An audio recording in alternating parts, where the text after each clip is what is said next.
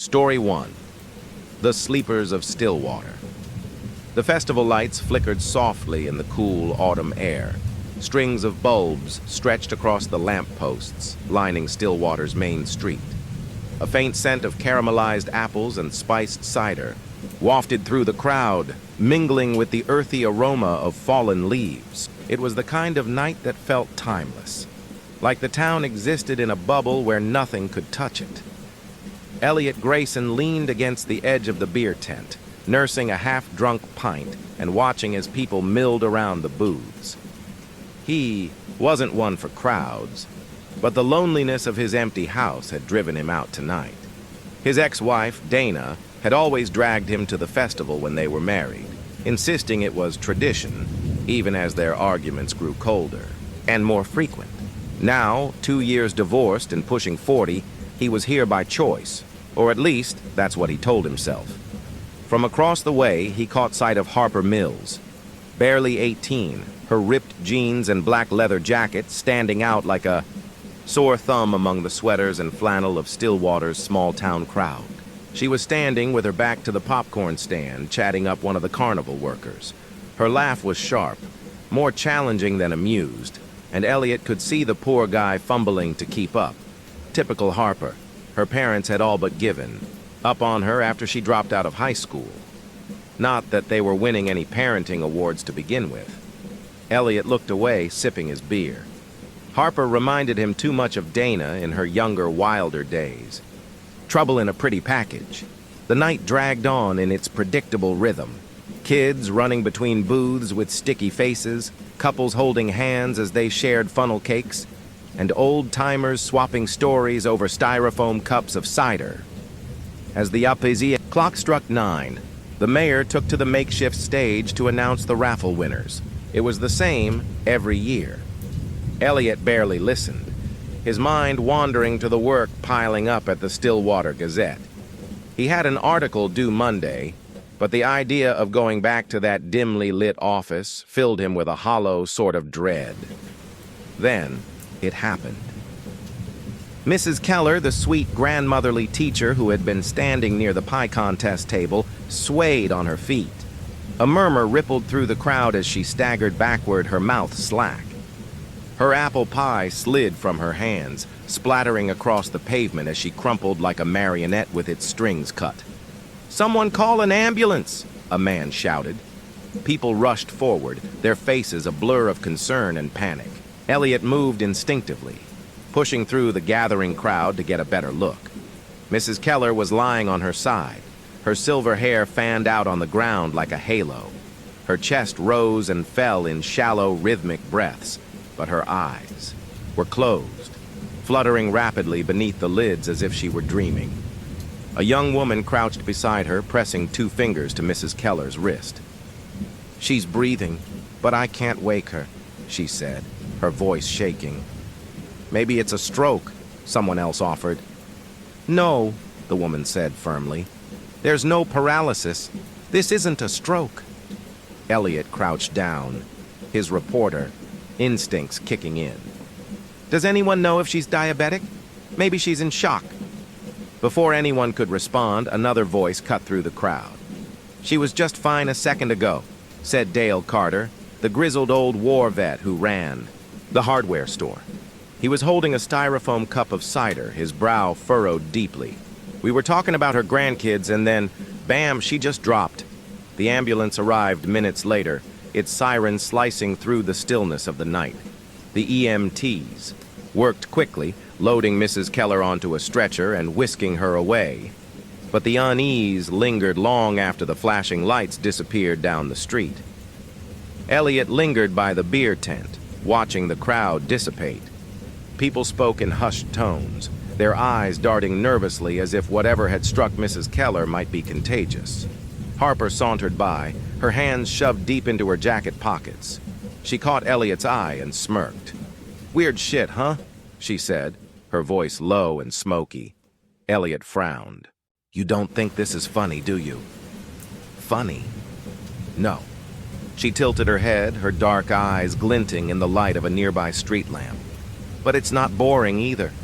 Maybe this town needed a little excitement." Before he could respond, she was already walking away, her boots clacking against the pavement. Elliot drained the last of his beer and sighed. It was going to be one of those nights. The morning brought no answers, only more questions. By the time Elliot made it to the Gazette office, the phone was ringing off the hook. Residents were calling in about other cases, 3, then 5, then 7. People collapsing into deep, unshakable sleep, their bodies unresponsive but stable. The local clinic was overwhelmed, and the hospital in the next town over had started turning away non-emergency cases. Elliot stared at his notes, his pen hovering over the page. It didn't make sense. If it were a virus or some environmental toxin, why wasn't everyone affected? Why were some people fine while others dropped like flies? He lit a cigarette, ignoring the no smoking sign taped to the wall. The Gazette's editor, Mark, was out sick, leaving Elliot alone in the office.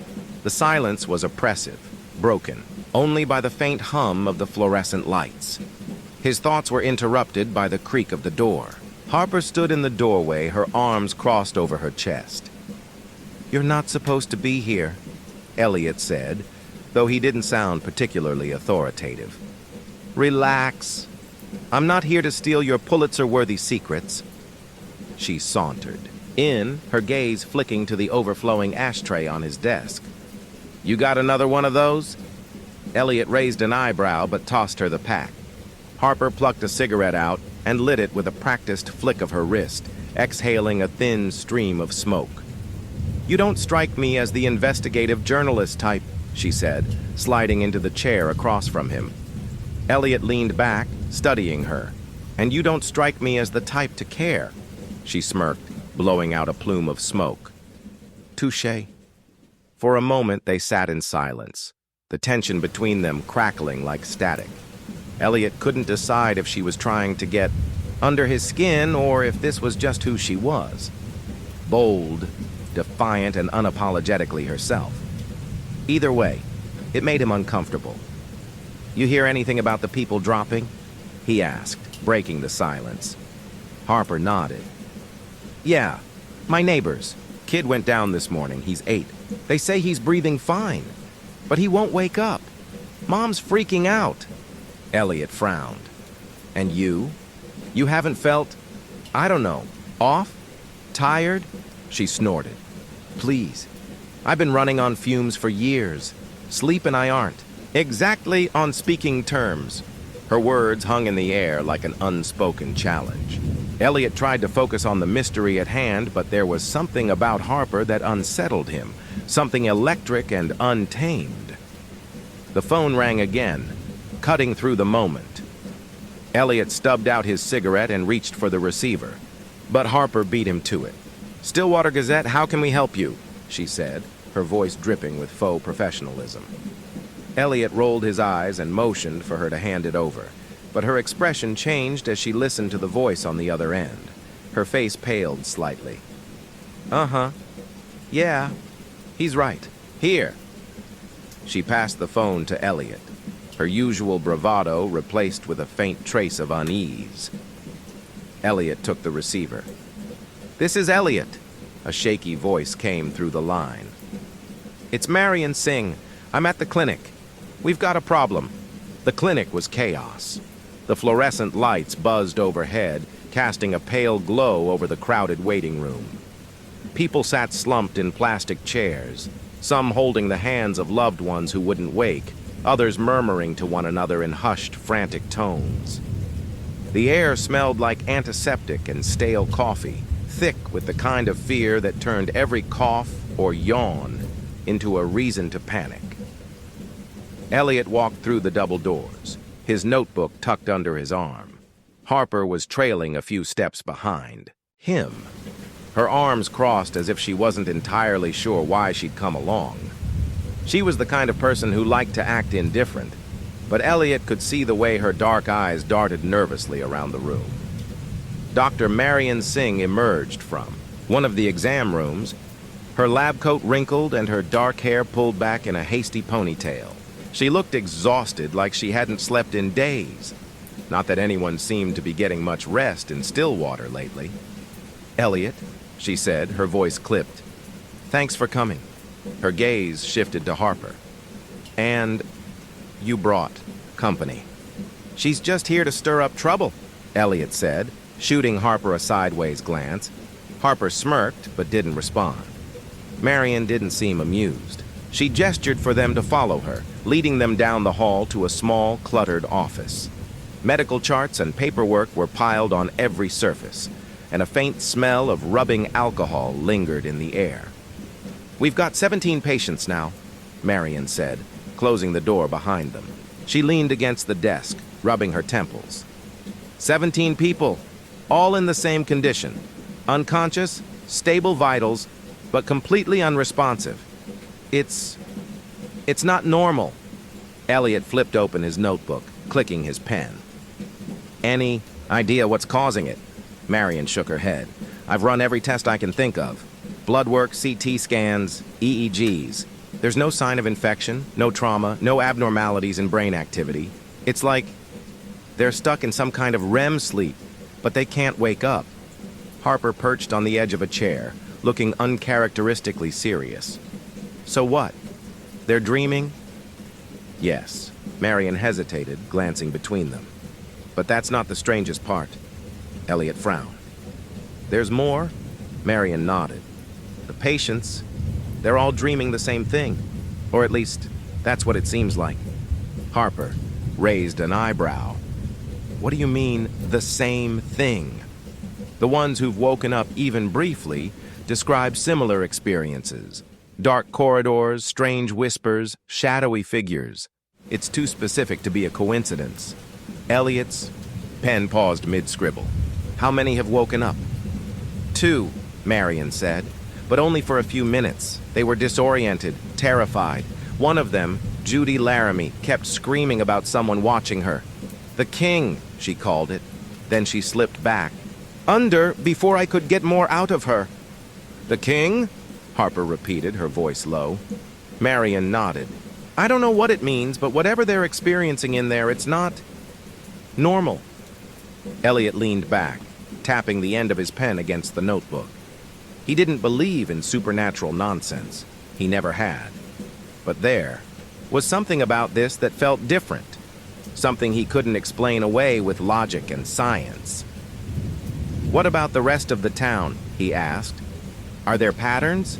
Age, gender, location?" Marion sighed. "There's no rhyme or reason to it.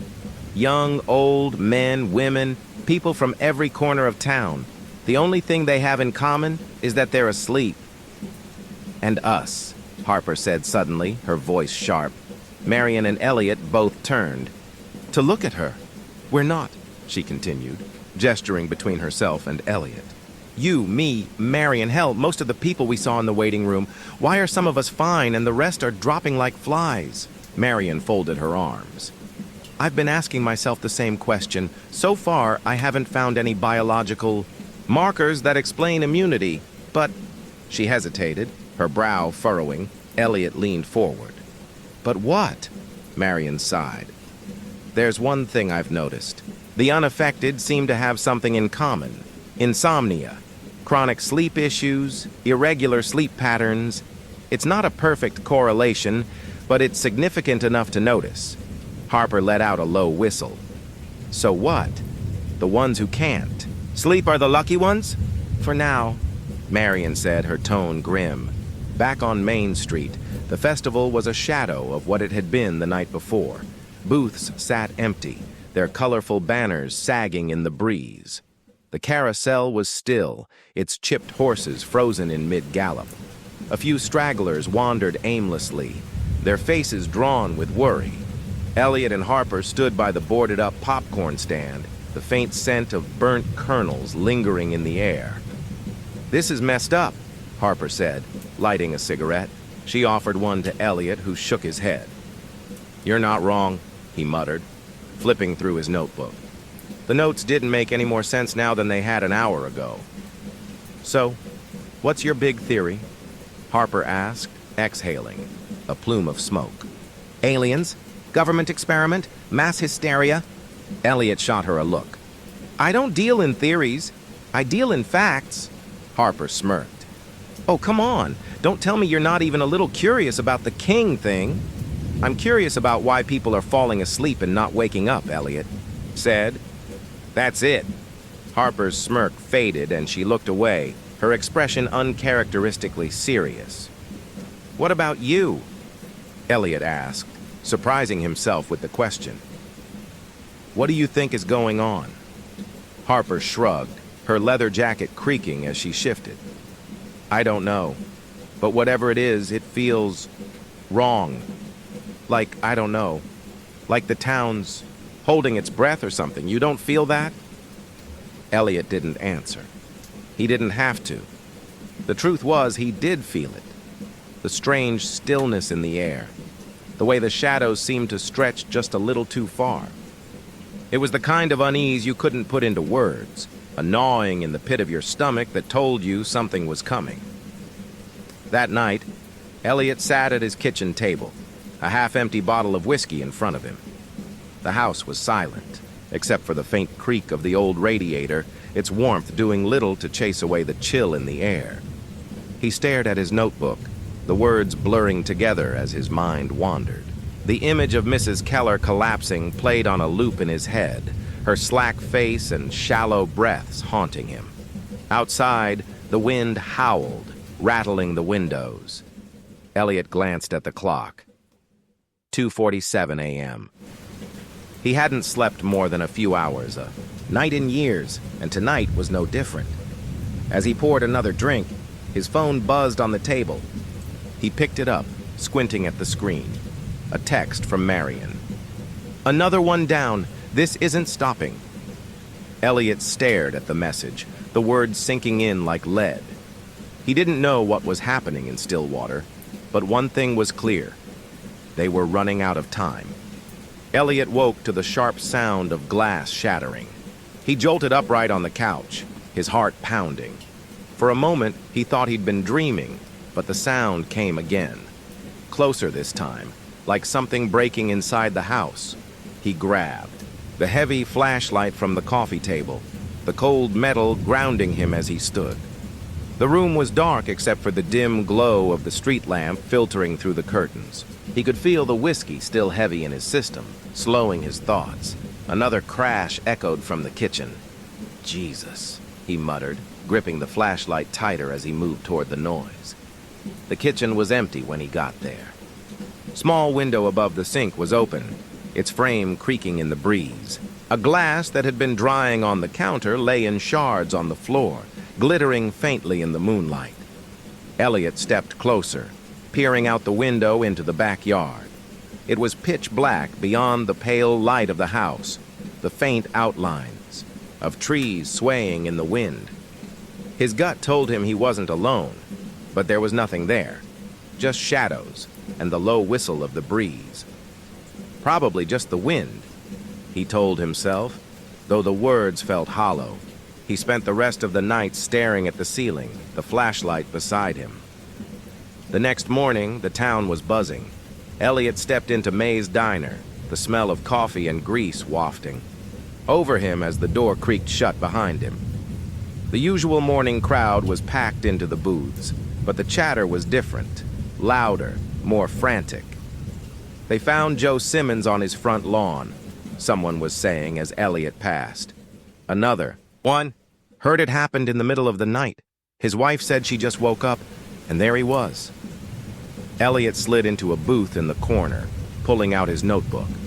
A waitress appeared moments later, a pad in one hand and a coffee pot in the other. "Morning, Ellie," she said, pouring him a cup without asking. Her name tag read Cora, but she'd been working at May's longer than the name had been on the door. "You're here about the weirdness, I bet." Elliot nodded. "What's the word?" "Word is Joe Simmons went down like the rest of them. Only this time there were signs." "Signs?" Cora leaned in closer, her voice dropping. "His wife said there were scratches all over the walls and blood, like a lot of it." Elliot frowned, scribbling in his notebook. "But he was unhurt?" "Not a scratch on him," Cora said, her expression grim. "But she swears she heard something in the house right before he went down. Says it sounded like whispers." Elliot's pen hovered over the page. Whispers. The word made his stomach twist.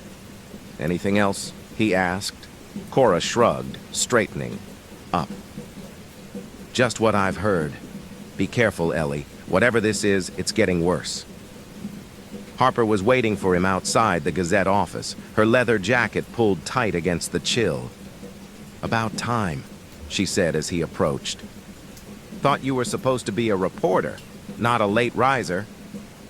Elliot ignored her, unlocking the door and stepping inside. The office was cold, the heater still kicking in, and the faint smell of stale coffee lingered in the air. "What are you doing here?" he asked, dropping his bag on the desk. Harper leaned against the wall, her arms crossed. "Maybe I'm curious." "About what?" She hesitated, her cocky smirk faltering for just a moment. "About why everyone's losing their minds while I'm just fine." Elliot glanced at her, noting the faint circles under her eyes. She looked tired, more than tired, really, worn thin. "Did you sleep last night?" he asked. Harper laughed, a sharp, hollow sound. "Not really. Thought I heard something outside my window. Probably nothing." Elliot froze, the memory of the shattered glass flashing through his mind. "What did you hear?" "Scratching," she said, shrugging. "Weird, right?" Before Elliot could respond, the phone rang, shattering the moment. He reached for it, his hand shaking slightly. "This is Elliot," he said. "Elliot, it's Marion." Her voice was tense, clipped. "We've got another one. A kid this time, Ryan Bailey. His parents brought him in an hour ago." Elliot swore under his breath. "What happened?" "It's different this time," Marion said. He's not breathing." Elliot froze. "What do you mean, not breathing?" "He's alive," Marion said quickly. "At least his heart's still beating, but it's like his body forgot how to breathe. He should be in a coma, but somehow he's stable. It doesn't make sense." "I'll be right there," Elliot said, hanging up. Harper raised an eyebrow. "Another sleeper?" "Yeah. You coming?" She grinned, her bravado back in full force. "Wouldn't miss it." The clinic was quieter than it had been the day before, but the tension was palpable. Marion met them at the entrance, her face pale and drawn. "Where is he?" Elliot asked. Marion led them to an exam room at the end of the hall. Inside, a small boy lay on the bed, his chest rising and falling faintly, almost imperceptibly. His face was pale, his lips slightly blue, and his eyelids fluttered rapidly, as if he were dreaming. Elliot stepped closer, his notebook forgotten, in his hand. The boy's tiny frame seemed swallowed by the crisp white sheets. His small hands curled loosely at his sides. "He hasn't moved since they brought him in," Marion said quietly. "But his vitals are steady.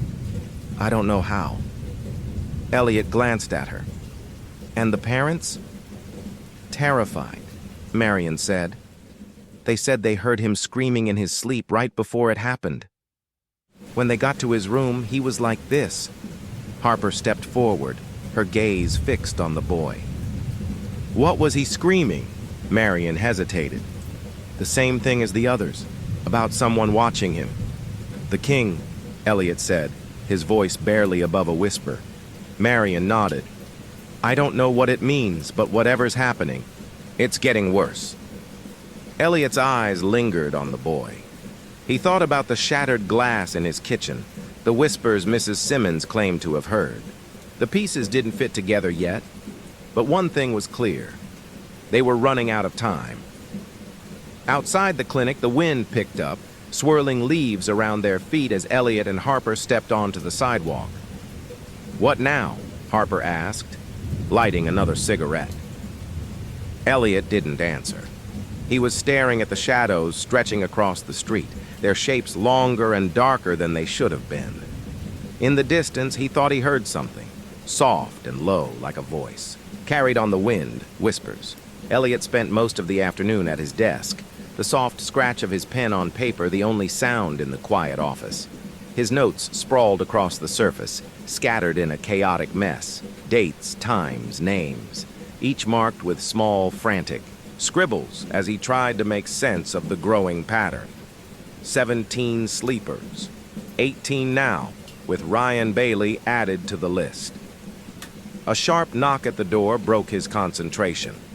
Before he could answer, the door creaked open, and Harper strolled in, her usual smirk firmly in place. "Don't you knock?"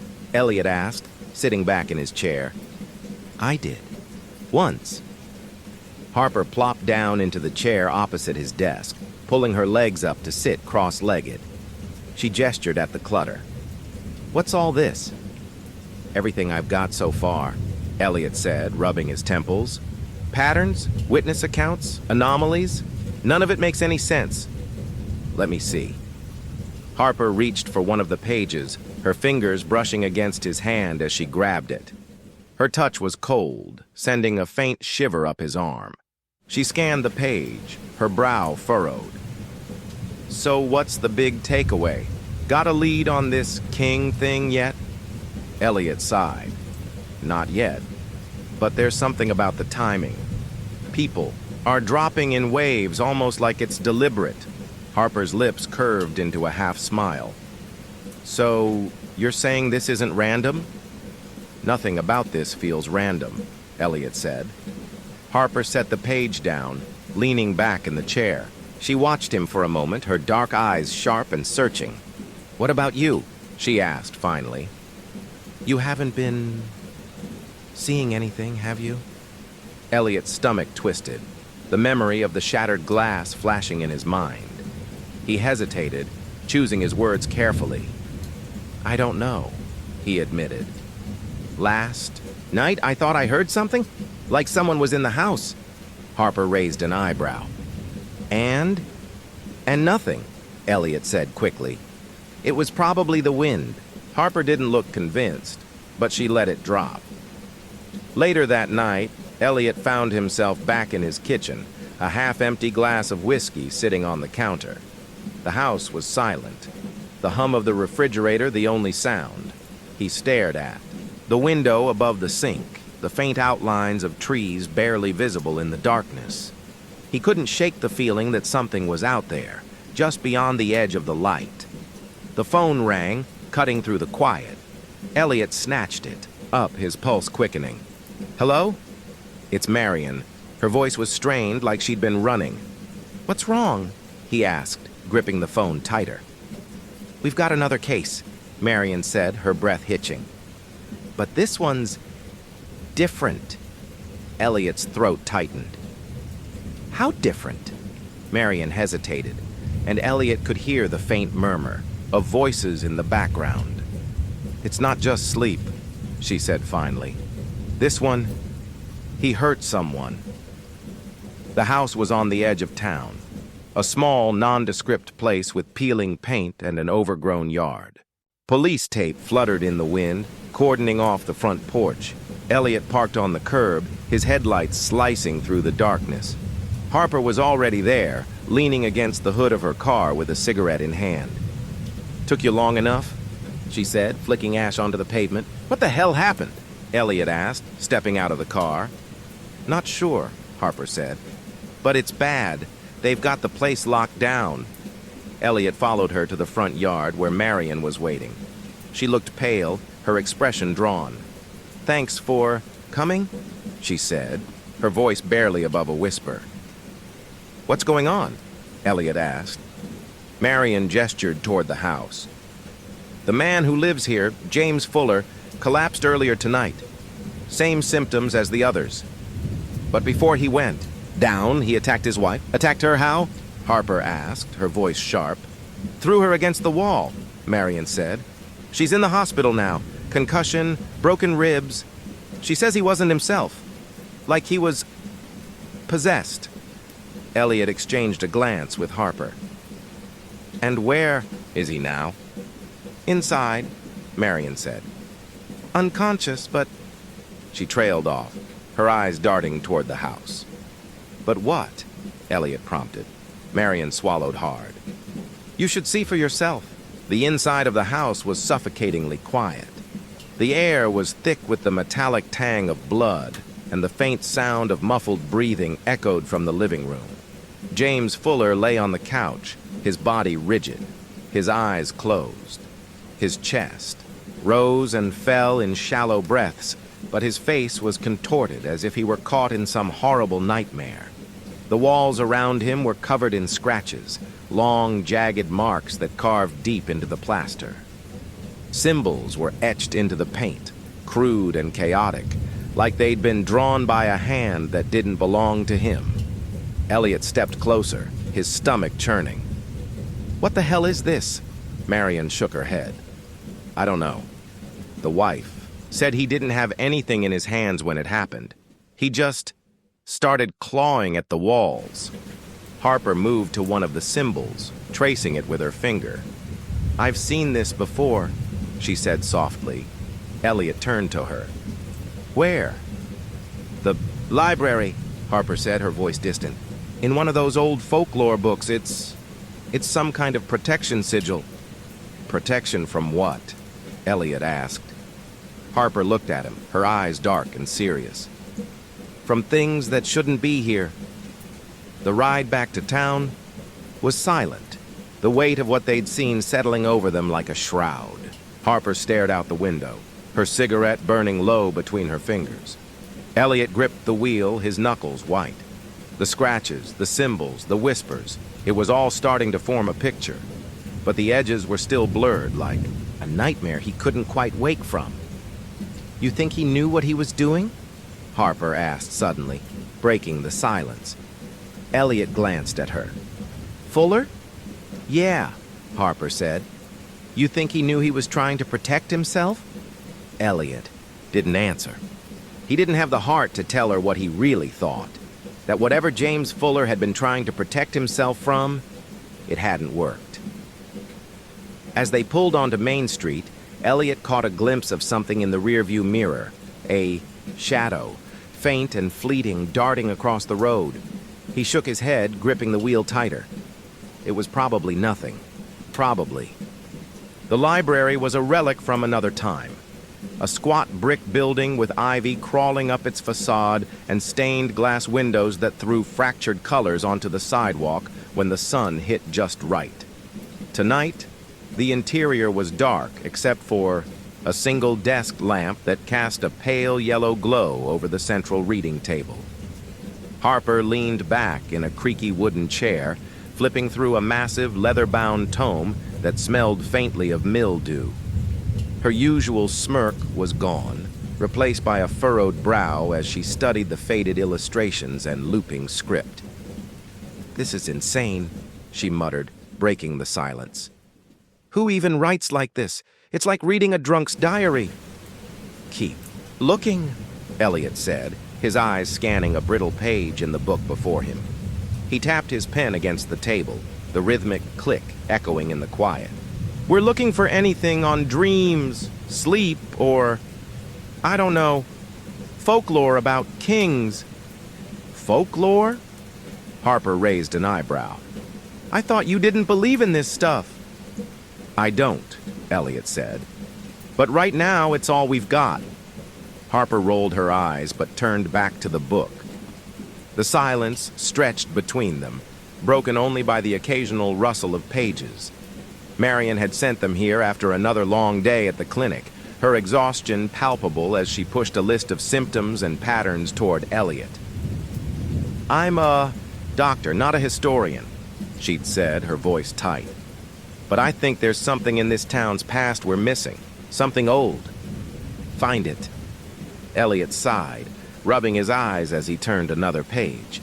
The words blurred together, the archaic language making it nearly impossible to focus.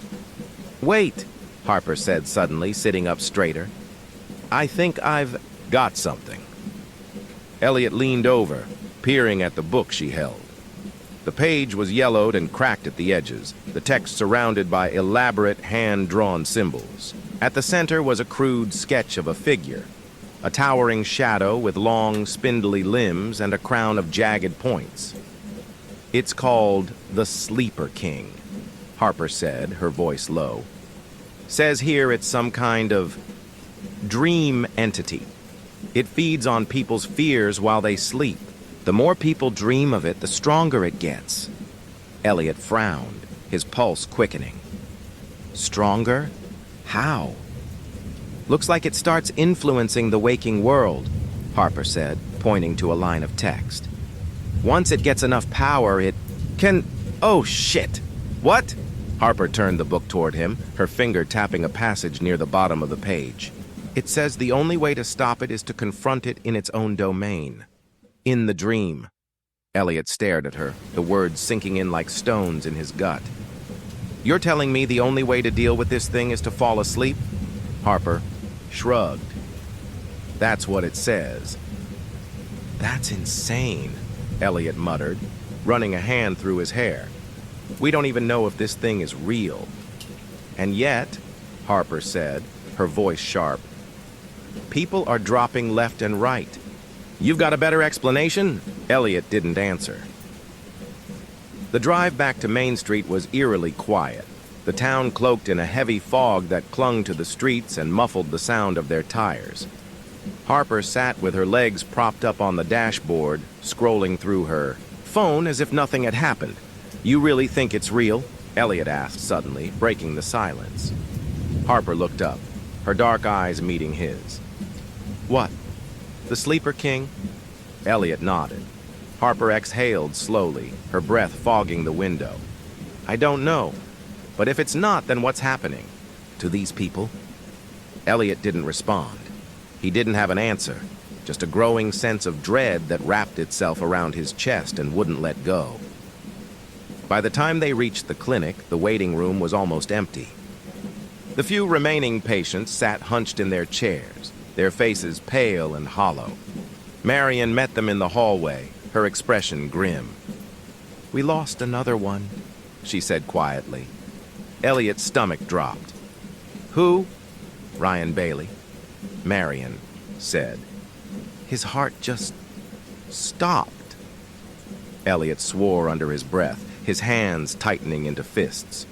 What about the others? They're stable for now, Marion said. But I don't know how long that'll last. Harper glanced at the closed door of one of the exam rooms, her jaw tightening. What about the ones who've woken up? Anything new from them? Marion hesitated.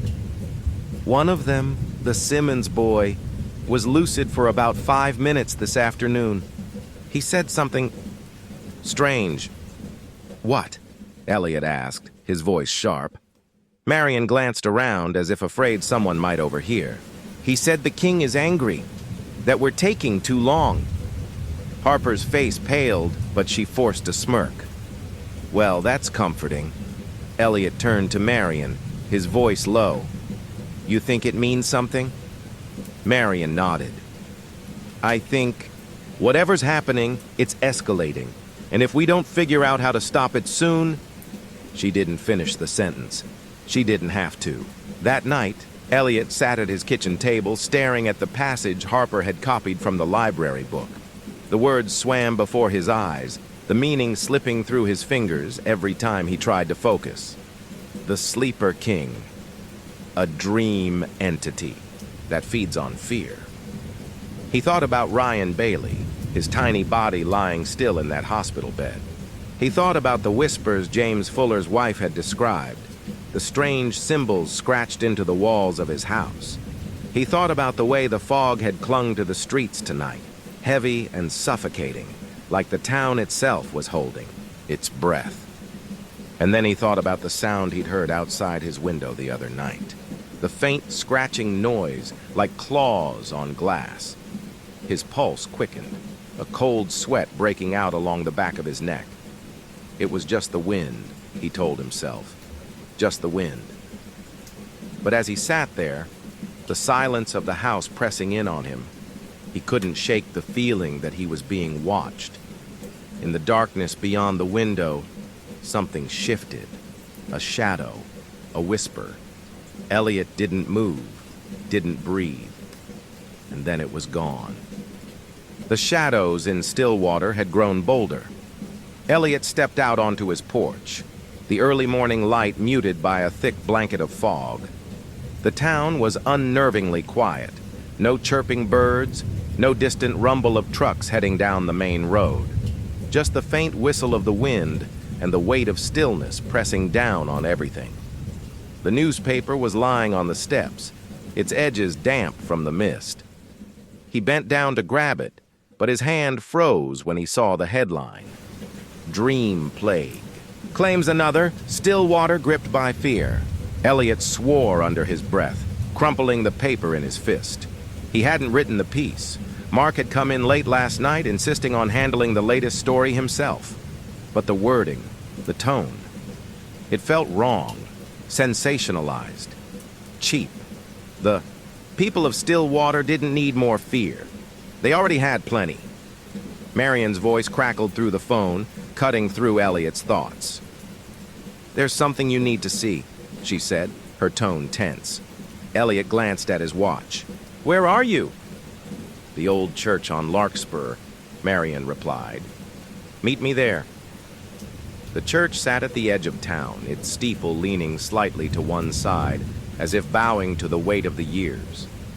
Ivy climbed its crumbling stone walls, and the heavy wooden doors creaked as Elliot pushed them open. Inside, the air was cool and damp, carrying the faint scent of mildew and old wax. Marion was standing near the altar, a flashlight in one hand and a stack of papers in the other. You're late, she said without looking up. Elliot ignored the comment, his gaze shifting to the papers in her hand. What is this? Marion handed him a sheet. It was a faded black and white photo, the edges curling with age. The image showed a group of men standing in front of the church, their faces solemn and shadowed. This is from 1923, Marion said. I found it in the town archives. Elliot frowned, studying the photo. What am I looking at? Look, closer, Marion said, pointing to a symbol carved into the stone above the church door. Elliot squinted, his heart skipping a beat as recognition hit him. It was the same symbol they'd seen in James Fuller's house, the jagged, looping sigil scratched into the walls. What the hell does it mean? Elliot asked, his voice low. I think it's a ward, Marion said. A way to keep something out. Elliot stared at the photo, his mind racing. You think they were trying to protect the church from whatever this is? Marion nodded. And I think it worked. For a while. They found Harper in the library, surrounded by stacks of books and empty coffee cups. She looked up as they entered, her expression equal parts relief and frustration. About time, she said, gesturing to the piles of open tomes around her. I've been knee-deep in this crap all night. Marion sat down across from her, pulling the photo from her bag. We found this. Harper studied the image, her brow furrowing. So the church was protected? That's comforting, I guess. For now, Marion said. But we don't know how long it'll last. If the Sleeper King's influence is spreading, those wards might not hold. Harper leaned back in her chair, running a hand through her hair. Great. So what's the plan? Sit around and hope this thing doesn't knock down the front door? No, Elliot said. He pulled a notebook from his bag, flipping to a page filled with scribbled notes and diagrams. We figure out how they stopped it before. This has happened before. 1923. Maybe even earlier. Someone stopped it then. We just need to figure out how. And if we can't? Harper asked. Elliot didn't answer. He didn't have to. The fog hadn't lifted by the time they left the library, and the streets felt even quieter than before. Elliot dropped Marion off at the clinic, then drove Harper back to her house. As she stepped out of the car, Harper hesitated. Hey, Elliot. He looked up at her, surprised by the uncertainty in her voice. What if it's already too late? She asked, her words barely louder than a whisper. Elliot's grip tightened on the steering wheel. It's not, he said firmly. We'll figure this out. Harper nodded. but the doubt in her eyes lingered as she closed the door. That night, Elliot's dreams were strange. He was standing in the middle of Main Street, but the town was different, darker. The buildings were crumbling, their windows shattered, and the air was thick with smoke. Shadows flickered in the corners of his vision, darting too quickly for him to focus on. He turned, his heart pounding, and saw a figure, standing at the far end of the street. It was impossibly tall, its limbs unnaturally thin, and its head crowned with jagged points that seemed to cut into the sky. The Sleeper King. Elliot tried to move, but his legs felt like lead. The figure took a step toward him, its movement slow and deliberate. Whispers filled the air, growing louder and louder until they drowned out everything else.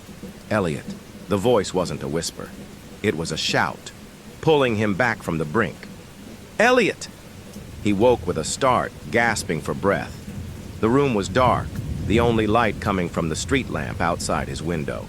His phone buzzed on the nightstand. He grabbed it, his hands shaking. It was a text from Marion. "We just lost 2 more. I need you at the clinic now."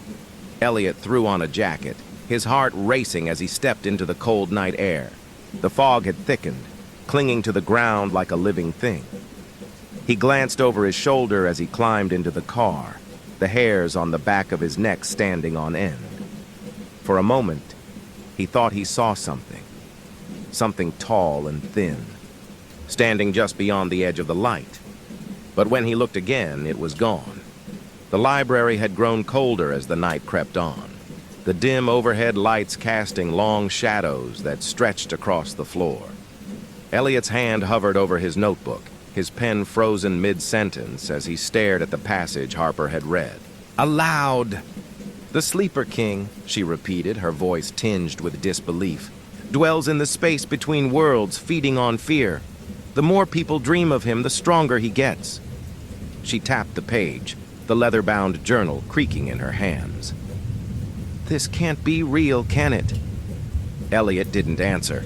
His mind raced as he reread the scrawled text, the sketch of the jagged crowned figure staring back at him.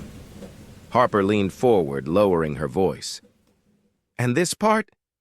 Once enough dreamers have fallen, the veil will break, and he'll walk among us." "What the hell does that even mean?"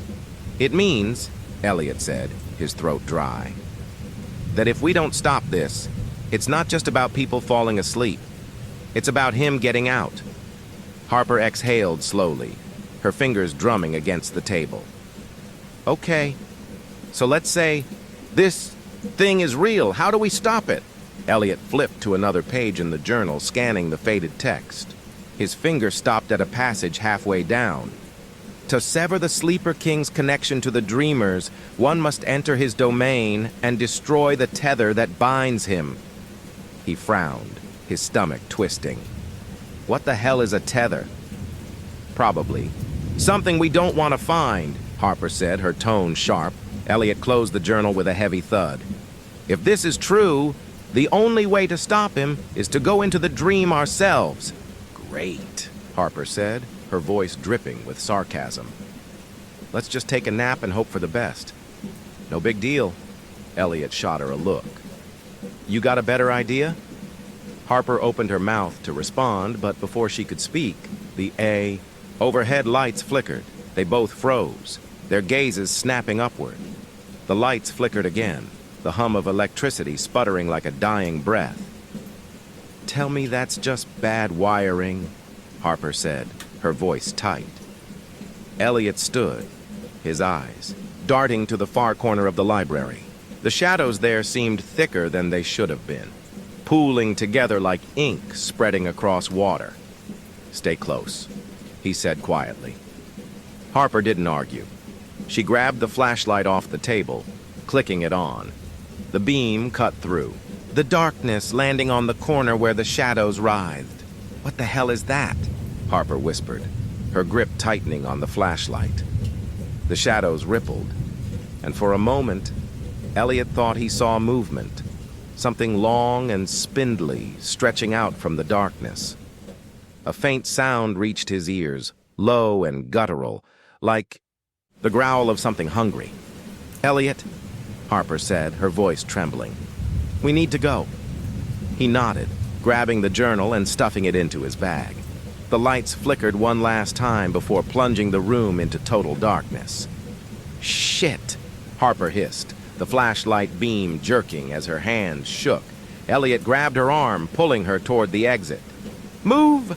They stumbled through the darkened library, the sound of their footsteps echoing loudly.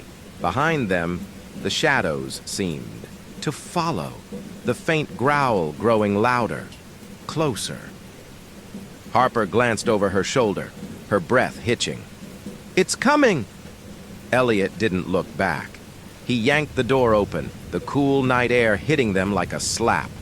They spilled onto the sidewalk, Harper nearly dropping the flashlight as she scrambled to catch her balance.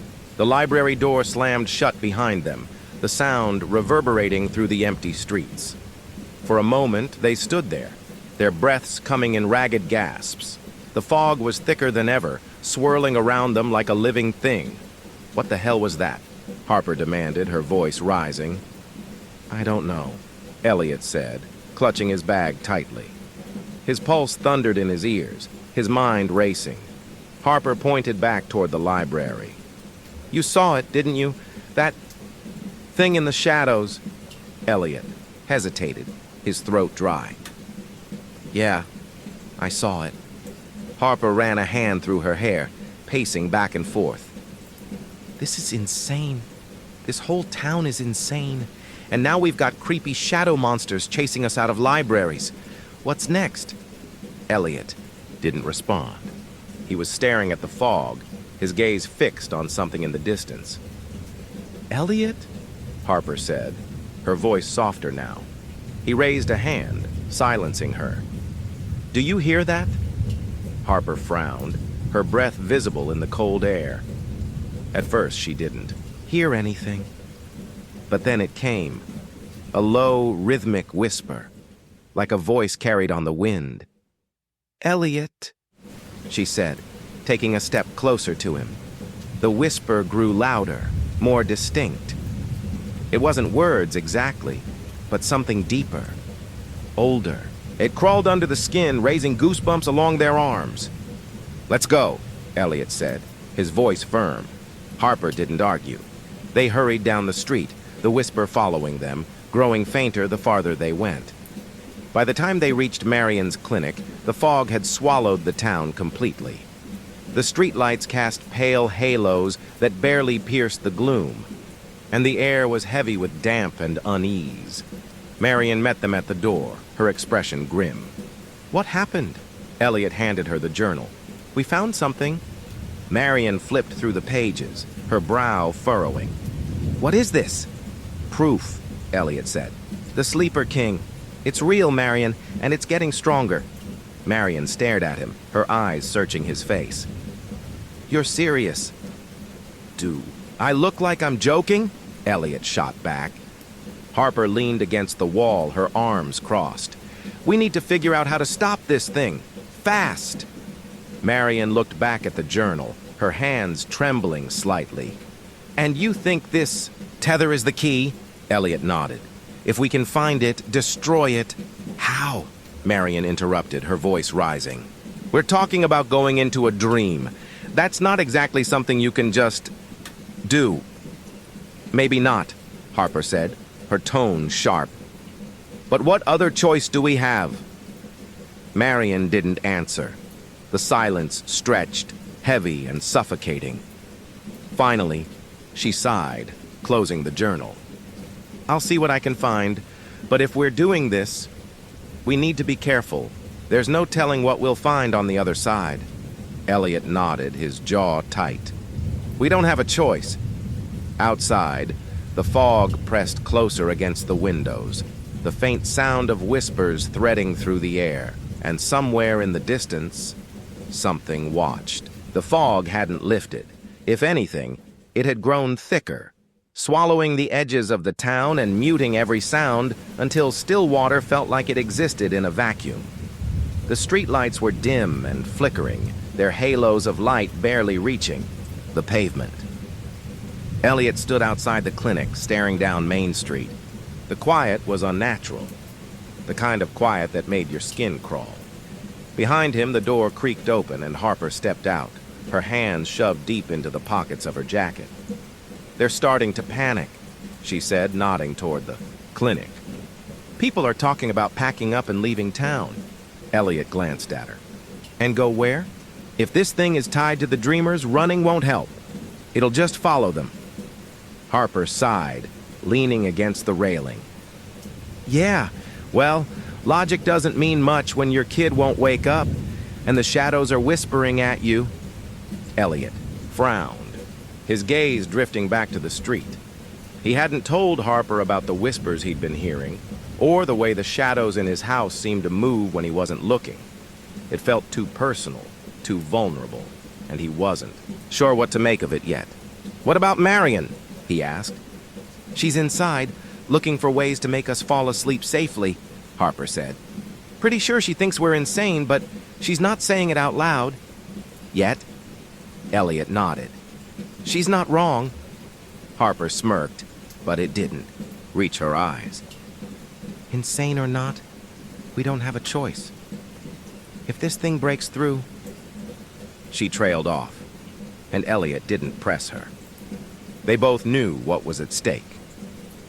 Inside the clinic, Marion had cleared out one of the exam rooms, turning it into an impromptu research station. The journal lay open on the desk, its brittle pages pinned flat under paperweights. A laptop sat nearby, its screen filled with articles on lucid dreaming and the mechanics of sleep. Marion rubbed her temples, her shoulders hunched as she read through a particularly dense paper. "Any luck?" Elliot asked, stepping into the room. Marion looked up, her face drawn. "Define luck." Elliot raised an eyebrow. Marion sighed, sitting back in her chair. "I've found a few techniques for inducing lucid dreaming. Visualization exercises, controlled breathing, that sort of thing. But nothing guarantees you'll actually enter the same dream, or wake up again for that matter." Harper leaned against the doorway, her arms crossed. "Well, that's comforting." Marion shot her a look. "You asked me to find a way in. I'm telling you, it's risky. If this doesn't work, you could end up like the others, or worse." Elliot crossed his arms. "What's worse?" Marion hesitated, her gaze dropping to the journal. "If the tether is what's keeping the Sleeper King connected to this world, destroying it might cut his influence, but it could also trap you in his domain permanently. There's no way to know for sure." The room fell silent, the weight of her words settling over them. "So," Harper said finally, her voice tight, "we either risk getting stuck in dreamland forever, or we let this thing break through and kill everyone. Great options." Marion closed her laptop, leaning forward. "This isn't just about going into a dream. You'll be facing him on his turf. He'll control everything. Your worst fears, your darkest memories, he'll use them against you. You need to be prepared for that." Elliot nodded, his jaw tight. "What do we need to do?" Marion hesitated, then gestured to the chairs in the corner. "Sit down. We'll start with breathing exercises. I need to monitor your vitals before we try anything."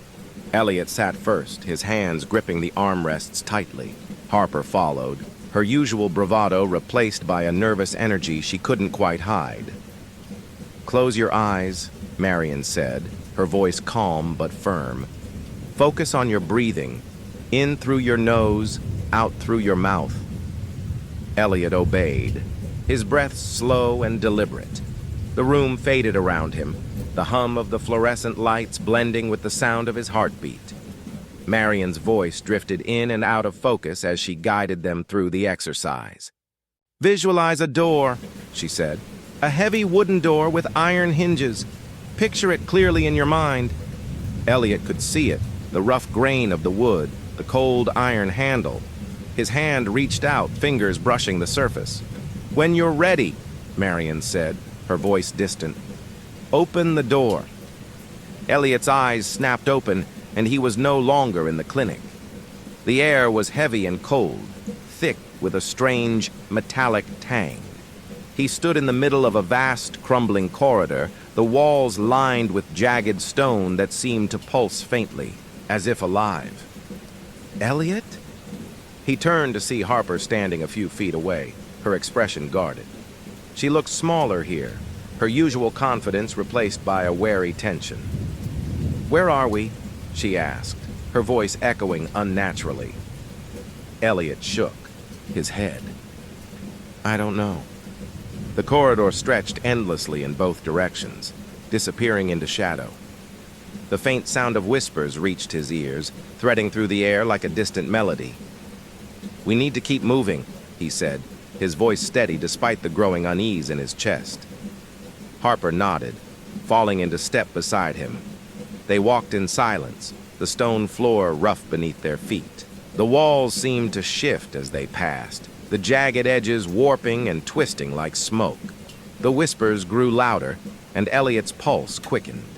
He glanced at Harper, but she didn't seem to notice. Her gaze was fixed ahead, her jaw clenched. Then, the corridor widened, opening into a vast chamber. At the center of the room stood a figure, tall and spindly, its limbs unnaturally long. The figure was cloaked in shadow. A jagged crown rested atop its head, its edges sharp enough to cut the air. Its eyes were dark voids, pulling in the faint light like black holes. "The king," Harper whispered, her voice trembling. The sleeper king didn't move, but the air around him vibrated with a low, resonant hum. The whispers surged, filling the room like a wave, and Elliot felt his knees weaken. "Don't listen," he said through gritted teeth. Harper clutched his arm, her nails digging into his skin. "What do we do?" Elliot stared at the figure, his mind racing. They had to find the tether. They had to destroy it. The king tilted his head, and the whispers shifted, forming words that cut through Elliot's thoughts like knives. "You cannot win." The words echoed in his skull, his vision swimming. "You cannot wake." Elliot stumbled, his hand gripping Harper's for support. "Elliot!" she shouted, her voice distant and muffled. The king took a step forward, and the room seemed to ripple, the stone floor cracking beneath their feet.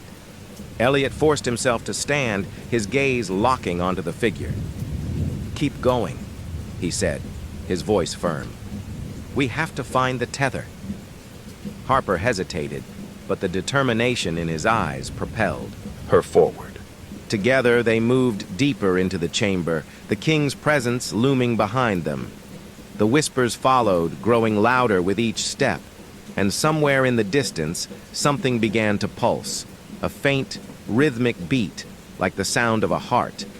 The beating sound grew louder, resonating through the air like a pulse that vibrated inside their bones. The chamber seemed to shift with each step Elliot and Harper took, the walls closing in and stretching out at random intervals, as though the dream itself were alive and breathing. "Do you feel that?"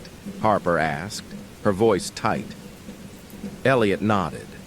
The air around them was heavy, charged with an unnatural energy that pressed against their skin. His breathing was shallow, each inhale scraping against his lungs like sandpaper. "What's it doing to us?" Harper whispered, glancing at him. Elliot shook his head. "It's trying to wear us down. Keep moving." The jagged stone walls twisted and warped as they pressed forward, the rhythmic pulse growing louder. The faint whispers that had followed them since entering the dreamscape swelled in intensity, the fragmented voices bleeding into each other until they formed a single droning chant. "You are not strong enough. You cannot stop him. You will break." "Shut up!" Harper snapped, her voice cutting through the noise. The shadows rippled in response, deepening into inky pools that stretched across the floor.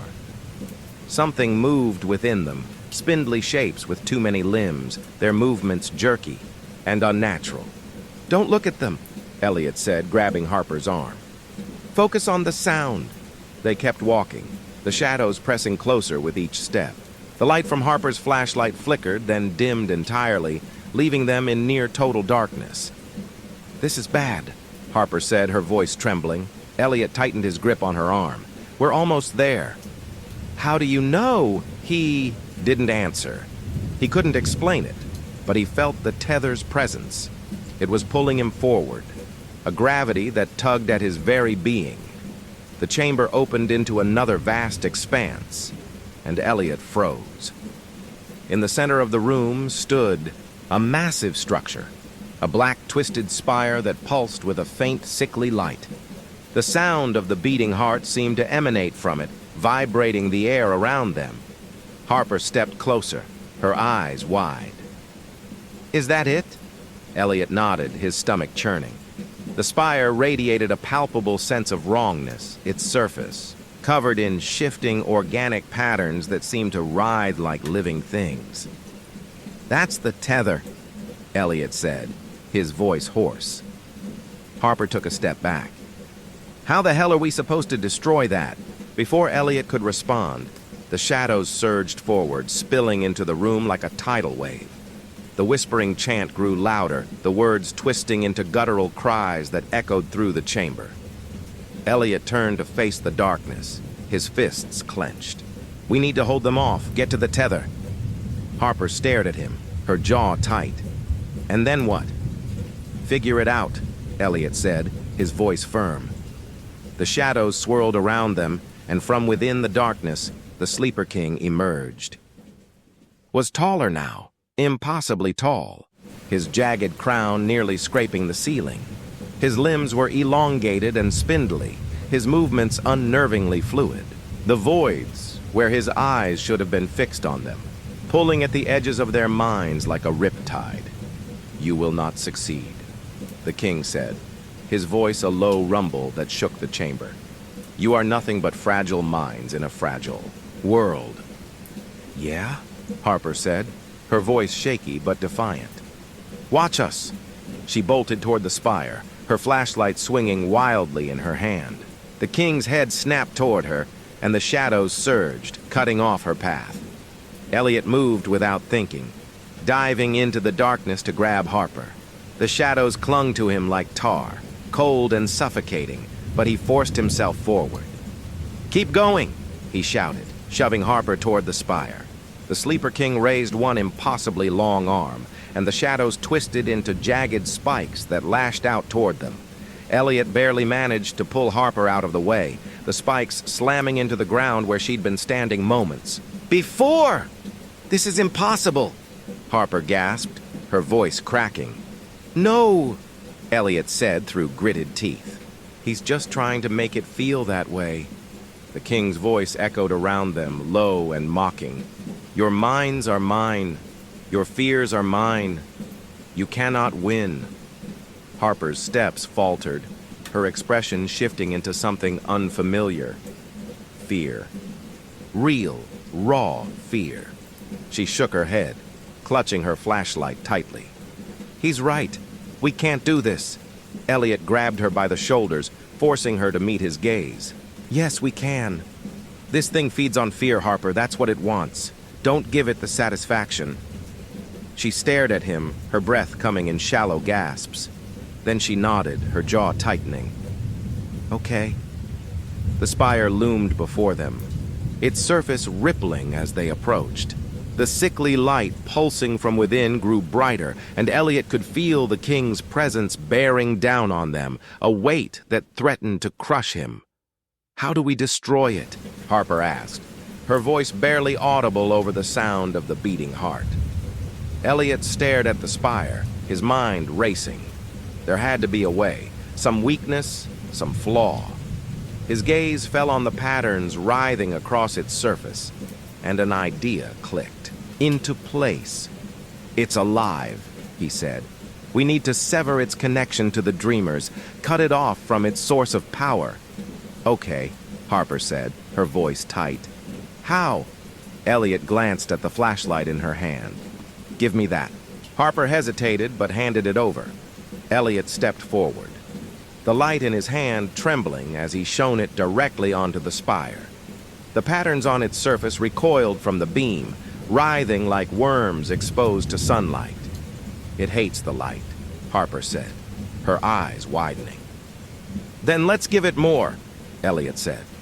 Harper grabbed a rock from the ground and slammed it into one of the spire's writhing patterns. The surface shuddered, the beating sound faltering. The Sleeper King let out a low, guttural roar, his shadows surging forward. Elliot and Harper worked in unison, striking at the spire's weak points as the king's presence bore down on them. The chamber shook, the whispers rising to a deafening crescendo. Finally, with one last strike, the spire cracked. The sound of shattering glass filled the air, and the spire collapsed, its sickly light extinguished. The shadows recoiled, the Sleeper King's form flickering like a dying flame. Elliot turned to Harper, his breath ragged. "Did we do it?" The king's voice echoed one last time, low and menacing. "This is not over." Then the chamber dissolved, and the dream faded to black. Elliot jolted awake, his body lurching forward as if he'd been dragged from the depths of a freezing lake. His lungs burned with the effort of taking in air, and his pulse hammered in his ears. He blinked rapidly, the fluorescent lights of the clinic stabbing into his eyes. "Elliot?" Marion's voice was sharp, filled with both relief and urgency. He turned his head, his movements sluggish, to see her standing over him. Harper was slumped in the chair beside him, her head lolled to one side, her breaths shallow but steady. "What happened?" Elliot croaked, his throat dry. "You've been out for nearly 12 hours, Marion said, checking his pulse with trembling hands. "I couldn't wake you. I thought—" She broke off, shaking her head. "What did you see in there?" Elliot's mind reeled as fragmented memories of the dreamscape flooded back. The twisting corridors, the oppressive shadows, the Sleeper King's towering form, and the spire, the tether, the sickly, writhing patterns. "We found the tether," Elliot said, his voice hoarse. "We destroyed it!" Marion's eyes widened. "You destroyed it?" Elliot nodded, his gaze shifting to Harper. "Is she okay?" "She's stable," Marion said, "but she hasn't woken up yet. Whatever you did in there, it took a toll." Elliot's stomach twisted as he watched Harper's chest rise and fall in shallow, uneven breaths. She looked pale, almost fragile, a stark contrast to the fiery, rebellious girl he'd gotten used to. "Will she wake up?" he asked, his voice low. Marion hesitated, then nodded. "I think so, but she needs time." Elliot leaned back in the chair, his muscles aching. The memory of the Sleeper King's final words echoed in his mind. "This is not over." "Marion," he said after a long pause, "if the tether's gone, why does it still feel like he's here?" By the time Harper woke, the clinic was bathed in the dim, gray light of early morning. "Rise and shine," Elliot said softly, sitting in the chair beside her bed. Harper groaned, her hand coming up to shield her eyes. "What the hell happened?" "You were out for a while," Elliot said. "We made it back, but it wasn't easy." Harper blinked at him, her gaze sharpening. "The tether, did we—" "It's gone," Elliot said. "We broke it." Harper exhaled, sinking back against the pillow. "Good. So why do I feel like crap?" "Dream hopping isn't exactly a spa treatment," Marion said, stepping into the room. "Your vitals were all over the place when you came back. Whatever you did in there, it put a lot of strain on your body." Harper waved a dismissive hand. "I'll live." Elliot exchanged a glance with Marion. There was something they weren't saying, something that hung heavy in the air between them. "You should rest," Marion said, her voice gentler now. "Rest?" Harper scoffed. "I've spent the past 12 hours doing nothing but rest. What's the plan now? Do we celebrate? Burn this place down and call it a day?" Elliot hesitated. "We're not done, Harper. He's still here." Her smirk faded, replaced by a flicker of unease. "What do you mean?" "We destroyed the tether." "I know," Elliot said, "but he's not gone. I can feel it. And I think we just made him angry." The town felt different now. Elliot and Harper walked down Main Street. the fog still clinging to the ground like a restless ghost. The air was heavy, oppressive, and the faint scent of something metallic lingered just out of reach.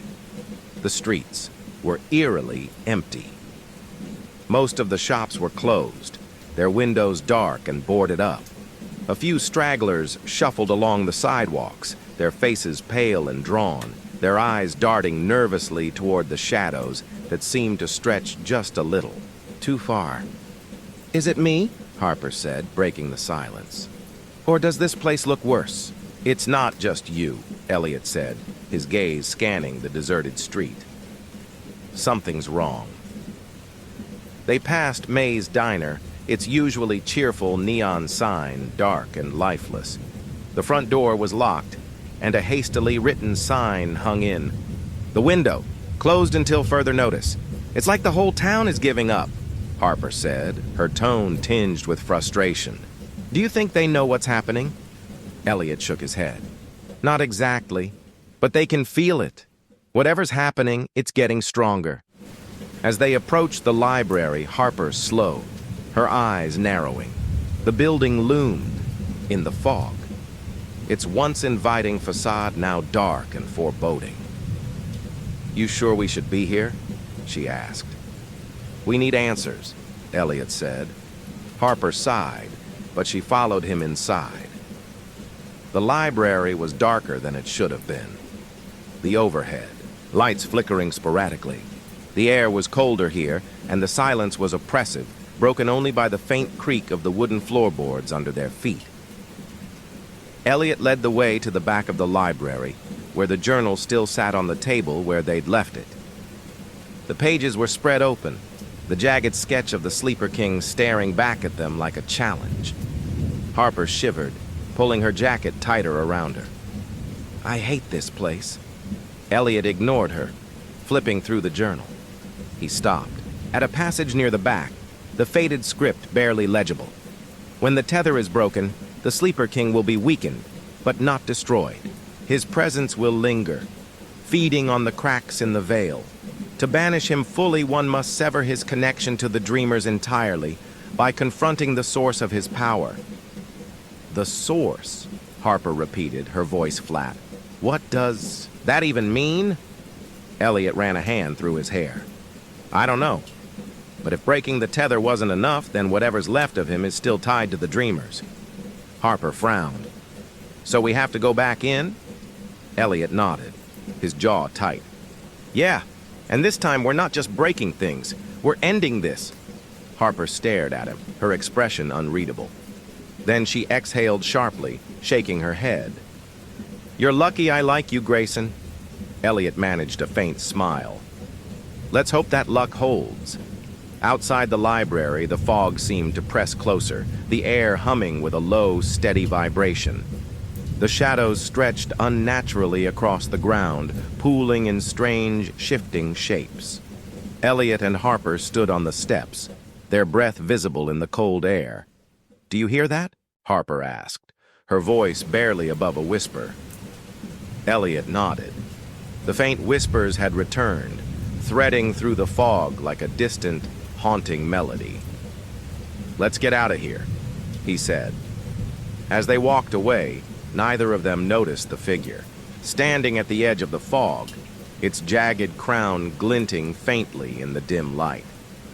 The Sleeper King watched them go, his form flickering like a dying flame, but his eyes never left them.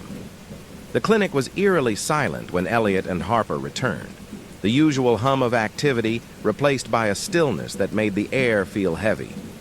Marion met them in the hallway, her expression tense. "I've been monitoring the sleepers," she said without preamble. "Something's changed." Elliot frowned. "What do you mean?" "They're synchronized," Marion said, glancing toward one of the closed exam room doors. "All of their heart rates spiked at the same time about an hour ago, and their brain activity, it's off the charts. It's like they're all dreaming the exact same thing at the exact same time." Harper leaned against the wall, crossing her arms. "Let me guess. It's not rainbows and unicorns." Marion shot her a sharp look. No, it's not. I overheard one of them mumbling in their sleep. They kept repeating the same thing. What was it? Elliot asked. Marion hesitated, then said, "The source." Over and over, like a chant. Elliot's stomach twisted. The word had been in the journal, too. The source of his power. So he's pulling them deeper, Elliot said, his voice grim. Marion nodded. Whatever you did to the tether, it's not enough. He's doubling down, consolidating his hold on them. Harper exhaled sharply, running a hand through her hair. Great. So what's the plan? Because I'm guessing sitting here and hoping for the best isn't going to cut it. Elliot turned to Marion. Can you get us back in? Marion's brow furrowed. Back into the dream? We need to find the source, Elliot said. If that's what's keeping him connected to the dreamers, we need to destroy it. Marion stared at him, her lips pressed into a thin line. You realize how dangerous this is, don't you? If you go back in and something goes wrong... We know the risks, Harper interrupted, her voice firm. But sitting around waiting, for him to break through isn't an option. Marion sighed, pinching the bridge of her nose. Fine, but this time I'm coming with you. Elliot blinked. What? I've been monitoring the sleepers for days, Marion said. If anyone's going to understand what's happening in there, it's me. Besides, you'll need someone to bring you back if things go south. Elliot hesitated, but Harper nodded. Works for me. The more, the merrier. The preparation was grim and quiet. Marion set up the equipment in one of the clinic's larger exam rooms, attaching electrodes to Elliot's and Harper's temples. She explained the process in clipped tones, her professionalism masking the anxiety that radiated off her in waves. You'll feel a pull as you drift off, Marion said, adjusting the settings on the machine. It's important to stay focused. Visualize the goal, whatever you think the source might be. If the Sleeper King confronts you, we fight, Harper said, her tone defiant. Marion gave her a pointed look. You survive. That's the priority. If you can't find the source, you get out. Don't let him trap you. Elliot glanced at Marion as she adjusted her own equipment. Are you sure about this? Marion smiled faintly, her expression tinged with exhaustion. Not even a little, but I don't see another option.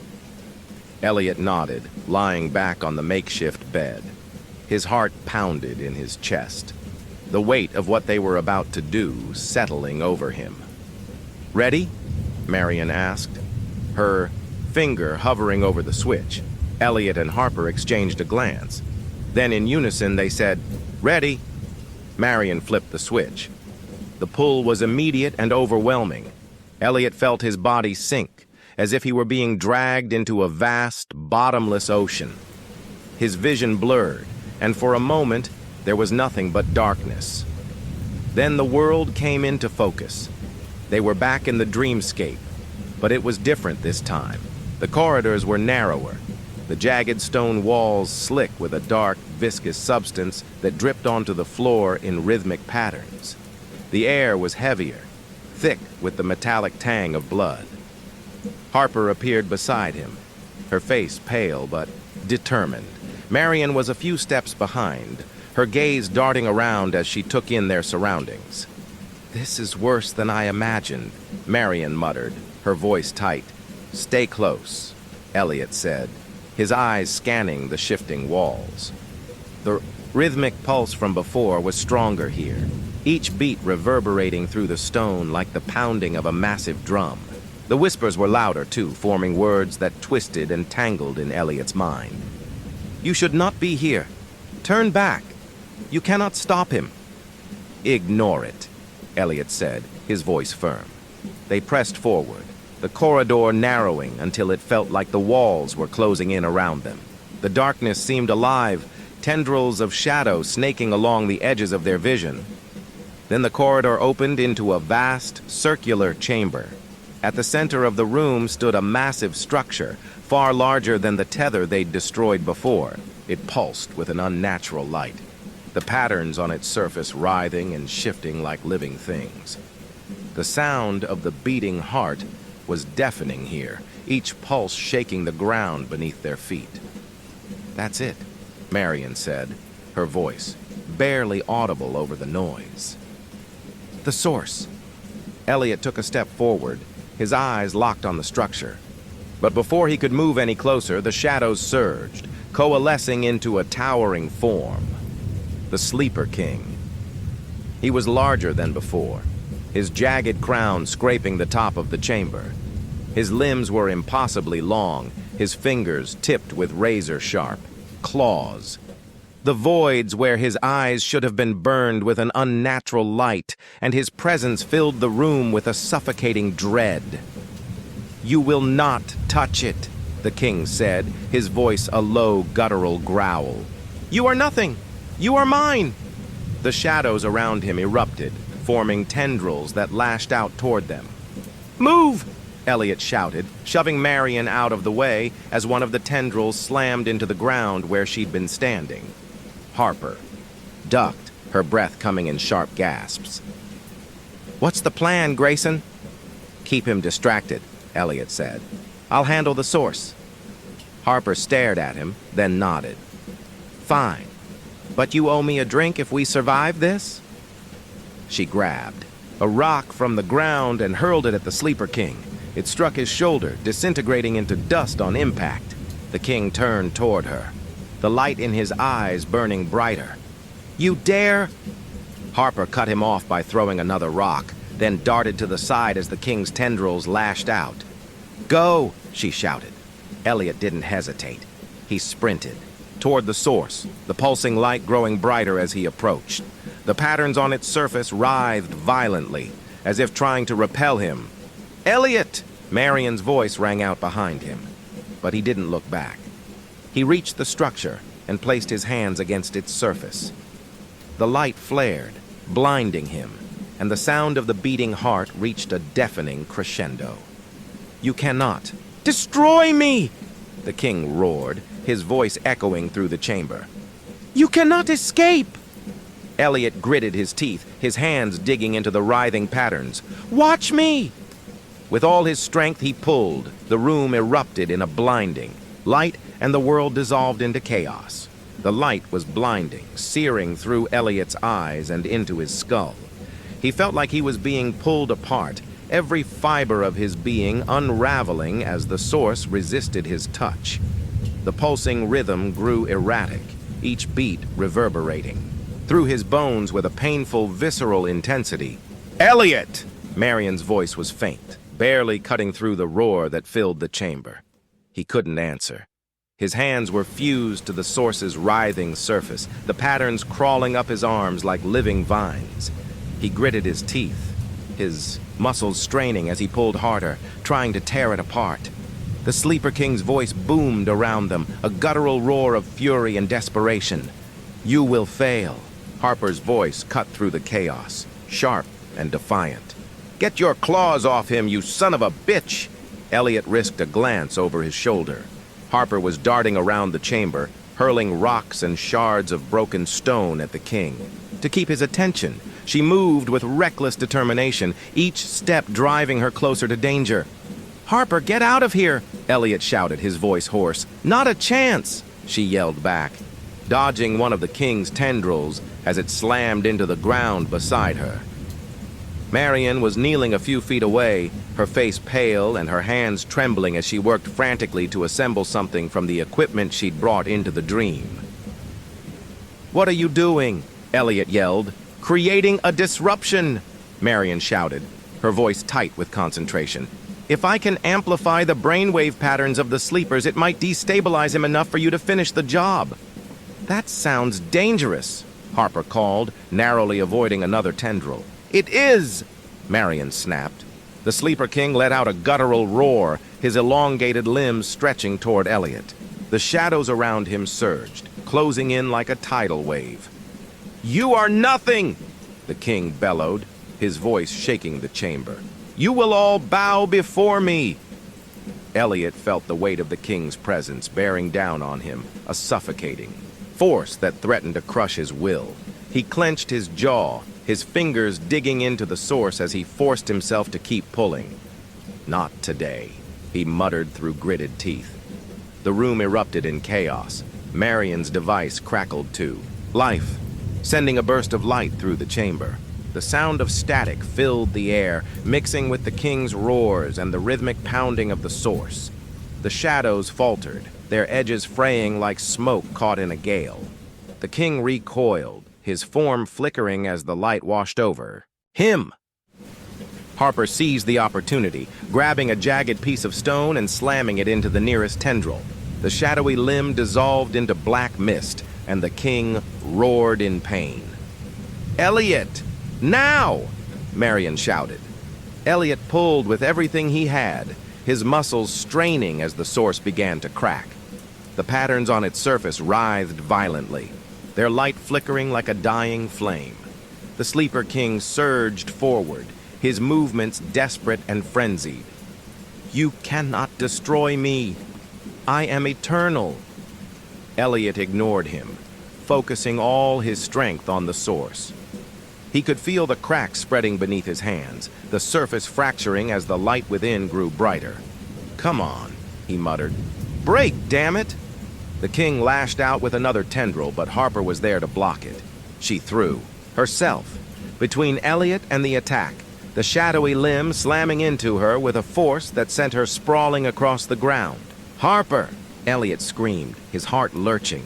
She coughed, blood trickling from the corner of her mouth as she pushed herself up onto her elbows. "Don't stop!" she rasped. "Finish it!" Elliot's vision blurred with tears, but he turned back to the source, his grip tightening. He thought of everyone who was still trapped in this nightmare. The sleepers, the families waiting for answers, the town teetering on the edge of collapse. He thought of Harper, her defiance and courage driving him forward. With a final guttural yell, he pulled. The source shattered. The explosion of light was instantaneous, blinding in its intensity. The chamber shook violently, the ground beneath their feet crumbling as the Sleeper King let out a deafening scream. "No!" The shadows around him disintegrated, his towering form flickering and collapsing in on itself. The oppressive weight of his presence lifted, replaced by a sense of clarity and stillness that Elliot hadn't felt since this nightmare began. He fell to his knees, gasping for breath as the light faded. Harper was lying a few feet away, motionless. "Harper!" Elliot crawled toward her, his hands shaking as he rolled her onto her back. Her eyes fluttered open, and she gave him a faint, pained smile. "You did it," she whispered. "We did it," Elliot said, his voice cracking. Marion appeared beside them, her face streaked with sweat and tears. She placed a hand on Harper's shoulder, checking her pulse. "She's stable," she said, relief flooding her voice. Elliot closed his eyes, his body sagging with exhaustion. It was over. They woke in the clinic, the harsh fluorescent lights a jarring contrast to the dreamscape's darkness. Elliot sat up slowly, his body aching from head to toe. Harper was in the bed next to him, her face pale but alive. Marion hovered, nearby, her expression a mixture of relief and exhaustion. "What about the sleepers?" Elliot asked, his voice hoarse. Marion gestured toward the hallway. "They're waking up. All of them." Elliot exhaled, a shaky, disbelieving laugh escaping his lips. "We did it," Harper groaned, sitting up with a wince. "Next time, let's save the world without me getting smacked around by a shadow monster." Elliot smiled faintly. "Deal." For a moment, the room was quiet, the weight of what they'd accomplished settling over them. But as Elliot glanced out the window, his smile faded. The fog was still there, clinging to the edges of the street like a lingering shadow. "Elliot?" Marion asked, following his gaze. He shook his head. "Nothing, just tired." But deep down, he couldn't shake the feeling that this wasn't the end. The relief in Stillwater was palpable. Word spread quickly through the small town, across gas stations, diners, and the few remaining open shops. that the sleepers were waking up. Families who had spent days in tearful vigils at the clinic now embraced their loved ones, tears of joy streaming down their faces. For the first time in what felt like weeks, Stillwater had hope. Elliot stood in the doorway of the clinic, watching as a father carried his young daughter, her head resting sleepily on his shoulder. The man caught Elliot's eye and nodded, his expression full of gratitude. Elliot gave a faint nod in return, but his stomach churned with unease. "Hey," Harper said, stepping up beside him. She was pale and moved gingerly, her injuries still fresh, but her eyes were sharp. "You're brooding. Stop it."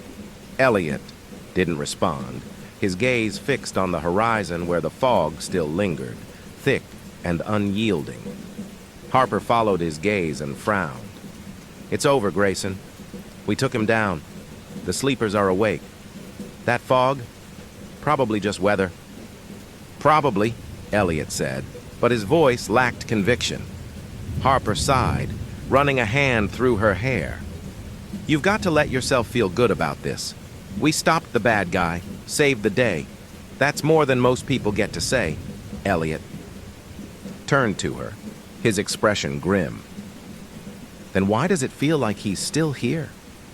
Marion found them in the clinic's back office, her expression as weary as the two of them felt. She sank into a chair, rubbing her temples. "I checked on the sleepers," she said. "All of them are stable, no lingering effects that I can see." "That's good news," Harper said, leaning against the desk. Marion nodded but didn't look relieved. "It should be, but something's bothering me." Elliot raised an eyebrow. "What?" "Before you destroyed the source, the King's connection to the sleepers was clear. Brainwave patterns, heart rate synchronization, it all pointed to a singular influence." She folded her hands, her brow furrowed. "But now, even though they're awake, there's still something." "Something like what?" Harper asked, her tone sharp. Marion hesitated, then said, "Residual activity, faint, but it's there. Like the King's influence hasn't completely disappeared." Elliot's stomach dropped. "So you're saying we didn't kill him?" Harper said flatly. "No," Marion said quickly. "You broke his hold on the sleepers. Whatever power he had over them is gone. But I think a piece of him is still tied to this place." Elliot leaned back in his chair, his jaw tight.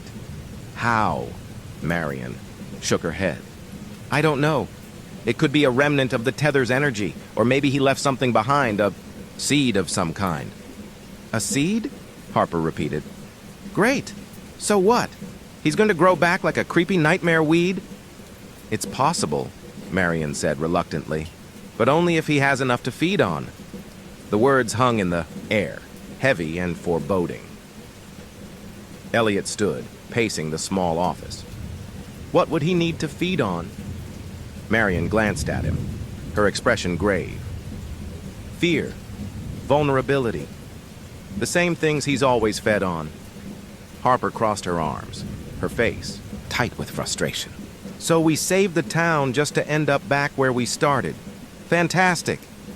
"No," Elliot said, his voice firm. "We're not back where we started. The sleepers are awake. They're safe now.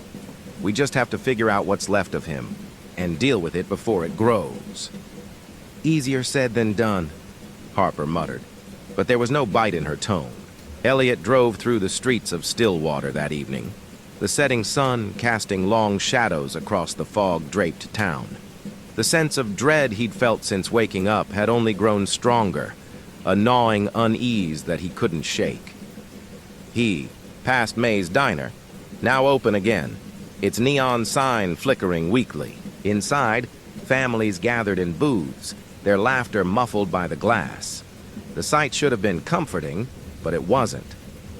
As he drove past the library, Elliot slowed, his gaze drifting toward the darkened windows. Something about the building felt wrong, as if the shadows inside were watching him. He shook his head, forcing himself to focus on the road. It was just a building, just shadows. Nothing more. Later that night, Elliot sat in his living room, a half-empty glass of whiskey on, the coffee table in front of him. The house was quiet, the kind of silence that pressed against his ears and made him feel like he was being suffocated. The events of the past few days played over and over in his mind. The dreamscape, the tether, the Sleeper King's final roar. Marion had said they'd won, but it didn't feel like victory. His phone buzzed on the table, snapping him out of his thoughts. It was a text from Harper. "You awake?" Elliot stared at the screen for a moment, then typed back, "Yeah, you okay?" Her response came quickly. "Can't sleep. Keep thinking about, you know." Elliot hesitated, then replied, "Same." For a moment, there was nothing. And then, another text. "You think it's really over?" Elliot's fingers hovered over the keyboard, his stomach twisting. Finally, he typed, "I don't know." The phone buzzed again, but it wasn't another message. It was a call. Elliot frowned, picking up the phone. "Harper." The line crackled, faint static hissing in his ear. "Hello?" he said again, his voice sharper now. The static deepened, and beneath it, he thought he heard something else. A low, rhythmic whisper, barely audible but unmistakable. Elliot's blood ran cold. The line went dead. At the edge of town, the fog swirled in the moonlight, thick and impenetrable. Within the shifting gray, something moved, a shadow, a whisper, and then silence. The town of Stillwater began to recover, at least on the surface. With the sleepers awake, the community slowly returned to something resembling normalcy. Shops reopened, the streets filled with cautious chatter, and the fog began to thin, allowing weak sunlight to filter through for the first time in days. But beneath the surface, cracks remained. Elliot could see it in the way people avoided looking too long at the shadows. The way they kept their conversations light, as though anything too heavy might call the fog back. The way parents held their children closer at night, refusing to discuss the memories that still haunted them. There was a fragility to Stillwater, now, a tension that hadn't been there before. And for Elliot, the unease had only grown. The call from Harper had rattled him more than he wanted to admit. She'd brushed it off the next morning, claiming she must have dialed him by accident. But when Elliot mentioned the whispers he'd heard, her smirk faltered, her eyes darting away. "I'm sure it was just static," she said too quickly. "Old phones do weird shit." Elliot let it drop, but the pit in his stomach remained. Over. The following days, the feeling of being watched became harder to ignore. It wasn't constant, but it came in waves. Moments when the hairs on the back of his neck stood on end, or when the shadows in the corners of a room seemed to shift. He told himself it was paranoia, the natural fallout of everything they'd been through. But the rational explanation didn't make the feeling go away. One evening, Elliot found himself at the library again, drawn to the building despite his growing discomfort with the place. The journal still sat on the table where they'd left it, its brittle pages fanned out like a taunt. He flipped through it aimlessly, his fingers tracing the jagged sketch of the Sleeper King's crown. Marion had taken samples from the sleepers to study any lingering effects, but there hadn't been enough time to draw conclusions. The patterns she'd observed, those faint remnants of the king's influence, were still unexplained. Elliot stared at the journal, his thoughts spiraling. If the king was truly gone, why did it feel like he was still here? The shadows in the library seemed to deepen as he sat there, the air growing colder. Elliot closed the journal, his hand trembling. "Just your imagination," he muttered to himself, his voice hollow. But as he left the library, he couldn't shake the feeling that something had followed him out. At the edge of town, the fog had returned. It wasn't as thick as before, but it clung to the outskirts like a lingering wound, wrapping the trees and fields in damp gray tendrils. Elliot parked his car on the shoulder of the road, stepping out into the cool night air. He hadn't meant to come here, but his restless mind had driven him farther than he intended. The road stretched out ahead of him, the faint glow of streetlights barely penetrating the mist. He stared into the fog, his breath visible in the cold. For a long moment, nothing moved. Then he saw it, a shadow. It was faint at first, barely distinguishable from the swirling fog. But as Elliot watched, it began to take shape, tall and spindly, with limbs that seemed to stretch too far. A jagged crown sat atop its head, its edges sharp and glinting faintly in the dim light. Elliot's chest tightened, his breath hitching. "No," he whispered, shaking his head. "You're gone. I destroyed you." The figure didn't move, but its presence pressed against him, heavy and suffocating. Elliot stumbled back, his heart pounding. He reached for his phone, his fingers trembling as he dialed Marion's number. The line rang once, twice, then went dead. The shadow in the fog tilted its head, its movements slow and deliberate. Elliot took another step back, his mind racing. He thought of the tether, of the source, of the Sleeper King's final words, "This is not over." He thought of Harper, of the faint whispers on the phone, of the cracks in the town's fragile recovery. And he realized the truth. They hadn't destroyed him. They'd only weakened him. The king was still here, lurking at the edges, waiting for the fear to return. The fog swirled around the shadow, swallowing it whole. Elliot stood frozen on the side of the road, his breaths coming in short, shallow gasps. The shadow was gone, but its presence lingered, a weight he couldn't shake. Slowly, he climbed back into his car and drove away, the headlights cutting through the fog as the town of Stillwater disappeared behind him. That night, the fog returned to Main Street. It crept through the alleys and clung to the lampposts, its tendrils weaving through the quiet town like a silent predator. In their beds, the people of Stillwater dreamed, and far away, in the deepest corners of the dreamscape, something stirred. It waited, and it watched. Stillwater seemed almost normal again. A week had passed since the sleepers woke. The streets were busier, laughter once again echoed from the diner, and the fog had retreated, mostly.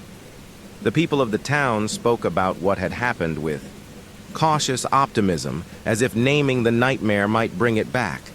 Elliot knew better. He sat on his front porch, the notebook in his lap filled with scrawled notes and fragmented thoughts. The details of their confrontation with the Sleeper King swirled in his mind, an endless loop of jagged memories and unanswered questions. Harper's car pulled up in front of the house, her usual smirk replaced with something quieter, more thoughtful. She climbed out, a six-pack of beer dangling from one hand, and walked up to the porch. "You look like hell," she said, plopping down on the step beside him. "Thanks," Elliot muttered. "I'll put that on my resume." Harper handed him a beer, cracking one open for herself. "You've been stewing out here for days. Don't tell me you're still thinking about him." Elliot took a long sip, his gaze drifting to the horizon.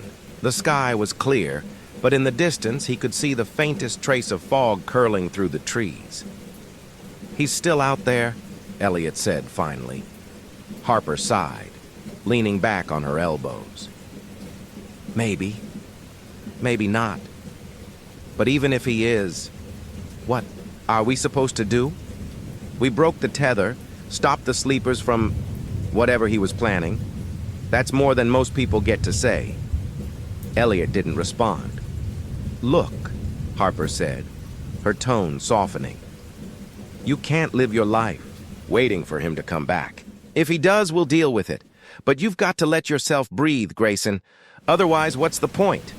Elliot turned to her, his expression conflicted. "And if we can't stop him next time?" Harper raised her beer, a faint smile tugging at the corners of her mouth. "Then we go down swinging." The town's recovery continued, slow but steady. Elliot spent his days at the Gazette, piecing together an article about the so-called sleeping sickness that had gripped Stillwater. He carefully avoided mentioning the Sleeper King or the dreamscape, framing the events as an unexplained medical anomaly. People wanted answers, but the truth was too strange to put into words. At night, the unease returned. Elliot's dreams were fractured, filled with fleeting glimpses of the dreamscape, the jagged stone walls, the pulsing light of the source, and the shadowy form of the Sleeper King.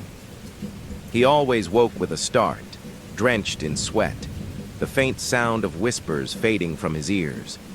He didn't tell Marion or Harper about the dreams. Some things were better left unsaid. One evening, as the sun dipped below the horizon, Elliot found himself standing at the edge of the woods. The air was cool, the faint scent of pine mixing with the damp earth.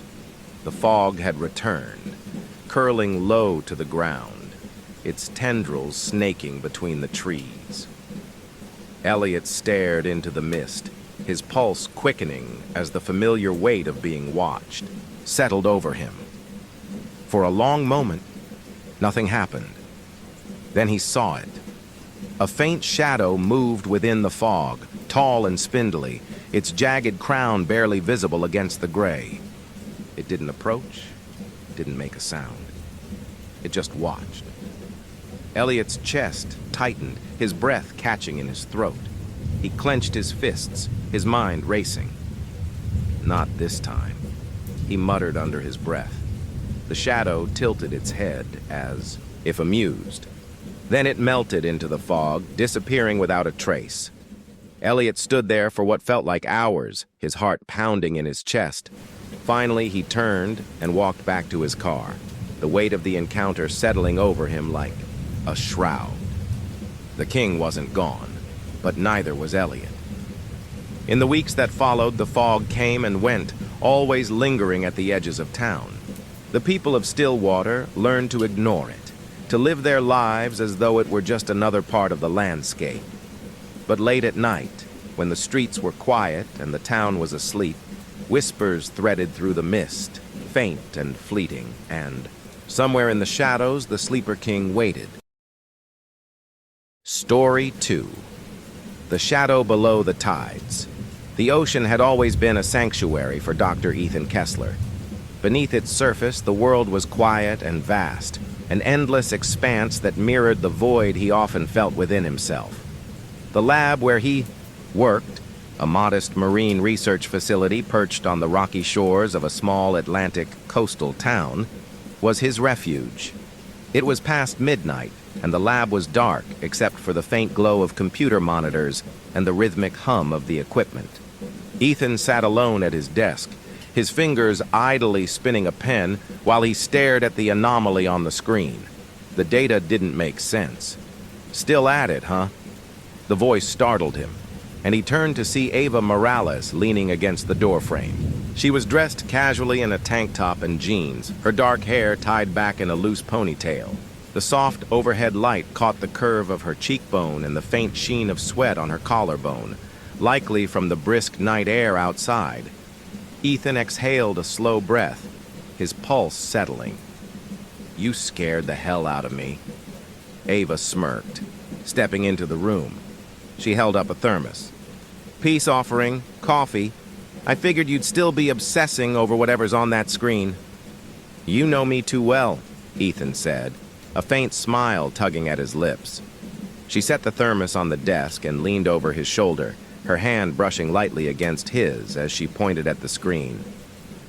"This the anomaly you've been rambling about?" "Yeah," Ethan said, his voice quiet. "It's strange. The seismic readings suggest something massive down there, bigger than any shipwreck we've ever seen, and the material composition doesn't match anything natural. It's reflective, almost crystalline." Ava tilted her head, her brow furrowing as she studied the screen. "It's in the trench, right? Pretty deep for crystal formations." "Exactly," Ethan said, glancing at her. She was close enough that he could see the faint freckle just below her left eye. For a moment, he forgot about the anomaly entirely. Ava straightened, catching his gaze. "What?" "Nothing," he said quickly, looking away. Ava smiled, a knowing look in her eyes. She slid onto the stool beside him, propping her chin on her hand. "You've been throwing yourself into this research non-stop. I'm not saying I don't admire your work ethic, but maybe you should, I don't know, breathe? Take a walk? Go home even?" Ethan chuckled softly, shaking his head. "You sound like Marion." "Marion's not wrong," Ava said, her tone softening.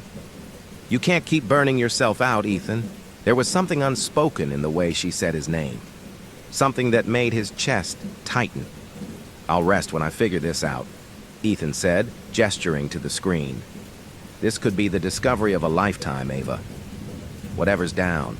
There, it's not natural. It's something else?" "Something else?" Ava repeated, her voice tinged with amusement. "You're starting to sound like one of those conspiracy theorists." Ethan turned to her, his expression serious. "I mean it, Ava. I don't know what it is, but it's big. And it's deep. I can feel it." The words hung in the air between them, heavy with meaning. Ava's smile faded, and she reached out, her hand brushing his. "Just promise me you'll be careful. I don't want to have to come down there and drag your ass out of the water when this turns into a disaster." The warmth of her touch lingered, and for a moment, Ethan felt something stir, an ache he hadn't let himself feel in years. He covered her hand with his, squeezing gently. "I promise." The next day, the storm rolled in. Ethan stood on the lab's observation deck, the wind tugging at his jacket as he watched the waves crash against the shore. The anomaly's coordinates were far offshore, but even from here, he could feel its pull, a weight in the pit of his stomach that refused to go away. Ava joined him, her hands shoved into her pockets. "Hell of a storm," she said, her voice barely audible over the wind. Ethan nodded, his eyes fixed on the horizon. "It's strange. The weather patterns weren't showing anything like this yesterday." Ava frowned, glancing at him. "You think it's connected to whatever's down there?" "I don't know," Ethan admitted, "but it feels wrong." They stood in silence for a long moment, the wind whipping around them. "Ethan," Ava said softly, her voice almost lost in the storm.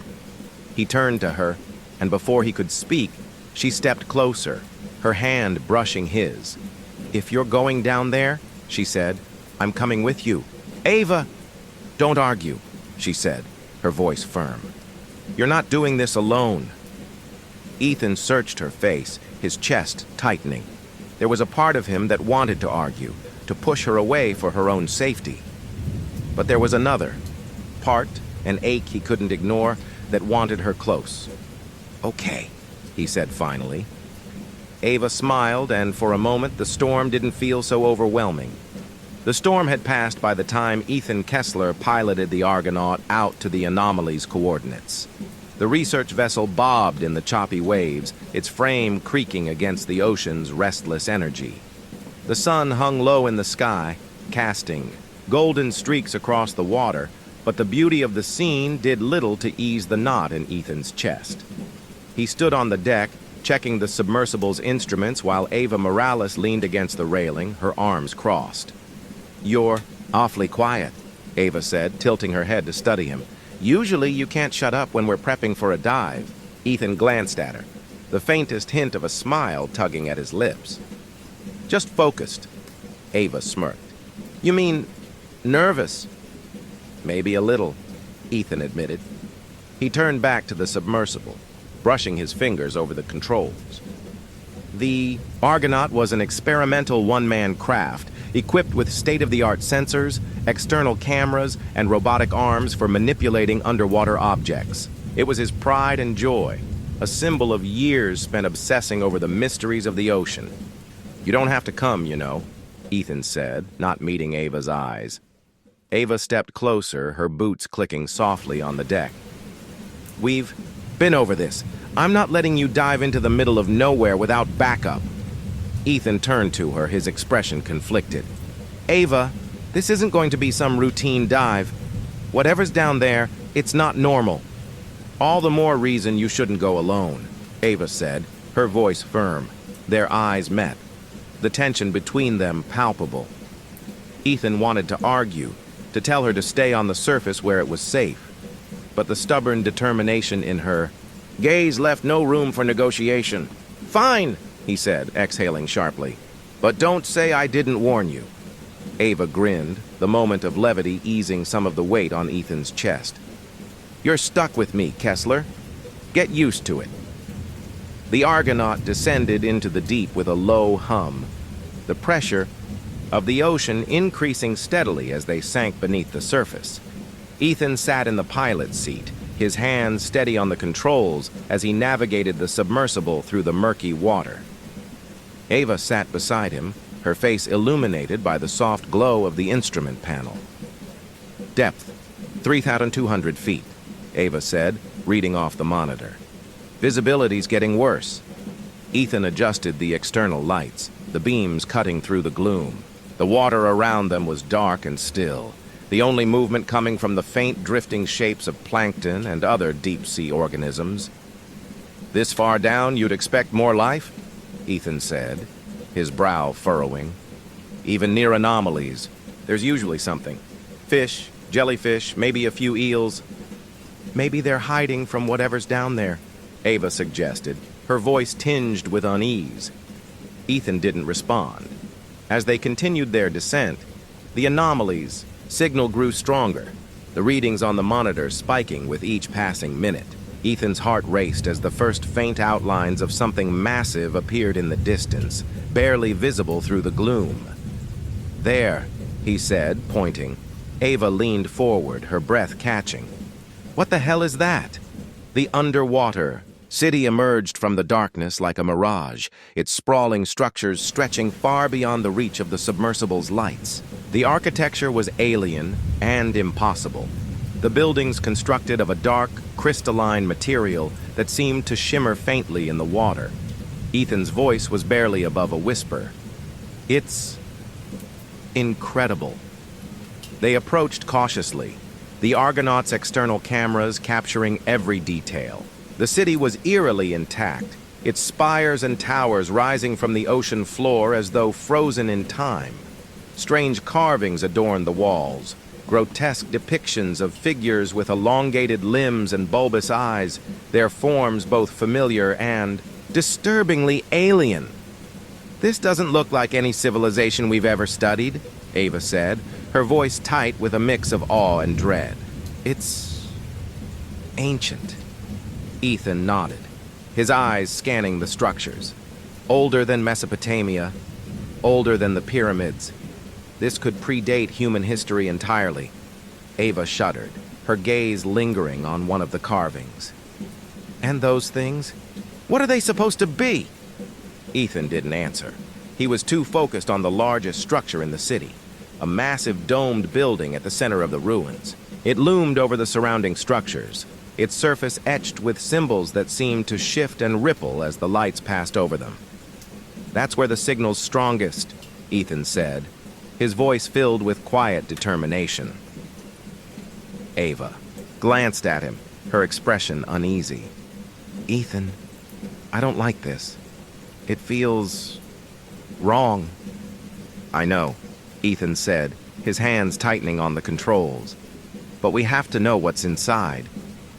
They maneuvered the Argonaut closer to the domed structure, the beams of the external lights revealing more intricate details. The carvings on the building's surface depicted scenes of chaos and destruction, towering waves swallowing entire cities, monstrous figures rising from the depths, and smaller humanoid shapes bowing before them in supplication. "Whoever built this place," Ava said, her voice barely audible, "they were terrified of something." Ethan's stomach churned as he studied the images. The figures etched into the stone were crude, but their presence was undeniable, an oppressive weight that seemed to press against his mind the longer he looked at them. "I'm bringing us closer," Ethan said, his voice steady despite the unease gnawing at him. Ava didn't argue. The Argonaut's robotic arms extended, the mechanical claws carefully brushing against the surface of the dome. The material was smooth and unyielding, its dark surface shimmering faintly under the lights. "There's an opening," Ethan said, pointing to a narrow archway at the base of the structure. "You're not thinking about going in there," Ava said, her tone sharp. "We have to," Ethan said, his gaze fixed on the archway. "This could be the discovery of a lifetime." "It could also be a death trap," Ava countered, her voice rising. Ethan turned to her, his expression conflicted. "I can't walk away from this, Ava. You know that." Ava stared at him for a long moment, then sighed, her shoulders sagging. "Fine. But if we die down here, I'm haunting your ass." Ethan managed a faint smile. "Deal." The Argonaut passed through the archway, its external lights illuminating the interior of the dome. The walls were covered in more carvings, the grotesque figures depicted in increasingly elaborate scenes. At the center of the chamber stood a massive pedestal, its surface etched with the same shifting symbols. Ethan felt a chill run down his spine as the symbols seemed to glow faintly, their light pulsating in time with a low, rhythmic hum that filled the chamber. "Do you hear that?" he asked, his voice barely above a whisper. Ava nodded, her face pale. "It's like a heartbeat." Ethan guided the Argonaut closer to the pedestal, the hum growing louder with each passing second. He felt a strange pull, as though the pedestal were calling to him, drawing him in. "Ethan," Ava said, her voice trembling, "we shouldn't be here. I just need a closer look," Ethan said, his gaze fixed on the glowing symbols. The robotic arm extended toward the pedestal, its claw hovering inches above the surface. "Ethan, wait!" Ava began, but it was too late. The claw made contact, and the chamber erupted in light. The hum rose to a deafening roar, the symbols on the pedestal glowing brighter and brighter until they filled the entire dome. Ethan and Ava shielded their eyes, their ears ringing as the submersible shook violently. Then, just as suddenly as it began, the light vanished. The chamber was silent, the pedestal dark. "What the hell was that?" Ava whispered, her voice shaking. Ethan didn't answer. He was staring at the monitor, his chest tight as a new reading appeared on the screen, a massive, pulsing signal emanating from deep below the city. Something had awakened. The storm that greeted their return to the surface was unlike anything Ethan had ever seen. The skies were dark and roiling, dense clouds streaked with violent flashes of lightning. Waves surged against the Argonaut's research vessel, the Nautilus, as if the ocean itself were rebelling. Rain lashed the deck, a relentless downpour that seemed determined to drown the world. Ethan and Ava scrambled to secure the submersible, the wind tearing at their clothing and drowning out their shouted. "Instructions! Got it!" Ava yelled, her voice barely audible over the roar of the storm. She finished latching the Argonaut into its cradle and turned to Ethan, her face pale and dripping with rain. "What the hell is this?" she shouted. Ethan glanced at the sky, his chest tight. The storm had come out of nowhere. Hours ago, the waters had been calm, the sky clear. Now it was as if they'd surfaced into a completely different world. "I don't know," Ethan said, his voice strained. "But we need to get inside before we're swept overboard." The two of them staggered toward the hatch, gripping the railings to keep from being knocked off their feet by the wind. Inside the Nautilus, the chaos of the storm seemed muted, but only slightly. The ship creaked and groaned with each wave, the lights flickering intermittently. Ethan dropped into the chair at the central workstation, water pooling around his boots as Ava threw a towel at him. "You look like hell," she said, collapsing into the chair across from him. "Thanks," Ethan muttered, wiping his face. He stared at the monitor, the screen displaying the anomaly's updated readings. The signal was stronger now, its pulsing rhythm steady and unrelenting. The depth gauge confirmed what Ethan already knew. It wasn't coming from the city itself, but from far below it. "What's happening, Ethan?" Ava asked, her voice quieter now. Ethan didn't answer immediately. He was transfixed by the signal, the rhythmic pulse hammering at the edges of his mind. It wasn't just noise. It was something more. Something alive. "I think we woke it up," he said finally. Ava stiffened, her eyes narrowing. "You think the city is alive?" "Not the city," Ethan said, his voice distant. "Something beneath it. Something ancient." He turned to Ava, his expression grim. "And it's trying to get out." They spent the next several hours analyzing the data, the storm raging outside as the Nautilus rode out the waves. Ethan's mind raced as he pieced together what little they knew. The city's architecture didn't match any known civilization. The symbols etched into the walls weren't just decorative. They were part of some larger system, a language or a code. And then there was the signal, pulsing like a heartbeat from the depths of the trench. "This is bigger than anything we've ever studied," Ethan said, pacing the cramped control room. "If this really is some kind of ancient intelligence, it changes everything we know about history, about life on Earth. Or it ends everything," Ava said flatly, leaning against the console. Ethan stopped, his gaze flicking to her. "Don't give me that look," Ava said, folding her arms. "You saw what happened when we touched that pedestal. The storm, the signal. It's not a coincidence, Ethan. We poked the bear and now it's awake." Ethan exhaled, running a hand through his hair. "We need to go back down there. If we can find out what's causing the signal." "Are you insane?" Ava interrupted, her voice rising. "We barely made it out the first time and now you want to dive deeper?" Ethan stepped closer, his tone firm. "If we don't figure this out, it's not going to stop, Ava. Whatever's happening, it's only going to get worse." Ava stared at him, her jaw tightening. For a moment, neither of them spoke, the tension between them thick enough to cut. Finally, Ava sighed, her shoulders sagging. "You're not going alone," she said. Ethan's chest tightened.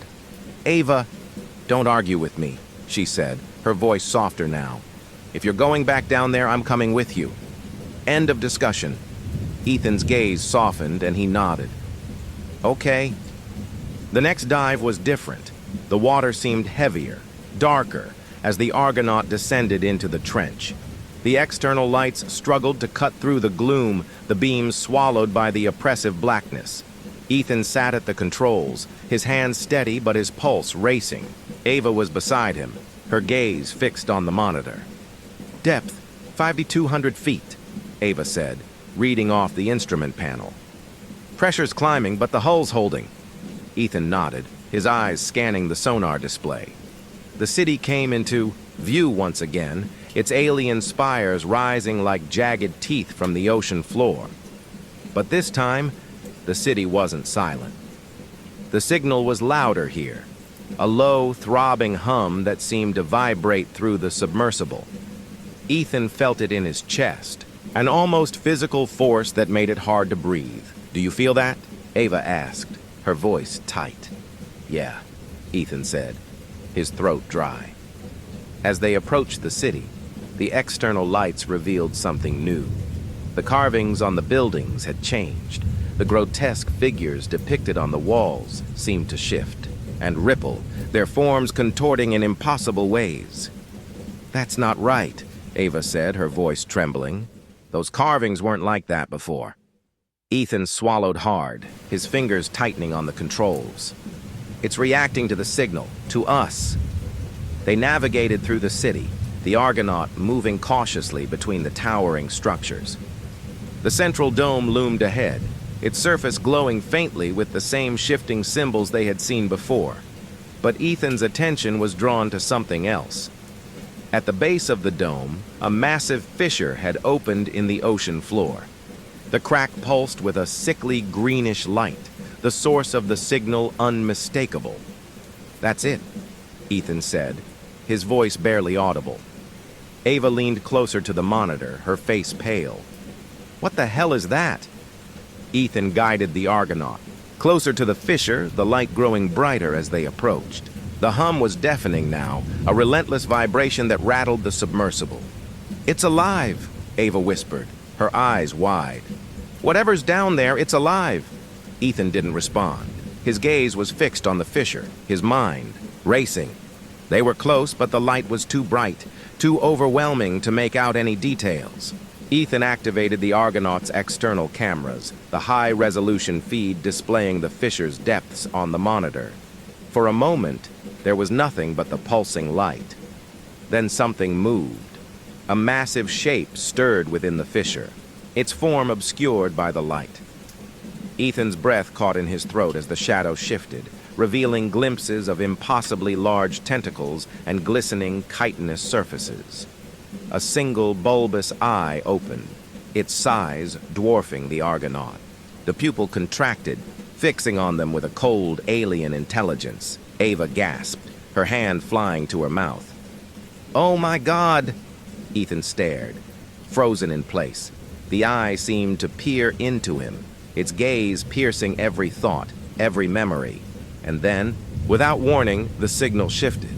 A voice echoed through the submersible, low and guttural, speaking a language that defied comprehension. Ethan felt it reverberate in his skull, each word tearing at the edges of his sanity. The fissure pulsed, and the light flared, engulfing the Argonaut in a blinding glow. Then everything went dark. Ethan's eyes fluttered open, his vision swimming in and out of focus. The faint glow of the instrument panel was the only light in the cabin, casting eerie shadows that flickered with each sway of the Argonaut. His head throbbed, his thoughts jumbled as if his brain were trying to piece itself back together. He blinked rapidly, struggling to sit up. "Ava?" No response. Panic shot through him as he turned to the co-pilot's seat. Ava was slumped over, her face pale and her breathing shallow. Ethan reached out, his hand trembling as he shook her shoulder. "Ava, wake up!"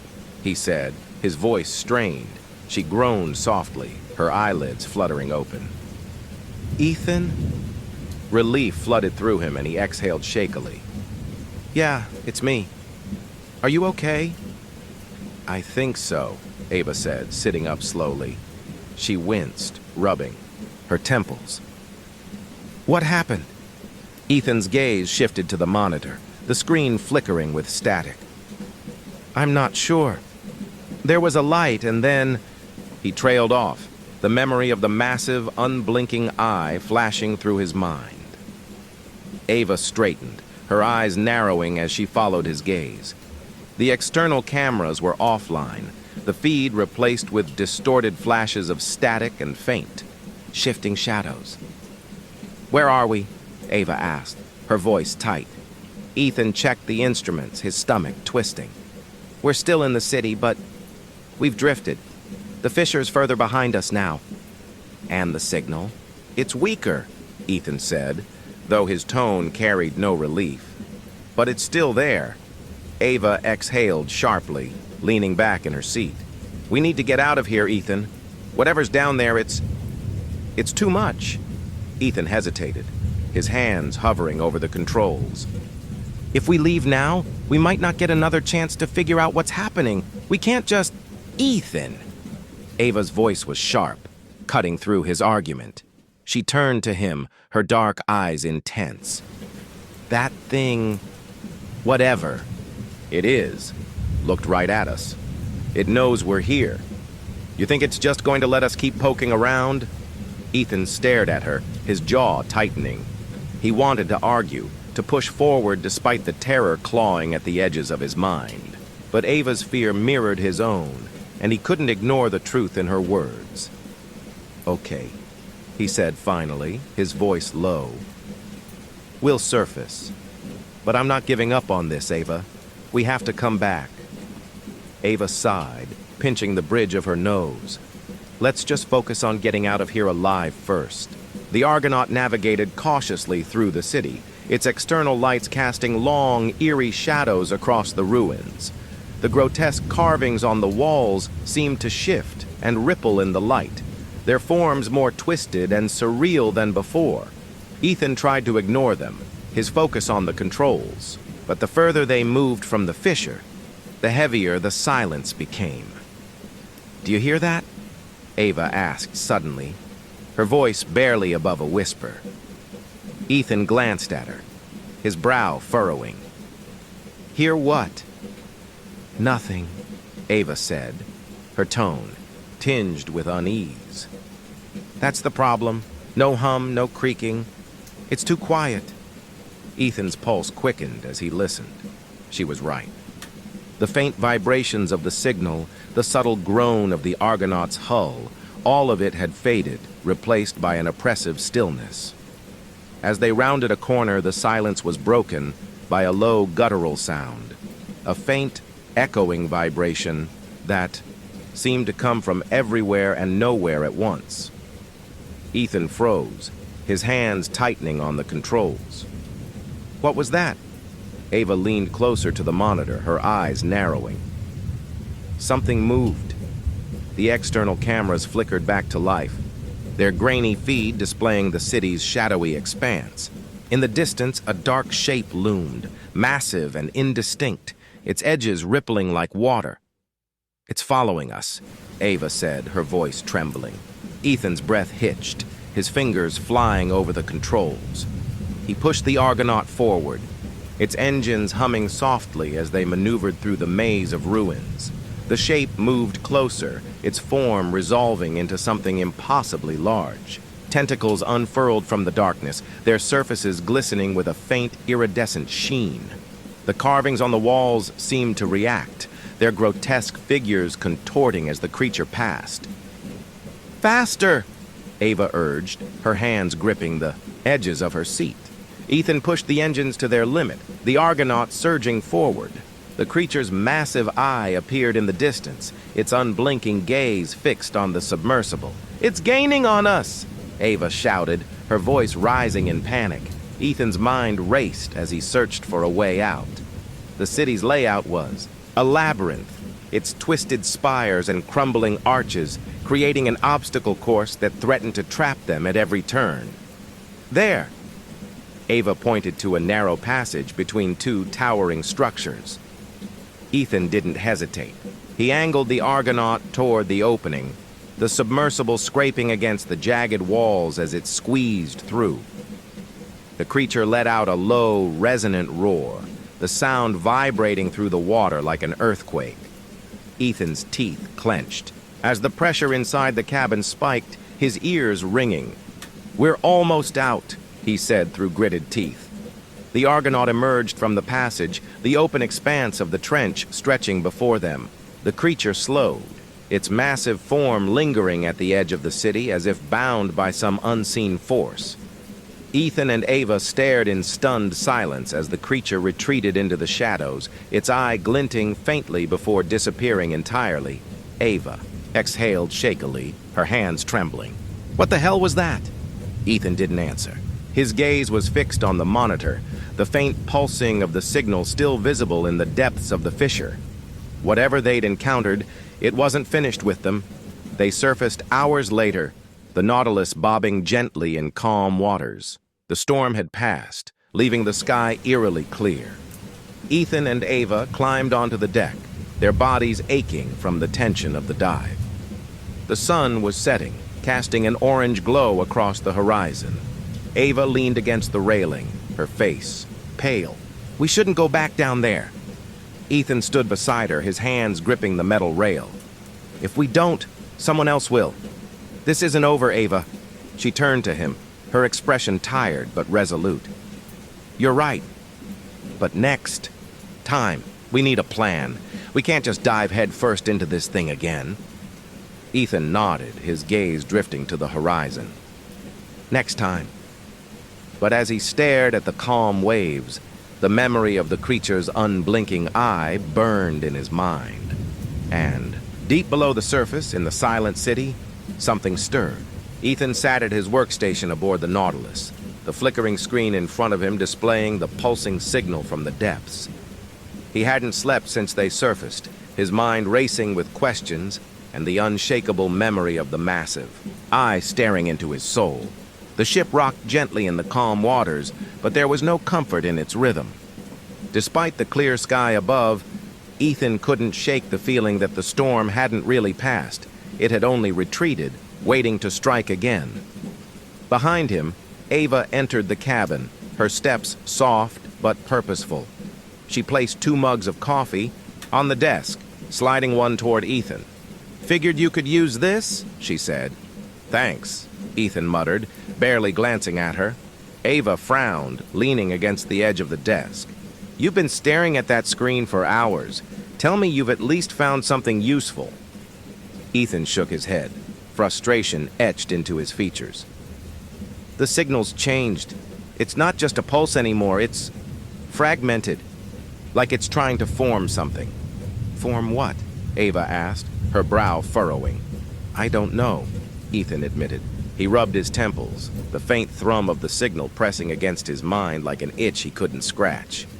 "But whatever it is, it's getting stronger." Ava hesitated, then reached out, her hand brushing his arm. "Ethan, you need to take a break. You're not going to solve this if you burn yourself out." "I can't," Ethan said, his voice sharp. He turned to her, his eyes dark with exhaustion. "This isn't just another anomaly, Ava. This is something bigger." "If we don't figure it out," Ava cut him off, her tone firm but not unkind. "I get it, but killing yourself over it isn't going to help. We need to be smart about this." Her hand lingered on his arm, the warmth grounding him in a way he hadn't expected. For a moment, the weight in his chest eased, and he allowed himself to meet her gaze. "Okay," he said quietly. "You're right." Ava smiled faintly, though the worry in her eyes remained. "Good. Now come outside for a bit. The world won't end if you step away from the screen for 5 minutes." The deck of the Nautilus was quiet, the ocean stretching, endlessly in every direction. The late afternoon sun cast a golden glow across the water, its light sparkling like shattered glass. Ethan leaned against the railing, the cool breeze brushing his face. Beside him, Ava sipped her coffee, her gaze fixed on the horizon. "You really think this thing is alive?" she asked after a long silence. Ethan nodded, his fingers drumming against the metal rail. "I don't know how else to explain it. The city, the signal, that creature, it's all connected, and I think it's waking up." Ava shivered, though the air wasn't cold. "What if we just leave it alone? Pretend we never found it?" Ethan glanced at her, his expression conflicted. "You think it'll let us?" The question hung in the air, unanswered. Ava set her mug down, her shoulders tense. "I hate this," she muttered. "All my instincts are telling me to get the hell out of here, but I know you're not going to let this go." Ethan managed, a faint smile. "You know me too well." "That's the problem," Ava said, her tone soft. She turned to him, her dark eyes serious. "Just promise me, whatever happens, we don't do this alone. No running off on your own, no secrets. We're in this together." Ethan's chest tightened, the weight of her words sinking in. He nodded, his voice quiet. "I promise." For a moment. The tension between them softened, replaced by a fragile sense of connection. Ethan felt a flicker of something he hadn't allowed himself to feel in years. Hope. Then the storm returned. It came without warning. The horizon darkened in an instant, the golden light of the setting sun swallowed by a wall of churning clouds. The wind rose, tearing across the deck and scattering loose equipment. Waves crashed against the Nautilus, their spray icy and relentless. Ethan and Ava rushed toward the cabin, their boots slipping on the slick deck. The air was thick with the scent of ozone, and the sky above them pulsed with flashes of jagged lightning. Inside, the ship's systems were in chaos. Alarms blared, red lights flashing on the control panel as the monitors flickered erratically. "What the hell is happening?" Ava shouted over the noise. Ethan's fingers flew across the keyboard, his eyes scanning the readouts. "The signal's spiking! It's off the charts!" The screen displayed the anomaly's location, the once steady, pulse now a frenetic burst of activity. The fissure beneath the city was glowing brighter, its light visible even through the murky depths. Then the first hallucination hit. Ava staggered back, clutching her head. "Ethan, do you hear that?" "Hear what?" Ethan asked, his voice taut with fear. Ava's eyes widened, her breathing ragged. It's calling to me." Before Ethan could respond, his own vision swam. The control room seemed to warp and twist, the walls stretching and bending like something alive. Shadows danced at the edges of his vision, their shapes grotesque and alien, and beneath it all, a voice, low and guttural. It resonated in his mind, speaking words he couldn't understand but felt in his bones. "Awaken, awaken, awaken." Ethan gripped the edge of the console, his knuckles white. "Ava, stay with me!" Her knees buckled, and Ethan caught her before she hit the ground. She clung to him, her face pale and her body trembling. I can't shut it out," she whispered. "You have to fight it," Ethan said, his voice shaking. "It's trying to get inside your head. Don't let it." Ava's breathing slowed, and she nodded weakly. Ethan guided her to a chair, his heart pounding as he turned back to the monitor. The signal was still spiking, its intensity threatening to overwhelm the submersible's sensors.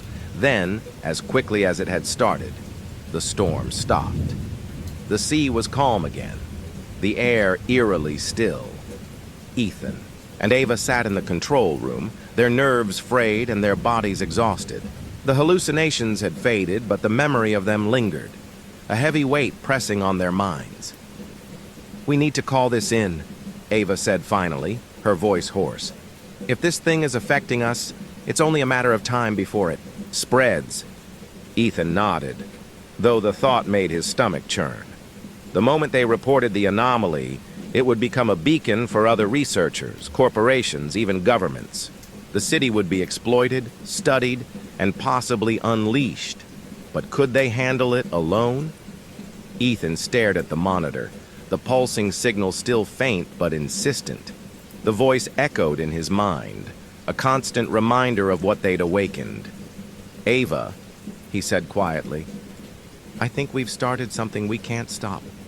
She looked at him, her expression grim. "Then we need to figure out how to survive it." Ethan exhaled slowly, his hands trembling. The ocean outside was quiet, but he knew it was only a matter of time before the storm returned, and next time, it wouldn't stop at the water. The sun rose reluctantly the next morning, its pale light struggling to penetrate the thin mist that clung to the Nautilus like a ghostly veil. Ethan stood at the bow, gripping the cold metal railing as he stared out at the endless expanse of water. The storm had passed, but its memory lingered in the restless waves and the faint, acrid tang of ozone in the air. Behind him, Ava approached, a steaming cup of coffee in her hands. She passed it to him wordlessly and leaned on the railing beside him. "You haven't said much," she said after a long silence. Ethan took a sip of the coffee, the warmth doing little to soothe the chill that had settled deep in his bones. "I don't know what to say." Ava frowned, glancing at him. "You've always got something to say, Kessler, especially when it comes to the ocean." Ethan managed a weak smile, but it didn't reach his eyes. "The ocean, I know, is full of mysteries, but they're familiar. Patterns, ecosystems, currents, it all makes sense, even if it's complicated. But this?" He gestured to the horizon. "This isn't natural. It's not something we can study or understand. It's something else." Ava nodded slowly, her expression somber. "Something bigger than us. Much bigger," Ethan said. The two of them stood in silence, the hum of the Nautilus's engines the only sound. Ethan's thoughts churned like the waves below, each memory of the underwater city and the creature they had glimpsed adding another layer to his growing unease. "We should head back to the mainland," Ava said finally. "If this thing's waking up, we need help." Ethan hesitated, his grip tightening on the railing. And if we bring others into this, what if it just makes things worse? Ava sighed, running a hand through her hair. So what's the plan? Then, just stay out here and wait for it to come to us? Ethan didn't answer. By midday, the first reports started coming in over the radio. The weather along the Atlantic coast had turned volatile, with sudden violent storms battering towns. From Maine to North Carolina, fishermen reported strange phenomena. Schools of fish behaving erratically, unusual bioluminescence in the water, and a low, persistent hum that seemed to resonate through their boats. But it wasn't just the weather. Another one, Ava said, setting the radio receiver down with a frown. This time in Gloucester. A guy walked into the ocean in the middle of the night. Witnesses said he was chanting something in a language they didn't recognize. Ethan looked up from the monitor, his stomach sinking. Did they pull him out? Ava shook her head. No, he just kept walking until he was gone. Ethan exhaled sharply, leaning back in his chair. It's spreading. Yeah, Ava said, her tone grim. And it's not just Gloucester. There are reports of people hearing voices near the coast, seeing things that aren't there. A few fishermen even claimed they saw shadows in the water. Ethan's heart pounded as he turned back to the screen. The anomaly's signal was still there, faint but steady, its rhythmic pulse echoing in his mind. It's calling to them, he said quietly. Ava stared at him, her brow furrowing. Calling to who? Anyone who'll listen, Ethan said. It's trying to spread its influence, to reach as many people as it can. Why? Ava asked, her voice tight. What does it want? Ethan shook his head, the weight of the question pressing down on him. I don't know, but I think it's only the beginning. That night, Ethan dreamed of the city. He was back in the Argonaut, descending through the inky blackness of the trench. The ruins loomed ahead, their alien architecture glowing faintly in the darkness. As he approached the central dome, the fissure, at its base began to widen, spilling forth a sickly green light that bathed the entire city. The carvings on the walls shifted and writhed, their grotesque figures coming to life, their eyeless faces turning toward him. And then the voice came. Low and guttural, it resonated through his mind, the words incomprehensible yet filled with meaning. Ethan felt himself drawn toward the fissure, unable to resist its pull. From the depths of the light, a shape emerged. The creature was massive, its elongated limbs and chitinous body glistening in the eerie glow. Tentacles writhed around. Their movements fluid and hypnotic. Its single bulbous eye fixed on Ethan, its gaze piercing through him. Awaken! Awaken! The words thundered in his mind, driving him to his knees. The city trembled, the light flaring brighter and brighter until it consumed everything. Ethan woke with a gasp, his body drenched in sweat. The following morning, Ethan found Ava in the control room, poring over the latest reports from the mainland. Her face was pale, her eyes shadowed with exhaustion. Did you sleep at all? Ethan asked, his voice hoarse. Not really, Ava admitted, not looking up from the screen. Kept thinking about what we saw down there. Ethan hesitated, then sat beside her. I had a dream, he said quietly. Ava glanced at him, her brow furrowing. About the city? Ethan nodded. It felt real, like I was back there. And that thing, it was waiting for me. Ava's expression darkened. You think it's in our heads? I don't know, Ethan said. But the dreams, the hallucinations, the storms, it's all connected. Whatever we woke up, it's reaching out. Reaching out for what? Ava asked, her voice trembling. Ethan met her gaze, his stomach twisting. Us. By afternoon, the decision was made. Ethan. And Ava knew they couldn't ignore the anomaly any longer. Whatever was happening, it was escalating, and the consequences were spreading far beyond the trench. We need to go back down there, Ethan said. His voice steady despite the fear gnawing at him. Ava stared at him, her jaw tightening. And, do what exactly? Poke the bear again and hope it doesn't eat us this time. We need answers, Ethan said. If we can figure out what it wants, maybe we can stop it before it's too late. Ava sighed, running a hand through her hair. This is insane, you know that, right? Ethan managed a faint smile. Since when has that ever stopped us? Ava shook her head, but there was a hint of a smirk on her lips. Fine, but if this thing kills us, I'm haunting you. Ethan chuckled softly, though the sound was hollow. Deal. As they prepared the Argonaut for another dive, the sky above them began to darken once more. The sea god was stirring. The coast was no longer a place of peace.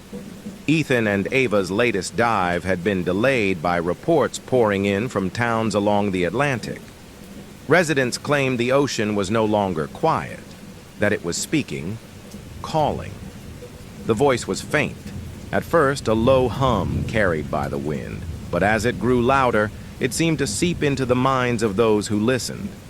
In Gloucester, a woman had been found wandering the beach at dawn, murmuring an indecipherable chant as she walked barefoot into the icy surf. Rescue workers pulled her from the water, her skin pale and her eyes vacant. She didn't speak again. In Bar Harbor, fishermen returned to port with empty nets, claiming the ocean floor had been stripped bare of life. Their boats groaned with a sound that wasn't from wood or metal, but something deeper, something alive. And in Rockport, the first signs of mass hysteria began to spread. On board the Nautilus, Ethan paced the cramped control room, his thoughts spiraling with each new report. Ava read aloud. This one's from Rockport, Ava said, scrolling through the latest dispatch.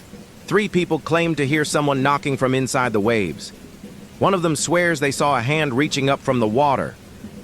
That's impossible, Ethan muttered, though his voice lacked conviction. Ava glanced at him, her lips pressed into a thin line. Is it? After everything we've seen? Ethan didn't respond. He moved to the monitor, the anomaly's pulsing signal still visible on the screen. It was steady now, no longer spiking erratically, but its presence was stronger, more insistent. The faint hum it emitted had become a constant, a low vibration that seemed to resonate through the ship. I think it's testing its reach, Ethan said finally, probing the edges of its influence. Influence, Ava repeated, her tone incredulous. You're saying this thing can control people now? Not control, Ethan said, shaking his head. Not yet anyway, but it's pulling them in, whispering to them, planting seeds. Ava exhaled sharply, leaning back in her chair. And what happens when those seeds start to grow? Ethan didn't have an answer. The next morning, the fog rolled in. It crept over the ocean like a living thing, thick and impenetrable, swallowing the Nautilus in its damp embrace. The horizon disappeared, replaced by an endless wall of gray. Ava stood on the deck, her arms crossed as she scanned the mist. I hate this, she muttered. Ethan joined her, his expression grim. The weather reports didn't mention fog. Of course they didn't, Ava said, her tone bitter. This isn't weather, it's something else. The two of them stood in silence, the air heavy with an unnatural stillness. The only sound was the faint lapping of the waves against the hull and the distant hum of the anomaly. Then they heard it, a faint rhythmic knocking coming from the water below. Ethan froze, his breath catching in his throat. Ava stiffened beside him, her fingers tightening on the railing. Tell me you hear that, she said, her voice barely above a whisper. Ethan nodded, his pulse quickening. It's coming from beneath us. The knocking grew louder, more insistent, echoing through the ship's hull. Ethan and Ava exchanged a glance, their fear mirrored in each other's eyes. I'm going down there, Ethan said abruptly, turning toward the submersible bay. Are you out of your mind? Ava snapped, grabbing his arm. You can't just dive into the middle of this. We need to know what's happening.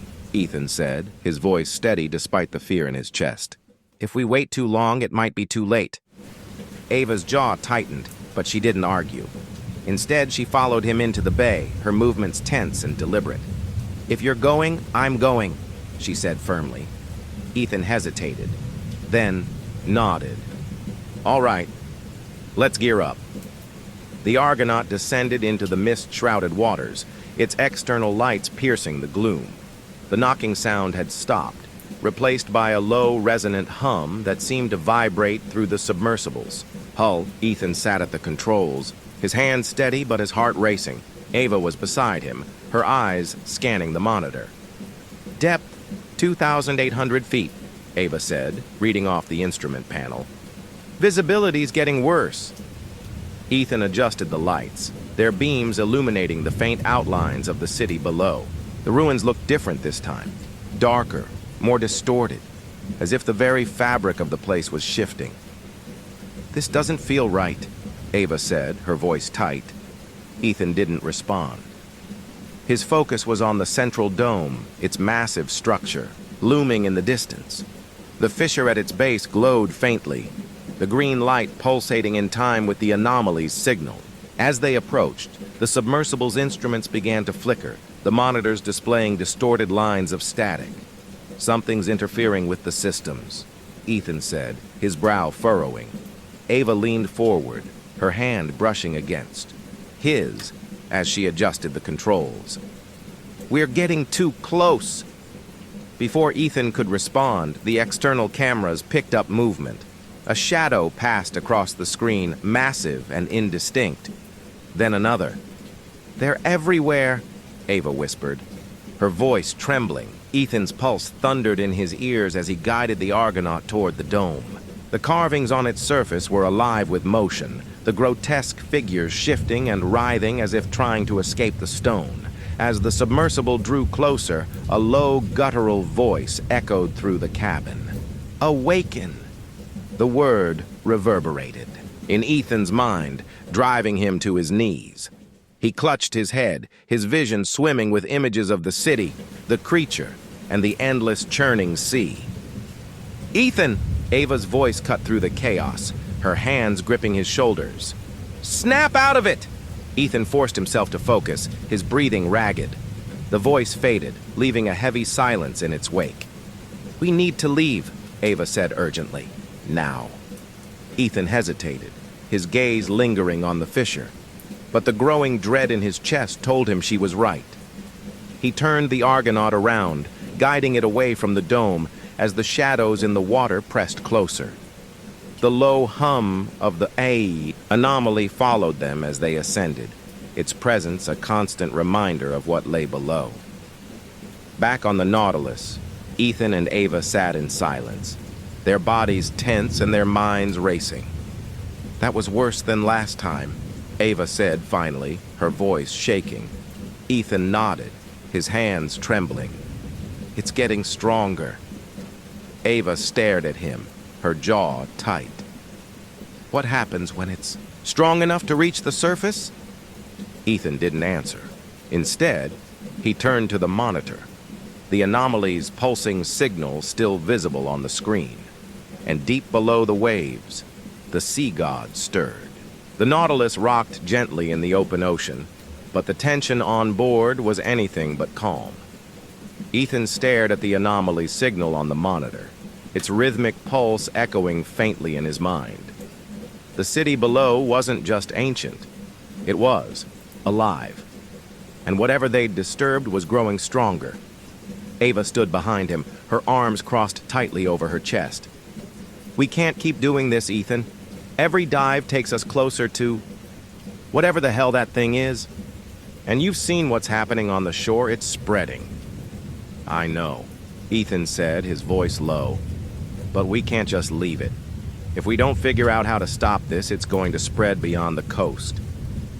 Ava sighed, running a hand through her hair. "You sound like you have a plan. Please tell me you have a plan." Ethan hesitated, his jaw tightening. "There's someone who might be able to help." The call was made on a secure line from the Nautilus's communications room. The voice on the other end was scratchy, the connection crackling faintly with static. "Dr. Kessler," the man said, his tone a mixture of surprise and wariness. "It's been years." "Dr. Cartwright," Ethan replied, leaning against the console. "I need your expertise. It's urgent." There was a pause. "This wouldn't have anything to do with the seismic anomaly off the Atlantic, would it?" Ethan's stomach tightened. "How do you know about that?" "It's hard not to," Cartwright said, his voice grim. "The reports have been coming in from all over. Storms, strange behaviors, people disappearing into the water. It's all connected, isn't it?" "Yes," Ethan admitted.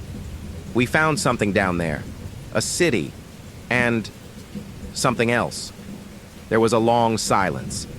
Then Cartwright said, "You need to stop whatever you're doing and leave it alone." "That's not an option," Ethan said firmly. "It's already started. We need to understand what it is before it's too late." Cartwright sighed heavily. "Ethan, you don't know what you're dealing with. This isn't just an anomaly, it's older than anything we can comprehend. There are forces at work here that predate humanity, forces that see us as nothing more than ants." "Then help me," Ethan said, his voice urgent. "You've studied this kind of thing, ancient myths, deep-sea legends. You've spent your career chasing the unknown. If anyone can help, it's you." There was another pause, and Ethan could almost hear Cartwright weighing the decision. Finally, the older man said, "All right, I'll meet you on the mainland. But Ethan, listen to me. There are some things that were buried for a reason. If you've disturbed one of them, you may not be able to put it back." 2 days later, the Nautilus docked at a small port town along the Massachusetts coast. The fog was thicker here, clinging to the streets and wrapping around the buildings like a living thing. Ethan and Ava disembarked cautiously, their gear loaded into a waiting van. The town was eerily quiet, the only sounds the distant cry of seagulls and the faint lapping of waves against the shore. "Not exactly welcoming," Ava muttered, glancing around. Ethan didn't respond. His eyes were fixed on the figure waiting for them at the end of the dock. Dr. Samuel Cartwright was older than Ethan remembered, his graying hair and lined face a stark reminder of the years that had passed since they last spoke. But his eyes were sharp, their intensity undiminished. "Ethan," Cartwright said, extending a hand. "Dr. Cartwright," Ethan replied, shaking it. "Thank you for coming." Cartwright's gaze shifted to Ava. "And you must be the one keeping him alive through all this insanity." Ava raised an eyebrow. "I try." Cartwright's faint smile didn't reach his eyes. "Let's get off the street. There's a lot to discuss." In the back room of a quiet inn, Cartwright spread a series of old yellowed maps across the table. The maps were covered in faded ink and strange symbols, their edges frayed from decades of use. "This," Cartwright said, pointing to one of the maps, "is the Atlantic Trench where your anomaly is located, but it's also referenced in older texts long before modern cartography. The Phoenicians called it lapis abyssi, the stone of the abyss. The Norse had their own name for it. Djupmork, the deep darkness. Every culture that documented it warned of the same thing, something ancient and malevolent buried beneath the waves." "Thalzareth," Ethan said quietly. Cartwright's head snapped up, his expression sharp. "Where did you hear that name?" "It was carved into the walls of the city," Ethan said. "And I've heard it in my dreams." Ava stiffened, her hands gripping the edge of the table. "Dreams? You didn't mention that." Ethan met her gaze, guilt flickering across his face. "I didn't want to worry you." "You should have told me," Ava said, her voice tight. "Dreams are only the beginning," Cartwright interjected, his tone grim. "Thalzareth is more than a name. It's a presence, a being of immense power that predates human existence. The myths say it was sealed away eons ago, trapped beneath the ocean to prevent it from consuming the world. And now it's waking up," Ethan said. Cartwright nodded. The seals that kept it contained are weakening. Whatever you did down there, whatever you disturbed, it's accelerating the process. Then how do we stop it? Ava asked, her voice sharp. Cartwright hesitated, his expression darkening. I don't know if it can be stopped, but if there's a way, it's tied to the city. The carvings, the symbols, they're part of the containment. If you can decipher them, you might be able to reverse the process. Ethan stared at the map, his mind racing. What happens if we don't? Cartwright's voice was barely above, a whisper. Then Thalzareth will break free, and when it does, the storms, the hallucinations, the chaos you've seen so far, that will be nothing compared to what comes next. The meeting ended with a plan, if it could be called that. Ethan and Ava would return to the city, this time armed with Cartwright's knowledge and tools. Their goal? To decipher the carvings and find a way to strengthen the seals before Thalzareth's influence spread any further. As they prepared to leave, Cartwright pulled Ethan aside. Be careful, Ethan, he said, his voice low. Thalzareth isn't just a creature. It's a force of nature. It doesn't think the way we do. It doesn't care about us. And if you get too close, it will devour you. Ethan nodded, the weight of Cartwright's warning settling heavily on his shoulders. Outside, the fog was thicker than ever, and the faint hum of the anomaly seemed to echo in the distance. Thalzareth was waiting. The Argonaut descended into the depths once more, its beams slicing through the murky water like knives. Ethan sat at the controls, his hands steady despite the growing dread gnawing at his chest. Ava was beside him, silent and tense, her gaze fixed on the monitor. Behind them, Dr. Samuel Cartwright's voice crackled over the comms. Remember, Cartwright said, the carvings in the temple are the key. Document everything. If we're lucky, the symbols will give us a way to contain Thalzareth, or at least slow its awakening. Got it, Ethan replied, though his voice lacked confidence. The submersible continued its descent, the anomaly's signal growing stronger with every passing meter. The rhythmic hum resonated through the hull, vibrating in their bones. It wasn't just sound. It was a presence, pressing against their minds like a rising tide. Depth. 400 feet, Ava said, her voice tight.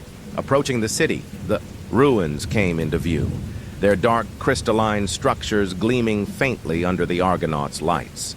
The city was unchanged, but felt different, as though the atmosphere had thickened with malice.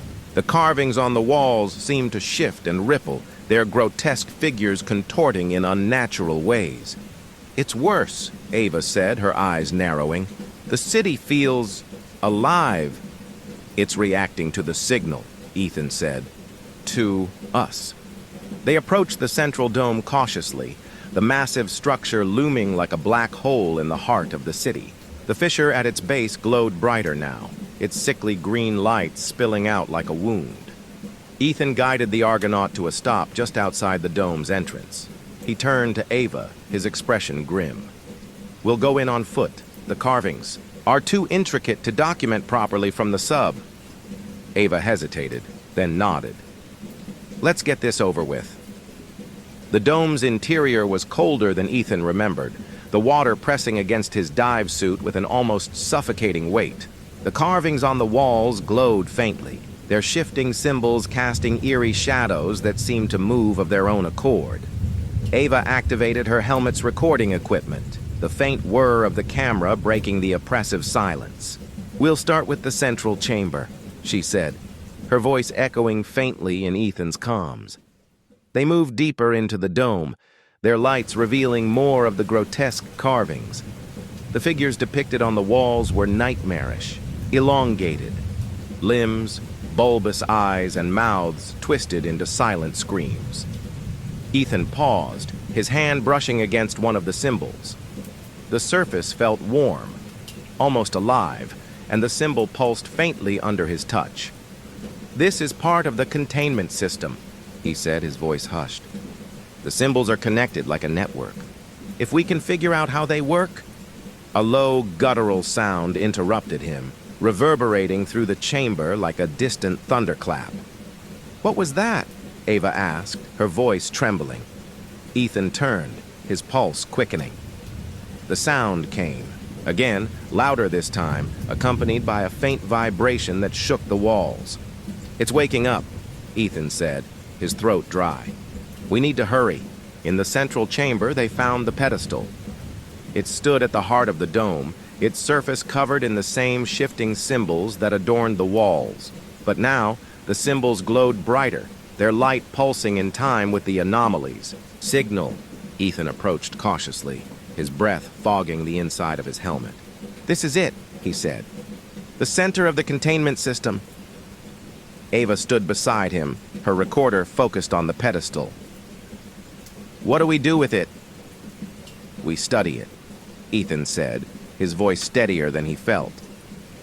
"Cartwright thinks these symbols are part of the seal. If we can understand them, we might be able to strengthen it." Ava glanced at him, her expression uneasy. "And if we can't?" Ethan didn't answer. He reached out, his gloved hand brushing against the pedestal's surface. The moment he made contact, the symbols flared, their light searing through the water. Ethan gasped, his vision swimming as the chamber seemed to dissolve around him. The vision was immediate and overwhelming. Ethan stood on the ocean floor, surrounded by towering spires of dark crystal. The city stretched endlessly around him, its structures warped and twisted by some unimaginable force. Above him, the sky was black, filled with writhing shapes that defied comprehension. And at the center of it all was Thalzareth. The sea god was colossal, its form both solid and fluid, constantly shifting between shapes. Its tentacles writhed around it, their movements hypnotic and otherworldly. Its single massive eye fixed on Ethan, its gaze piercing through him. Ethan felt his mind unraveling, his thoughts fracturing under the weight of the god's presence. The voice came again, low and resonant, speaking words that were both alien and deeply familiar. "You are nothing. You are mine." Ethan tried to move, to look away, but he was rooted in place. The city trembled around him, the spires collapsing as Thalzareth's presence expanded. And then he saw it, the seal. It was a massive, intricate network of symbols etched into the ocean floor, glowing faintly as it struggled to contain the god's power. The fissures in the seal widened with each pulse of the anomaly's signal, the light flickering as it weakened. Ethan realized with a sickening clarity that the seal wasn't just breaking, it was dying. He woke with a start, his body trembling as he pulled his hand away from the pedestal. "Ethan!" Ava's voice was frantic. She grabbed his arm, her eyes wide with fear. "What happened? You were just standing there." "I saw it," Ethan said, his voice shaking. "The seal. It's falling apart." "What does that mean?" Ava asked. "It means we're running out of time," Ethan said, his gaze fixed on the pedestal. "We need to figure out how to repair it. Now!" As they worked, the chamber grew colder, the light from the carvings dimming. The low, guttural sound they'd heard earlier returned, louder and more insistent. Ethan's hands trembled as he sketched the symbols, his mind racing. The seal was intricate, its network of symbols interconnected in ways he could barely comprehend. But there was a pattern, a logic buried within the chaos. "We're close," Ethan said, his voice taut with urgency. "If we can replicate the structure—" The chamber shuddered violently, cutting him off. Ava staggered, her hand gripping the edge of the pedestal for balance. "Ethan, we need to get out of here." Ethan shook his head. "Not yet. We're almost there." The light in the chamber flared suddenly, blinding them both. The low, guttural sound rose to a deafening roar, and the walls began to crack. Ethan grabbed Ava's arm, pulling her toward the exit. "Go! Now!" They sprinted through. The dome, the city trembling around them as if trying to shake them off. The carvings on the walls contorted violently, their grotesque figures clawing at the stone. As they reached the submersible, the fissure pulsed, its light erupting into a blinding column that shot toward the surface. Ethan and Ava climbed into the Argonaut, slamming the hatch shut as the city began to collapse. The submersible ascended rapidly, the tremors fading as they rose. But the anomaly's signal was stronger now, its hum resonating in their bones. Ethan's chest tightened as he realized the truth. The seal wasn't just failing, it was breaking. The Argonaut surfaced into chaos. The once calm ocean churned violently, the waves towering and crashing against each other as if driven by an unseen force. Above them, the sky boiled with black clouds streaked with jagged, unnatural lightning that illuminated the darkness in blinding flashes. Ethan and Ava sat in the cockpit, their breathing ragged as the submersible rocked against the waves. The anomaly signal was louder than ever, its pulsing hum reverberating through the hull and into their skulls. "We need to get back to the Nautilus," Ava said, her voice tight with urgency. Ethan nodded, his hands steady on the controls despite the growing dread clawing at his chest. "Hold on." The Argonaut began its trek back to the research vessel, the ocean battering it from every side. The storm seemed alive, each wave and lightning strike timed to keep them on edge. "Do you feel that?" Ava asked, her gaze flicking to the monitor. Ethan frowned. "Feel what?" "It's pulling us," she said, her voice barely above a whisper. "Like it doesn't want us to leave." Ethan clenched his jaw, his hands tightening on the controls. "We're not stopping." When they reached the Nautilus, the storm's intensity had worsened. The ship pitched violently with each wave, its frame groaning under the strain. Ethan guided the Argonaut into its docking bay with painstaking precision, his muscles taut with tension. The moment the submersible latched into place, Ava threw open the hatch, the howling wind and spray of seawater greeting them like a slap. They climbed onto the deck, fighting to secure the Argonaut as the storm raged around them. "We can't stay out here," Ava shouted over the wind. "Inside, now!" Ethan yelled back. The two of them scrambled toward the cabin, their boots slipping on the slick deck. Ethan felt the storm pressing down on him, its presence suffocating, as if the air itself were alive with malice. Inside the control room, the atmosphere was no less tense. The anomaly's signal dominated the monitors, its rhythmic pulse now, a near-deafening roar. The ship's instruments flickered and sputtered, their readings erratic and incomprehensible. Ava collapsed into a chair, her chest heaving. "This is worse than before. It's getting stronger by the second." Ethan stared at the monitor, his mind racing. "The fissure isn't just a weak point, it's a breach. The seal is breaking and Thalzareth is pushing through." Then, "We need to stop it," Ava said, her voice sharp. "Whatever it takes, Ethan. We can't let that thing reach the surface." Ethan nodded, though his stomach churned with uncertainty. He turned to the communicator and activated the secure line to Dr. Cartwright. The connection was weak, the line crackling with static. "Ethan," Cartwright's voice came through faintly, strained and urgent. "What the hell is happening out there?" "The seal is failing," Ethan said. "The fissure is growing and the signal's getting stronger. We're out of time." There was a pause, and then Cartwright's voice returned, quieter now. "Did you find anything? Anything in the carvings that could help?" "I think so," Ethan said, his voice tight. "The symbols are part of a containment network, but I don't understand the whole structure. There's a logic to it, but it's incomplete." Cartwright exhaled sharply. "Ethan, listen to me. If you can't repair the seal, there's only one other option." Ethan's chest tightened. "What option?" "You have to collapse the fissure," Cartwright said. "Destroy the breach before Thalzareth can push through." Ava stiffened, her eyes wide. "You're talking about blowing up the ocean floor?" "Yes," Cartwright said bluntly. "It's a last resort, but it might buy us time. Time to figure out a permanent solution." Ethan hesitated, the weight of the decision pressing down on him. "How do we even do that?" "You'll need explosives," Cartwright said. "Powerful ones. Do you have anything on board that could work?" Ethan glanced at Ava, who nodded grimly. "We've got seismic charges in the storage bay. They're not meant for this, but they'll have to do." "Good," Cartwright said. "Deploy them directly into the fissure. But be careful. Thalzareth's influence will only get stronger the closer you get." Ethan swallowed hard. "Understood." "Ethan," Cartwright said, his tone grave. "If you fail, there won't be a second chance." Ethan nodded, though Cartwright couldn't see it. "We won't fail." The line went dead.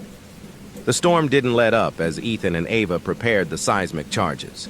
The storage bay was a chaotic mess, the ship's violent pitching scattering equipment across the floor. "This is insane," Ava muttered as she secured the last of the charges into a reinforced case. "Even if we collapse the fissure, what's to stop it from breaking open somewhere else?" "We don't have another option," Ethan said, his voice strained. "This is the only shot we've got." Ava turned. To him, her dark eyes intense. "Then we make it count." The Argonaut descended for what felt like the last time.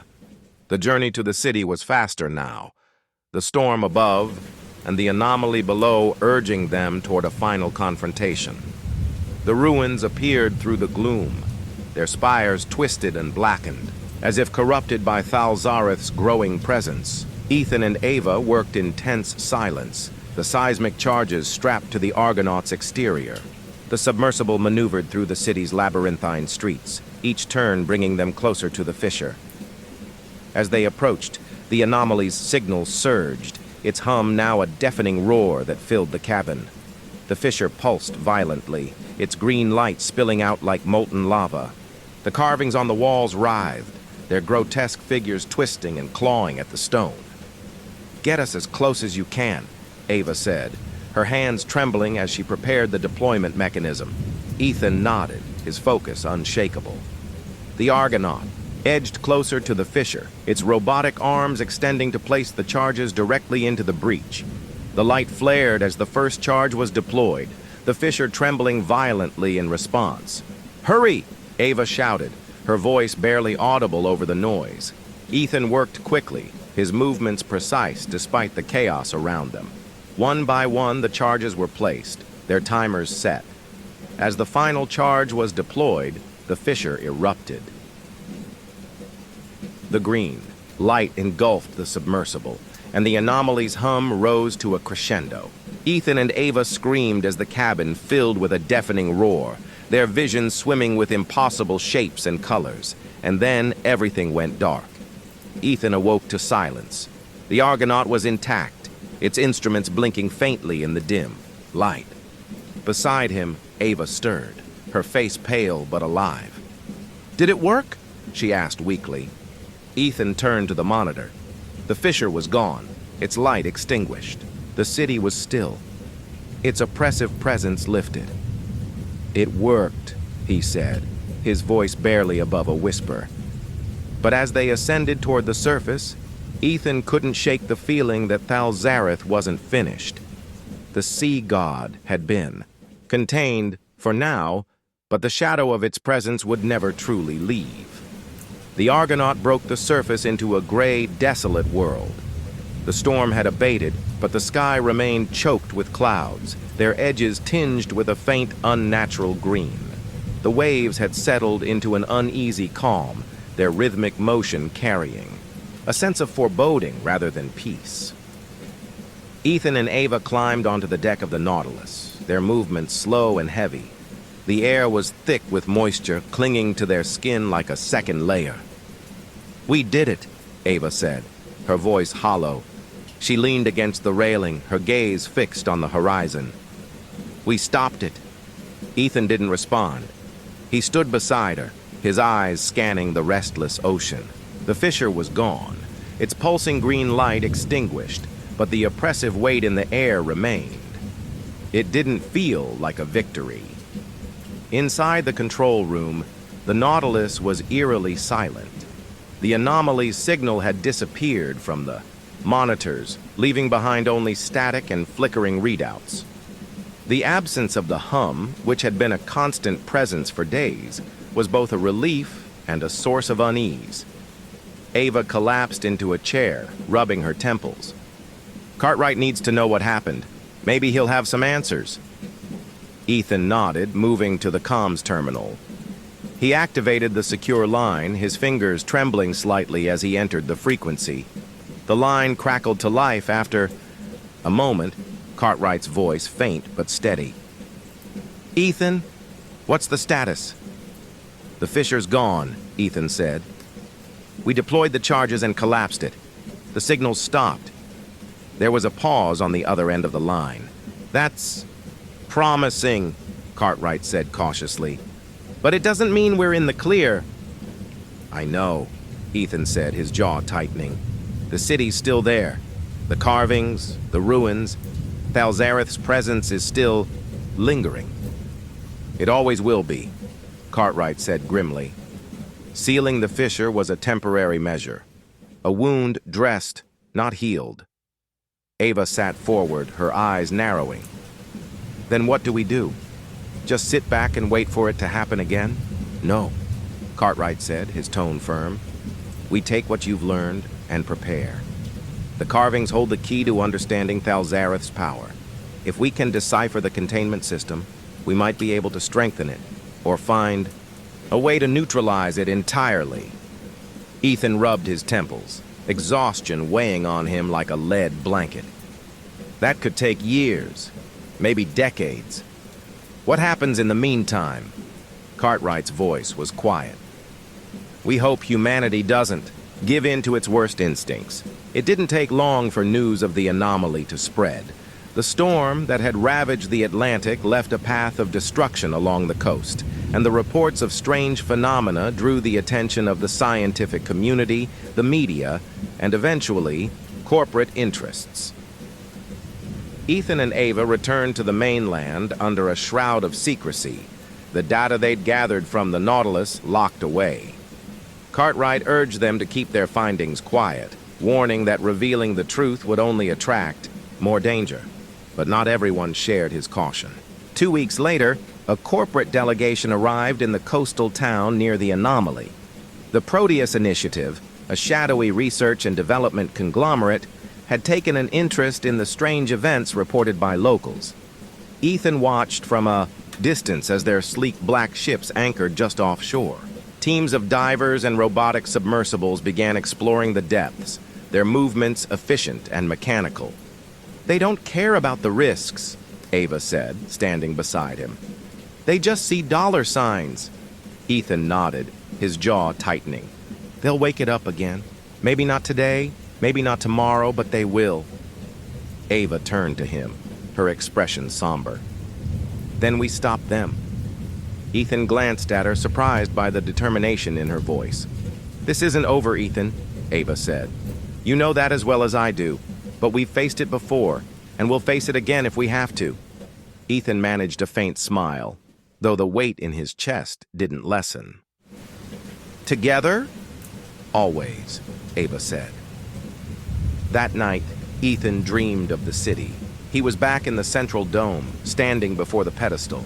The carvings on the walls glowed faintly, their shifting, symbols casting long shadows across the chamber. The fissure was gone, but the presence of Thalzareth remained.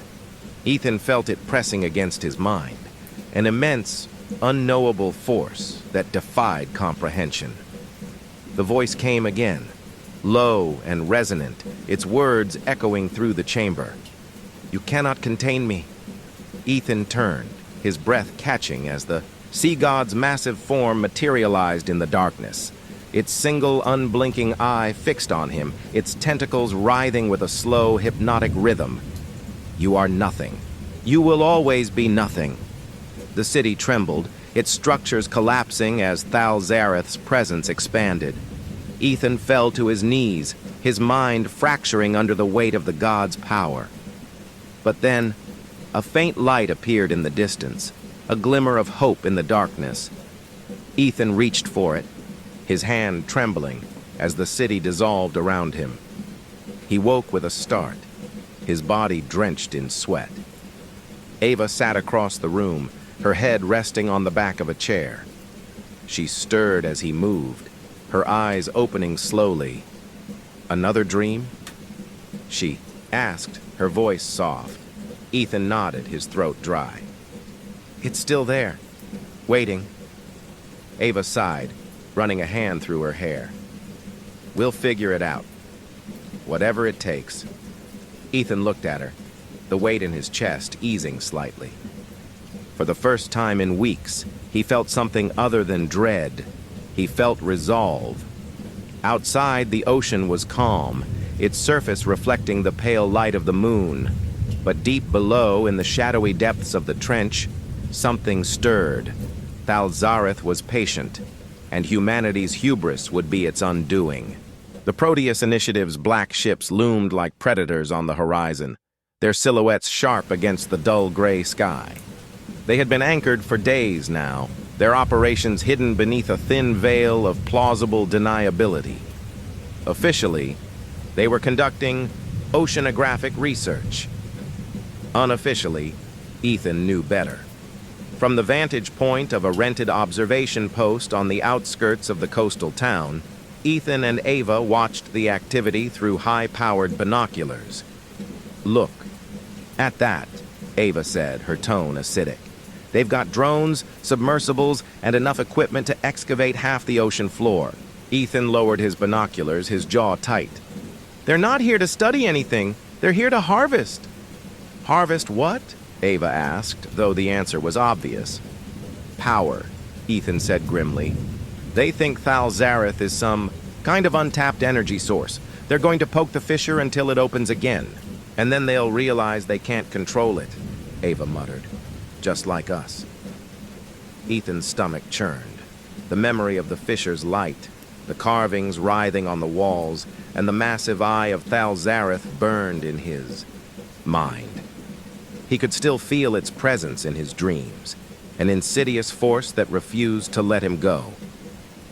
We can't let them do this, Ethan said, his voice firm. Ava glanced at him, her expression unreadable. What are you thinking? Ethan took a deep breath, his mind racing. We need to shut them down, whatever it takes. They worked through the night, formulating a plan that was equal parts desperate and reckless. The Proteus Initiative had built its temporary base of operations aboard its flagship, the Orpheus, a massive vessel equipped with cutting-edge technology and a private security force. We're outnumbered and outgunned, Ava said, as she and Ethan spread a map of the operation zone across the table in their rented room. We don't stand a chance if this turns into a direct confrontation. It won't, Ethan said, his gaze fixed on the map. We're not here to fight them. We're here to sabotage them. Sabotage how? Ava asked, her brow furrowed. Traced a finger along the map, stopping at a marked location near the edge of the trench. Their entire operation depends on their connection to the anomaly. If we can disrupt their equipment, disable their submersibles, block their data feeds, it'll set them back enough to force them to reconsider. And if they don't reconsider? Ava asked, her voice tight. Ethan's expression darkened. Then we make sure they don't get a second chance. Ava studied him for a moment, then nodded. All right, let's do it. The storm rolled in shortly after midnight, shrouding the coast in thick fog and torrential rain. Ethan and Ava used the weather to their advantage, slipping out in a small motorboat and navigating toward the Orpheus under cover of darkness. The wind whipped at their faces, and the waves battered the boat, but neither of them spoke. Their silence was heavy with determination and fear. Are you sure about this? Ava asked as they approached the shadow of the Orpheus, its towering frame barely visible through the rain. No, Ethan admitted, but we don't have a choice. Ava nodded, her grip tightening on the case of equipment they'd brought with them. Let's make it count. They climbed aboard the Orpheus undetected, their movements careful and deliberate. The deck was slick with rain, the roar of the storm masking their footsteps as they made their way toward the ship's control center. Ethan's heart pounded in his chest as they slipped past rows of equipment, their target in sight. The Orpheus's central hub was a cluster of interconnected modules, each one bristling with antennae, sensors, and power lines. "This is it," Ethan said, his voice barely audible over the wind. "If we can overload their systems, it'll take them days to recover." Ava set the case down and opened it, revealing a series of compact EMP devices. She handed one to Ethan, her gaze steady. "Let's make sure they remember us." The sabotage went smoothly at first. Ethan and Ava moved quickly, planting the EMP devices at strategic points around the control center. The devices were set on a timed sequence, designed to detonate simultaneously and send a massive surge through the ship's systems. But as they placed the final device, the anomaly's hum returned. Ethan froze, the faint vibration pressing against his mind like a familiar nightmare. Ava stiffened beside him, her breath hitching. "Do you hear that?" she whispered. Ethan nodded, his stomach twisting. "It's stronger than before." The hum grew louder, resonating through the ship's hull. The lights flickered, and the monitors lining the control center displayed bursts of static. "They've tapped into it," Ethan said, his voice filled with dread. "They're pulling it closer." Before Ava could respond, a security alarm blared, its piercing wail cutting through the storm. "Shit," Ava hissed. "They know we're here." Ethan grabbed her arm, pulling her toward the exit. "Move! Now!" The Orpheus erupted into chaos as Ethan and Ava raced toward the edge of the deck. Security personnel shouted orders, their flashlights cutting through the rain as they searched for the intruders. Ethan's mind raced as he and Ava ducked. Behind a row of storage crates, their breaths coming in short, ragged gasps. "How much time do we have?" Ava asked, clutching the edge of the crate. Ethan glanced at his watch. 2 minutes. Ava nodded, her eyes scanning the deck for an escape route. "Then we'd better make it count." The two of them bolted toward the ship's edge, dodging the beams of flashlights and the shouts of security guards. The storm provided cover, but the tension was palpable. Every step a gamble.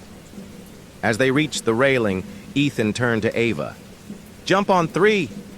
Ava gave him a sharp nod, her face set with determination. 1, 2. The EMPs detonated. The blast wasn't loud, but its impact was immediate. The ship's lights flickered and died, plunging the deck into darkness. The hum of the anomaly was silenced, replaced by an eerie stillness. 3! Ethan shouted, grabbing Ava's hand as they leapt into the icy water below. The storm carried them away from the Orpheus, its towering silhouette fading into the distance. Ethan and Ava clung to the motorboat they'd tethered to a nearby buoy, their bodies shivering as the rain pelted down. "Did we do it?" Ava asked, her voice trembling. Ethan nodded, though his expression was grim. "For now. But they'll be back." Ava exhaled sharply, her gaze drifting to the horizon. "Then we'll be ready." On board the Orpheus, the anomaly's hum returned. The EMPs had disrupted the ship's systems, but the connection to Thal Zareth was too strong to sever completely. In the depths of the ocean, the fissure trembled, and far below, the sea god stirred. The small inn room where Ethan and Ava holed up was dark and silent, save for the faint glow of a laptop screen and the relentless drumming of rain against the windows. The storm outside was growing weaker, but the tension inside was suffocating. Ethan sat hunched over the desk, his hands flying across the keyboard as he sorted through the fragments of data they had pulled from the Orpheus's compromised systems. Beside him, Ava leaned back in a chair, her arms crossed and her foot tapping nervously against the floor. "Anything useful?" she asked, breaking the silence. Ethan shook his head, frustration etched into his features. "Just bits and pieces. Technical schematics, project logs, corrupted files. They were digging into the anomaly's signal, trying to understand its power." "And?" Ava pressed. "They don't understand what they've tapped into," Ethan said grimly. "They're treating it like an energy source, something they can control. But Thal Zareth isn't just power, it's a force of nature. It doesn't obey their rules." Ava frowned, her brow furrowing. "They're going to keep pushing until they wake it up again, aren't they?" Ethan nodded, his jaw tightening. They've already started rebuilding. The EMPs slowed them down, but they won't stop. Not unless we stop them for good. Ava exhaled sharply, running a hand through her hair. How? They've got money, manpower, and the best tech money can buy. We've got, she gestured vaguely around the room, a laptop and some really bad coffee. Ethan leaned back in his chair, his mind racing. We don't need to beat them with force. We just need to stay one step ahead. If we can decode the symbols from the carvings, we might be able to reinforce the seal, or at least weaken Thalzareth's connection to this world. Ava stared at him, her expression skeptical. You really think we can figure out something that's been buried for eons? Ethan hesitated, then met her gaze. We don't have a choice. The following day, they began their work in earnest. Ethan and Ava spread the images of the carvings across the table, each one meticulously photographed during their dives into the city. The grotesque figures and intricate symbols were a puzzle, their meaning obscured by time and the limits of human understanding. This symbol, Ethan said, pointing to one of the glowing etchings, it keeps appearing near the pedestal and the fissure. It's connected to the seal somehow. Ava leaned over the table, studying the image. It looks like a star, or a flower, or both, Ethan said, his voice tinged with excitement. It's a fractal, an endless pattern that repeats at every scale. That kind of structure could be the foundation of the containment system. Ava raised an eyebrow. You think the seal is alive? In a way, Ethan said. It's not just a physical barrier. It's a network, self-sustaining, self-repairing, or at least it was. And now it's failing, Ava said grimly. Exactly, Ethan said. But if we can figure out how it worked, we might be able to replicate it, patch the gaps, reinforce the structure, keep the sea god in its cage, Ava finished. Ethan nodded, his eyes bright with determination. Their progress was slow, each discovery raising more questions than answers. The symbols were maddeningly complex, their meanings layered with abstract concepts that defied conventional logic. Ethan's dreams grew darker with each passing night. He dreamed of the city, its spires twisting and writhing as if alive. He dreamed of Thalzareth, its massive eye fixed on him, its voice echoing in his mind. You cannot stop me. Ethan woke in a cold sweat, the words lingering like a curse. Ava noticed the change in him, the way he moved slower, spoke less, his eyes shadowed with exhaustion. You're burning out, Kessler, she said one morning, placing a steaming mug of coffee in front of him. I'm fine, Ethan muttered, though his voice betrayed him.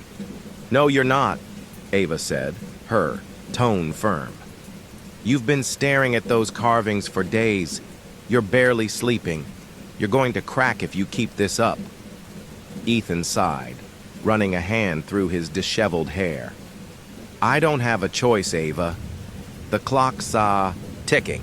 If we don't figure this out, then let me help, Ava said, cutting him off. We're in this together, remember? You don't have to do it alone. Ethan looked at her, the weight of his burden reflected in her steady gaze. He nodded, his voice quiet. Thanks. As the days turned into weeks, the storm that had hung over the coast began to spread. Reports of strange phenomena reached further inland. Unseasonable weather, mass fish die-offs, and an increase in disappearances near bodies of water. The Proteus Initiative continued its operations unabated, their ships now accompanied by heavily armed security teams. Ethan and Ava's sabotage had bought them time, but it wouldn't last. We're running out of options, Ava said one evening, staring at the reports scattered across the table. Ethan leaned back in his chair, his eyes red from lack of sleep. We're close, Ava. I can feel it. There's a pattern in the carvings, an algorithm. If we can map it, we might be able to recreate the seal. And then what? Ava asked, her voice sharp. Even if we fix the seal, what's to stop them from tearing it apart again? Ethan didn't have an answer. That night, the anomaly returned in force. Ethan woke to the sound of his laptop beeping, the screen glowing with an alert. He stumbled to the desk, his heart racing as he read the data. The anomaly's signal was spiking again, stronger than ever. "They've breached the fissure," Ethan said, his voice shaking. Ava sat up, her eyes wide. "Are you sure?" Ethan nodded, his stomach twisting. "The signal's climbing. It's only a matter of time before it breaks through completely." Ava stood, her jaw tightening. "Then we go back." Ethan looked at her, his chest tightening. "Ava, we go back," Ava repeated, her voice firm. "We finish this, for good." Ethan hesitated, then nodded. "All right, let's end it." The Nautilus was waiting, battered but operational. Ethan and Ava prepared the Argonaut for one final dive, their movements swift and silent. As the submersible descended into the black abyss, the anomaly's hum grew louder, its presence pressing against their minds. The fissure was open again, its sickly green light illuminating the city below. Thalzareth was stirring, and Ethan knew this time there would be no turning back. The Argonaut descended toward the trench, its lights piercing the impenetrable darkness. Ethan and Ava sat in silence, their faces pale and tense as the anomaly's hum reverberated through the submersible. The signal had grown deafening, a constant thrum that gnawed at their thoughts, fraying their nerves. Ahead, the city loomed. Its jagged spires rose like teeth from the ocean floor, their once static forms shifting and twisting in the greenish light that spilled from the fissure. The carvings on the walls writhed with grotesque life, their eyeless faces contorted in silent screams. "It's worse than before," Ava said, her voice barely above a whisper. "It's waking up," Ethan replied, his throat dry. "We're out of time." The Argonaut navigated carefully through the city's labyrinthine streets, the fissure's light growing brighter with each passing moment. Ethan's hands were steady on the controls, but his mind raced with the weight of what lay ahead. The seismic charges they had prepared sat secured in the submersible's storage bay. They were their last line of defense, a desperate gambit to collapse the fissure and halt Thalzareth's emergence. "If this doesn't work," Ava began, her voice trailing off. "It'll work," Ethan said, though his tone betrayed his doubt. Ava looked at him, her dark eyes filled with determination. "Whatever happens, we see this through. Together." Ethan nodded, his chest tightening. Together. The fissure came into view, its jagged edges glowing with a sickly, pulsating light. The anomaly signal was strongest here, its resonance shaking the Argonaut's hull. Ethan brought the submersible to a halt, the robotic arms extending to deploy the seismic charges. Ava monitored the process, her hands trembling as she entered the activation codes. "One down," she said as the first charge was placed. Ethan adjusted the controls, moving the Argonaut to the next position. The fissure seemed to react to their presence, the light flaring brighter as the carvings on the nearby walls contorted violently. "Two," Ava said, her voice tight. The submersible shook suddenly, a deep, guttural roar echoing through the water. Ethan's heart raced as the lights flickered, the monitors displaying bursts of static. "It knows we're here," Ethan said, his voice trembling. "Then let's finish this," Ava replied. As the final charge was placed, the fissure erupted. Thus, green light intensified, engulfing the city in an otherworldly glow. The carvings on the walls tore themselves free, their grotesque forms writhing in the water like phantoms. And then Thalzareth appeared.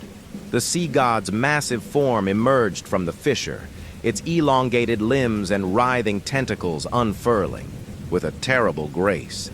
Its single bulbous eye fixed on the Argonaut, its gaze piercing through the submersible and into their minds. Ethan cried out as the god's voice thundered in his skull, incomprehensible words tearing at the edges of his sanity. Ava clutched her head, her breaths coming in short, panicked gasps. "You cannot stop me!" the voice roared. "You are nothing!" The fissure pulsed violently, and the charges began to destabilize. "Ethan!" Ava shouted, her voice cutting through the chaos. "We need to detonate now!" Ethan's hands flew over the controls, but the monitors flickered and died. The submersible's systems overwhelmed by Thalzareth's presence. "The remote's offline," Ethan said, panic creeping into his voice. "Then we do it manually," Ava said, her jaw tightening. Ethan stared at her, his chest tightening with dread. "Ava, no." "It's the only way," she said firmly. Ava grabbed the manual detonator from the storage bay, her movements quick and deliberate. She turned to Ethan, her expression softening. "You need to get back to the Nautilus. Make sure this doesn't happen again." "I'm not leaving you," Ethan said, his voice cracking. Ava stepped closer, her hand brushing his cheek. "Ethan, we don't have time to argue. This is bigger than us. If I can buy you even a few seconds..." Ethan's throat tightened as tears blurred his vision. "Ava," she smiled faintly, her dark eyes shining with emotion. "You're going to figure this out. I know you will." Before Ethan could respond, Ava slipped through the hatch, the manual detonator clutched tightly in her hand. The Argonaut rose quickly, its engines straining against the turbulence as Ethan guided it away from the fissure. His hands trembled. On the controls, his mind screaming at him to turn back. Below, the fissure flared one last time. The charges detonated, a violent explosion ripping through the city. The fissure collapsed in on itself, its light extinguished as the ocean floor buckled and crumbled. Thalzareth's roar echoed through the water, a deafening cry of rage and defiance, and then silence. Ethan surfaced into the pale light of dawn. The Nautilus waiting in the distance.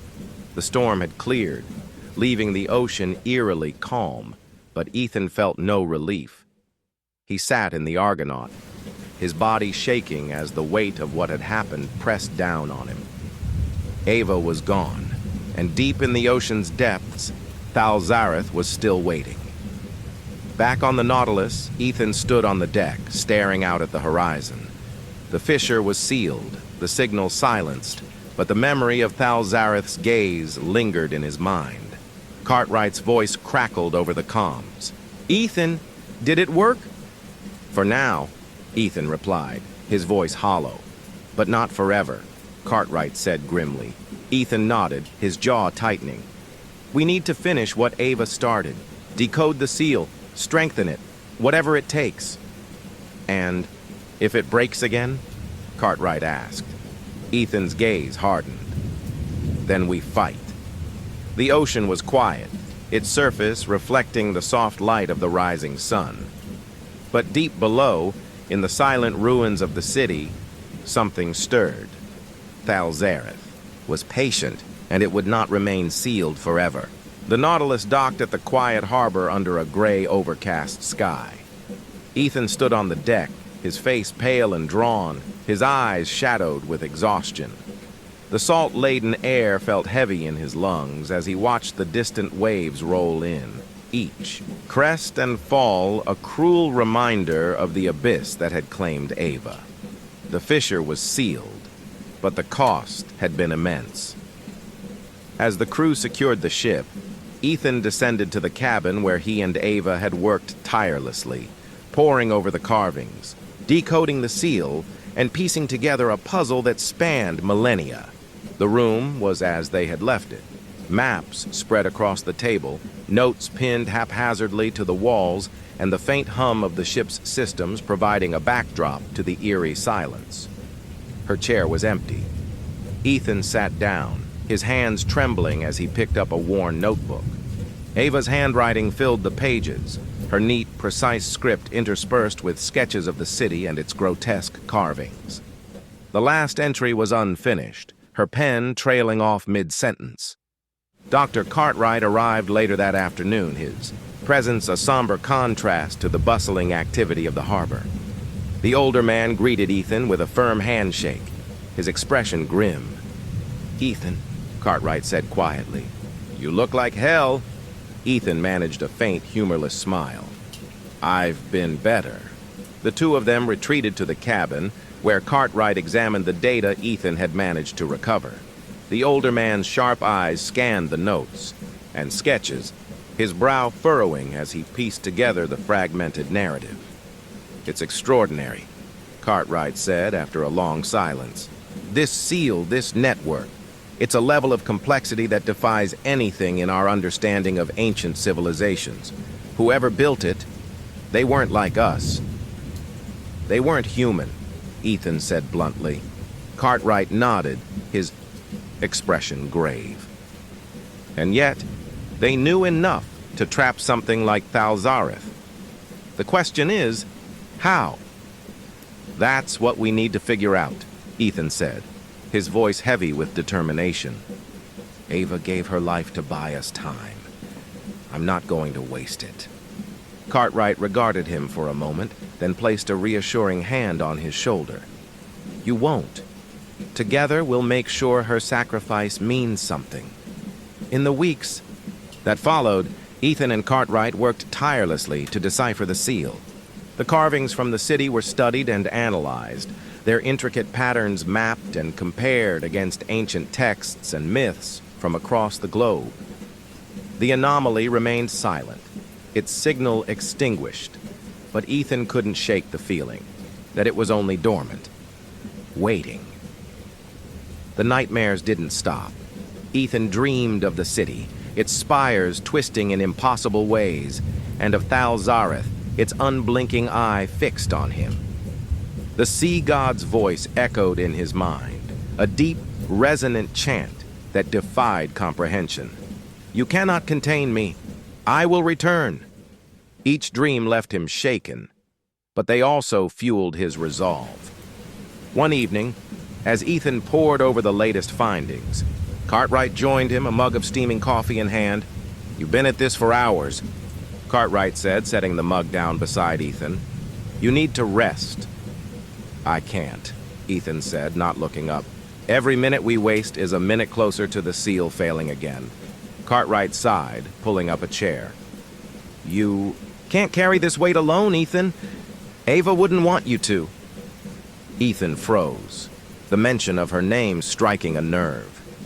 He closed his eyes, his shoulders sagging. "I keep thinking about what she said, that we were in this together. And then she left me." "She didn't leave you," Cartwright said gently. "She made a choice to give you a chance to finish what the two of you started." Ethan's jaw tightened as he fought, back the tears threatening to spill. "What if it's not enough?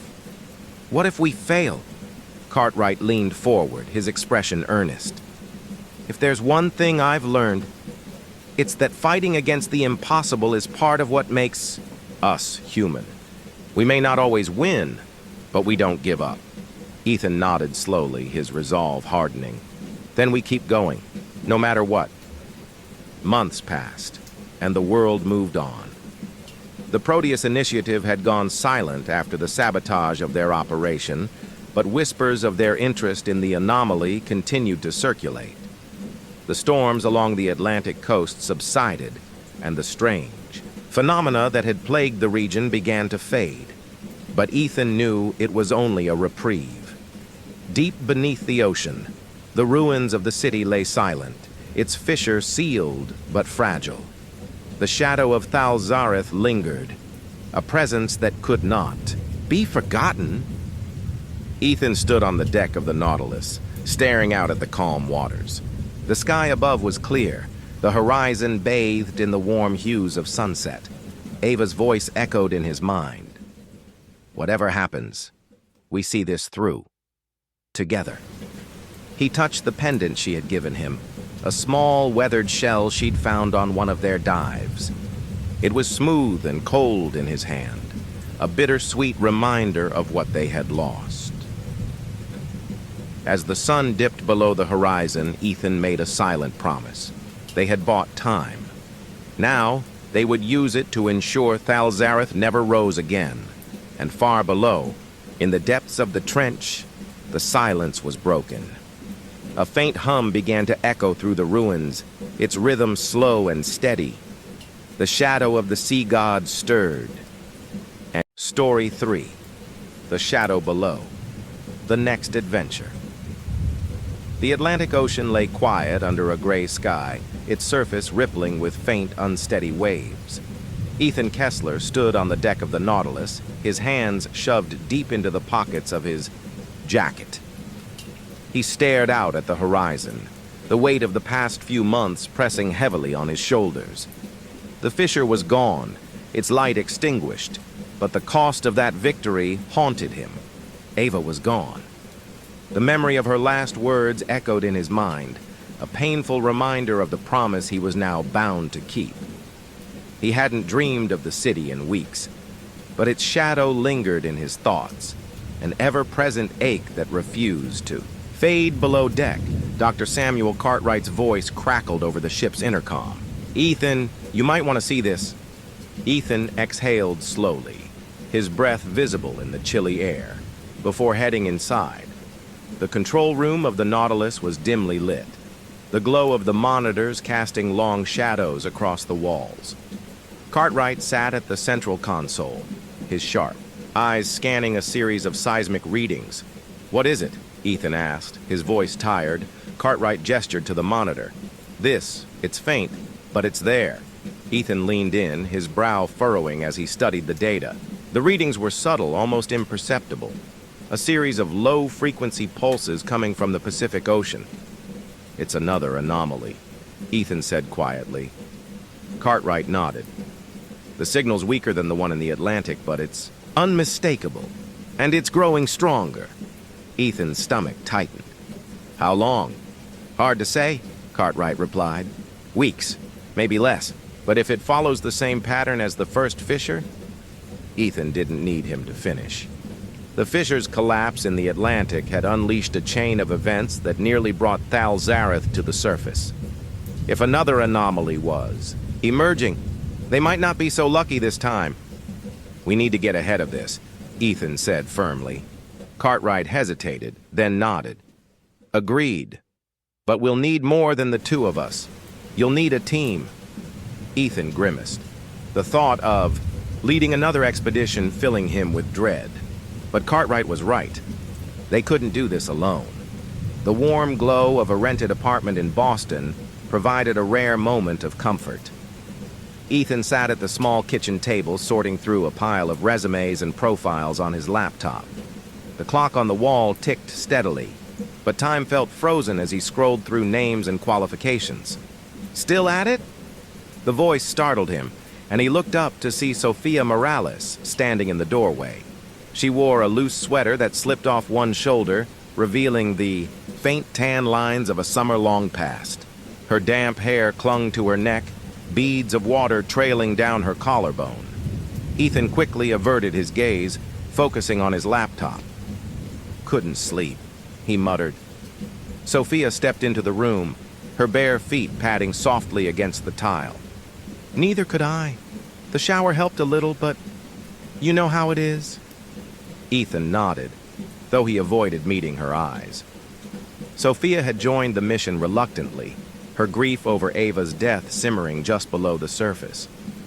Their relationship was strained, a mix of shared pain and unresolved tension. Sophia poured herself a glass of water, her movements slow and deliberate. She leaned against the counter, her gaze fixed on Ethan. "Find anyone yet?" "Maybe," Ethan said, his voice tight. "I've reached out to a few people. We'll see who bites." Sophia tilted her head, studying him. "You don't look thrilled." "I'm not," Ethan admitted. "This isn't the kind of thing you ask someone to sign up for. Not after what happened last time." Sophia's expression softened, though her tone remained guarded. "You think I wanted to be here?" Ethan finally met her gaze, his chest tightening at the pain he saw there. "No, I don't." Sophia set her glass down, her voice lowering. "But I am, so don't act like you're the only one carrying this weight, Ethan. Ava wouldn't want that." Ethan swallowed hard, his hands clenching into fists. I know. Sophia's posture relaxed slightly, and she offered a faint smile. Good, because whether you like it or not, you're stuck with me. Ethan managed a weak chuckle, though the ache in his chest didn't lessen. Later that night, Ethan lay awake in his room, the soft glow of the moon filtering through the curtains. His mind was a storm of thoughts, memories of Ava, the looming threat of the anomaly, and the weight of the choices ahead. A faint knock at the door pulled him from his thoughts. Come in, he said, sitting up. Sophia stepped inside, her sweater now replaced with a simple tank top and shorts. She lingered in the doorway, her expression uncertain. Can't sleep? Ethan asked. She nodded, then hesitated before stepping closer. I keep hearing her voice. In my dreams, I mean. Ethan's chest tightened. What does she say? Sophia shrugged, her arms crossing over her chest. It's not clear, just whispers. But it feels real, like she's trying to tell me something. Ethan gestured for her to sit, and she hesitated before perching on the edge of the bed. I don't know if it's real, Sophia said quietly, but it's like she's still here, watching, waiting. Ethan reached out, his hand resting gently on hers. She is here, in a way. Sophia looked at him, her eyes glistening with unshed tears. Do you think we can do this? Stop it before it's too late? Ethan's voice was steady. We have to. For a moment, the tension between them softened, replaced by a fragile sense of connection. Sophia's hand lingered in his, the warmth of her touch grounding him in a way he hadn't felt in months. The moment passed as quickly as it had come, and Sophia pulled her hand away, rising to her feet. Get some rest, Kessler. We've got a lot of work to do.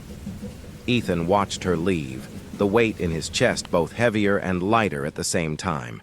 The anomaly's whispers continued to spread, their influence felt across the globe. In the EE, shadows of distant oceans, long-forgotten seals began to weaken, their light flickering as Thalzareth's reach extended. And in the stillness of the night, the sea gods stirred. The Pacific Ocean stretched out endlessly, its deep blue surface deceptively calm under a cloudless sky. But beneath the waves, seismic activity told a different story. Ethan stared at the latest satellite feed on his laptop, his brow furrowed. The anomaly's faint signal had grown steadily stronger over the past 48 hours, its frequency increasing at an alarming rate. Still no response from Proteus? Sophia asked. Leaning against the small kitchen counter, Ethan shook his head. Radio silence. Either they've learned their lesson, or they're planning something big. Sophia crossed her arms, her jaw tightening. I'm betting on the second one. Ethan didn't argue. The Proteus initiative had shown a dangerous willingness to exploit the anomaly in the Atlantic, and there was no reason to believe they wouldn't do the same in the Pacific. This is bigger than Proteus. Now, Ethan said, his voice quiet, if the seals start failing worldwide, it won't matter what they're planning. Sophia nodded, though her expression remained guarded. So, what's the plan? Ethan turned the laptop around to show her the profiles he'd compiled. We build a team. Recruitment efforts. The first call went to Dr. Lena Kapoor, a linguist specializing in ancient languages and symbology. Ethan had worked with her briefly during a conference years ago and remembered her razor-sharp mind and unflinching curiosity. The video feed crackled to life, revealing Lena's dark eyes and faintly amused expression. Ethan Kessler, I thought I'd never hear from you again. Sorry to disappoint, Ethan replied with a faint smile. I need your help, Lena. It's urgent. Her expression shifted, the levity replaced by focus. What's going on? Ethan hesitated, then explained. The anomaly, the seals, and Thalzareth. By the time he finished, Lena's face had gone pale. You're not joking, she said, her voice tinged with disbelief. I wish I was, Ethan said, "but you're the best linguist I know, and we need someone who can help us decode the carvings. Without that, we're flying blind." Lena leaned back, exhaling slowly. "I'll do it. But if this thing kills me, I'm haunting you." The next call was less straightforward. Captain Darius Cole was a deep-sea explorer with a reputation for taking risks and bending rules. Ethan had heard stories about him, some impressive, others downright terrifying, but his experience navigating dangerous waters made him a valuable asset. Tracking him down took time, but eventually, Ethan and Sophia found him in a smoky dive bar on the outskirts of Honolulu. Darius was exactly as Ethan imagined, broad-shouldered, tanned, and carrying himself with a mix of charm and menace. He looked up as they approached, his piercing blue eyes narrowing slightly. "Let me guess," he said, taking a sip of his drink. "You're not here to buy me around." "Not unless it comes with a favor," Ethan replied. Darius raised an eyebrow. "What kind of favor?" Ethan explained the situation, leaving out none of the terrifying details. Darius listened in silence, his expression unreadable. When Ethan finished, Darius leaned back in his chair, a smirk tugging at the corner of his mouth. "You're telling me there's an ancient sea god waking up in the Pacific, and you want me to help stop it?" "That's the gist of it," Ethan said. Darius chuckled, shaking his head. "You're either insane or desperate." "Both," Sophia said bluntly. Darius looked at her, his smirk fading. "What's your stake in this?" Sophia's jaw tightened. "My sister died trying to stop this thing. I'm not about to let her sacrifice mean nothing." Darius studied her for a long moment, then shrugged. "All right, I'm in. But if this thing kills me, I'm haunting you." Sophia managed a faint smile. "Fair enough." A fragile alliance back, aboard the Nautilus, the new team convened in the cramped control room. Lena pored over the images of the carvings, her brow furrowed as she muttered translations under her breath. Darius lounged in the corner, his arms crossed as he watched the others with a faintly amused expression. "We've got seismic activity here, here, and here," Ethan said, pointing to the Pacific Trench on the map. "The signal's strongest at this point, which means that's where the fissure will likely form." "What's the timeline?" Lena asked, glancing up from her notes. "Days, maybe less," Ethan said. "We need to get down there before it breaches." "And what happens if it does?" Darius asked, his tone skeptical. Sophia's voice was cold. "Then we'll all find out what happens when a sea god wakes up." The tension in the room was palpable, but there was no time to address it. The fissure wasn't waiting, and neither could they. The first whispers as the Nautilus approached the trench, the anomaly's hum began to creep through the ship's hull. It was faint at first, barely noticeable, but it grew steadily louder as they drew closer. "That's it, isn't it?" Lena asked, her voice hushed. Ethan nodded. "It's starting." That night, the dreams returned. Ethan stood in the ruins of the Pacific City, its spires twisted and blackened. The fissure pulsed before him, spilling green light across the ocean floor. Thalzareth's voice echoed in his mind, low and resonant. "You cannot run. You cannot hide. You will kneel." Ethan woke with a start, his body drenched in sweat, across the hall. Sophia stood in the dim light of her room, staring at her reflection in the mirror. The glass was fogged with condensation, and for a moment, she thought she saw Ava's face staring back at her. Sophia's breath hitched, her fingers trembling as she reached out to touch the mirror. But when her hand met the glass, the reflection shattered into darkness. The Nautilus cut through the Pacific waters under a steel-gray sky, its engines humming steadily. Inside, the atmosphere was tense.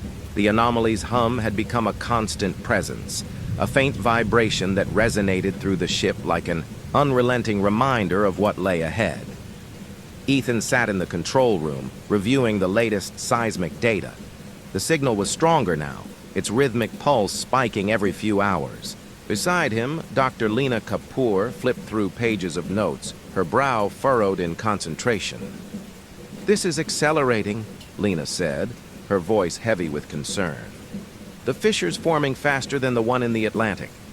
Ethan nodded, grimly. "And the effects are spreading.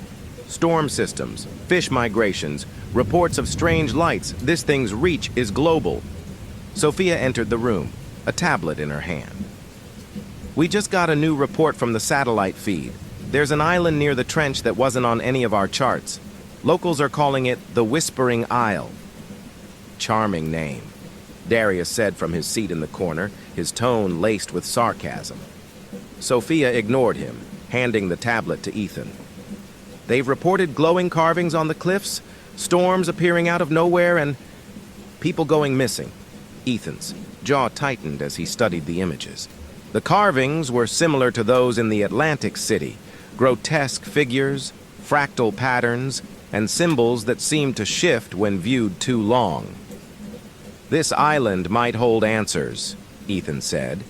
"If the carvings are connected to the seals, we need to investigate." "Investigate how?" Darius asked, leaning forward. "We land on the creepy island with the glowing rocks and hope we don't end up missing too? That's the plan," Ethan said, his voice firm. Darius smirked, shaking his head. "You're either brave or suicidal, Kessler." "Maybe both," Ethan replied. The island, the small landing craft bobbed in the waves as the team approached. The shore. The island loomed ahead, its cliffs jagged and black, rising sharply from the churning water. Strange, faintly glowing carvings adorned the rocky surface, their patterns twisting and spiraling in ways that defied logic. The beach was narrow and rocky, littered with driftwood and seaweed. As the team disembarked, the air grew thick, heavy with the scent of salt and something metallic. "Smell that?"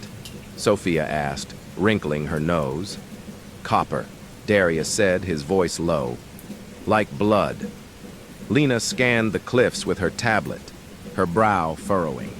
"The carvings? They're similar to the ones in the Atlantic, but more intricate, almost like a more advanced version." "Then let's get a closer look," Ethan said, shouldering his pack. Exploration. The team climbed the rocky slope, their boots crunching against the gravel. The air grew colder as they ascended, the faint glow of the carvings casting eerie shadows across their path. As they neared the top, the whispers began. At first, they were faint, barely audible. A soft murmur carried on the wind. But as the team pressed forward, the voices grew louder, more distinct. "Do you hear that?" Lena asked, her voice trembling. "Yeah," Ethan said, his pulse quickening. The voices spoke in a language none of them recognized, the words overlapping in a chaotic chorus. The sound was hypnotic, pulling at the edges of their minds. Sophia stopped suddenly, her eyes wide. "Ethan, the carvings are moving!" Ethan turned, his breath catching. She was right. The carvings seemed to shift and ripple, their grotesque, figures writhing against the stone. "This isn't natural," Lena whispered. "Nothing about this is," Darius muttered, his hand hovering near the knife at his belt. The cave, at the top of the cliffs, the team found a narrow cave entrance, its edges marked with the same glowing symbols. The air here was colder, the metallic scent stronger. "This is it," Ethan said, stepping closer. "Whatever's happening on this island, it's coming from in there." Sophia hesitated, her gaze fixed on the entrance. "You sure about this?" "No," Ethan admitted. "But we're here. We don't have a choice." The team entered the cave, their flashlights cutting through the darkness. The walls were covered in carvings, their light pulsing faintly as if alive. The whispers grew louder, their chaotic chorus filling the narrow space. Ethan felt them pressing against his thoughts, threatening to overwhelm him. "Stay focused," he said, his voice tight. Deeper inside, the cave opened into a massive chamber. At its center stood a pedestal, similar to the one in the Atlantic. City, but larger and more elaborate. The carvings here were blindingly bright, their light reflecting off the damp walls. Lena approached cautiously, her tablet scanning the symbols. "This isn't just a seal," she said, her voice trembling. "It's a beacon." "A beacon for what?" Sophia asked. "Something bigger," Lena said. "Something ancient. The entities." Lena spoke. The chamber trembled, and the light from the carvings flared. A deep, resonant hum filled the air, vibrating through their bodies. The whispers coalesced into a single voice, low and guttural. "You are too late." The light from the pedestal erupted, and a massive, shadowy figure emerged from the walls, its form shifting and writhing. Tentacles unfurled, their edges shimmering with iridescent light. The entity's single glowing eye fixed on the team, its gaze piercing through them. Ethan felt his knees buckle as the voice thundered in his mind. "You cannot stop what is already begun." The chamber trembled violently, chunks of rock falling from the ceiling. "Ethan!" Sophia shouted, grabbing his arm. "We have to move!" Ethan forced himself to his feet, his mind screaming as the entity's presence pressed down on him. The team scrambled out of the chamber, the walls collapsing around them. As they reached the cave entrance, the whispers faded, replaced by an eerie silence. Back on the beach, the team stared at the glowing cliffs, their expressions a mix of fear and exhaustion. "That wasn't Thalzareth," Lena said, her voice shaking. "That was something else. But it's connected," Ethan said. "The seals aren't just holding back Thalzareth. They're holding back an entire pantheon of these things," Darius cursed under his breath. "And here I thought one was bad enough." Sophia turned to Ethan, her jaw tight. "What now?" Ethan stared out at the horizon, his chest tightening. "We find the next seal, and we pray it's not too late." Deep below the ocean, the anomaly's hum grew louder, its signal spreading across the globe. The seals were failing, and the shadows were stirring. The Nautilus cut through the Pacific under a sky streaked with storm clouds, the air thick with the weight of what the team had witnessed on the island. Inside, the atmosphere was tense, the silence punctuated only by the hum of the ship's engines and the faint whisper of the anomaly's signal. Ethan sat in the control room, staring at the seismic data on the monitor. The fisher's signal was growing stronger, its pulse more erratic. Each spike in activity felt like a countdown to something catastrophic. Sophia entered the room, a steaming mug of coffee in her hand. "You've been at this for hours," she said, setting the mug down beside him. "You need to take a break." "I can't," Ethan muttered, his eyes glued to the screen. "We're running out of time." Sophia sighed, leaning against the console. "You said that yesterday, and the day before that. You can't save the world if you drop dead from exhaustion first." Ethan glanced at her, his expression softening. "I'll rest when we're ahead of this thing." Sophia's jaw tightened, but she didn't argue. Instead, she reached for the tablet in her bag, flipping through the images they'd taken on the island. "What about these?" she asked, holding up the screen. "Any luck figuring out what they mean?" Ethan shook his head. "Lena's working on it. But if these carvings are a beacon, like she said, then we're dealing with more than just a fisher. Something else is waking up." Sophia's gaze darkened. "Great. As if Thalzareth wasn't enough. The seal's secrets in the ship's lab." Lena Kapoor worked methodically, her tablet propped against a stack of books as she sketched out the carvings from the island. The room was cluttered with reference materials, ancient texts, fragmented translations, and pages of notes covered in her neat, precise handwriting. Darius lounged in the corner, watching her with faint amusement. "You always this intense, or is this just a special occasion?" Lena didn't look up. "If by intense you mean dedicated to preventing the end of the world, then yes, I'm always this intense." Darius smirked, raising his hands in mock surrender.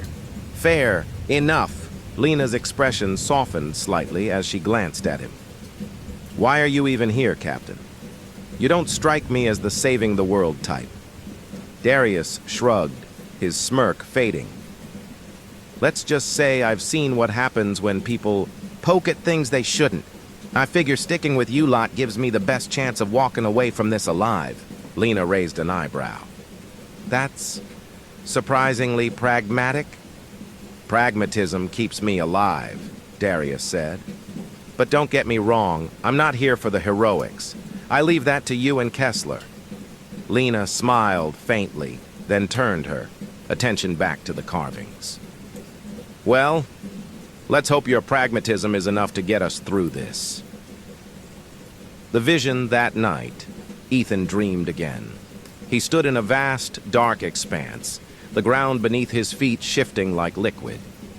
In the distance, the spires of the Pacific City rose from the depths, their jagged forms illuminated by an eerie greenish glow.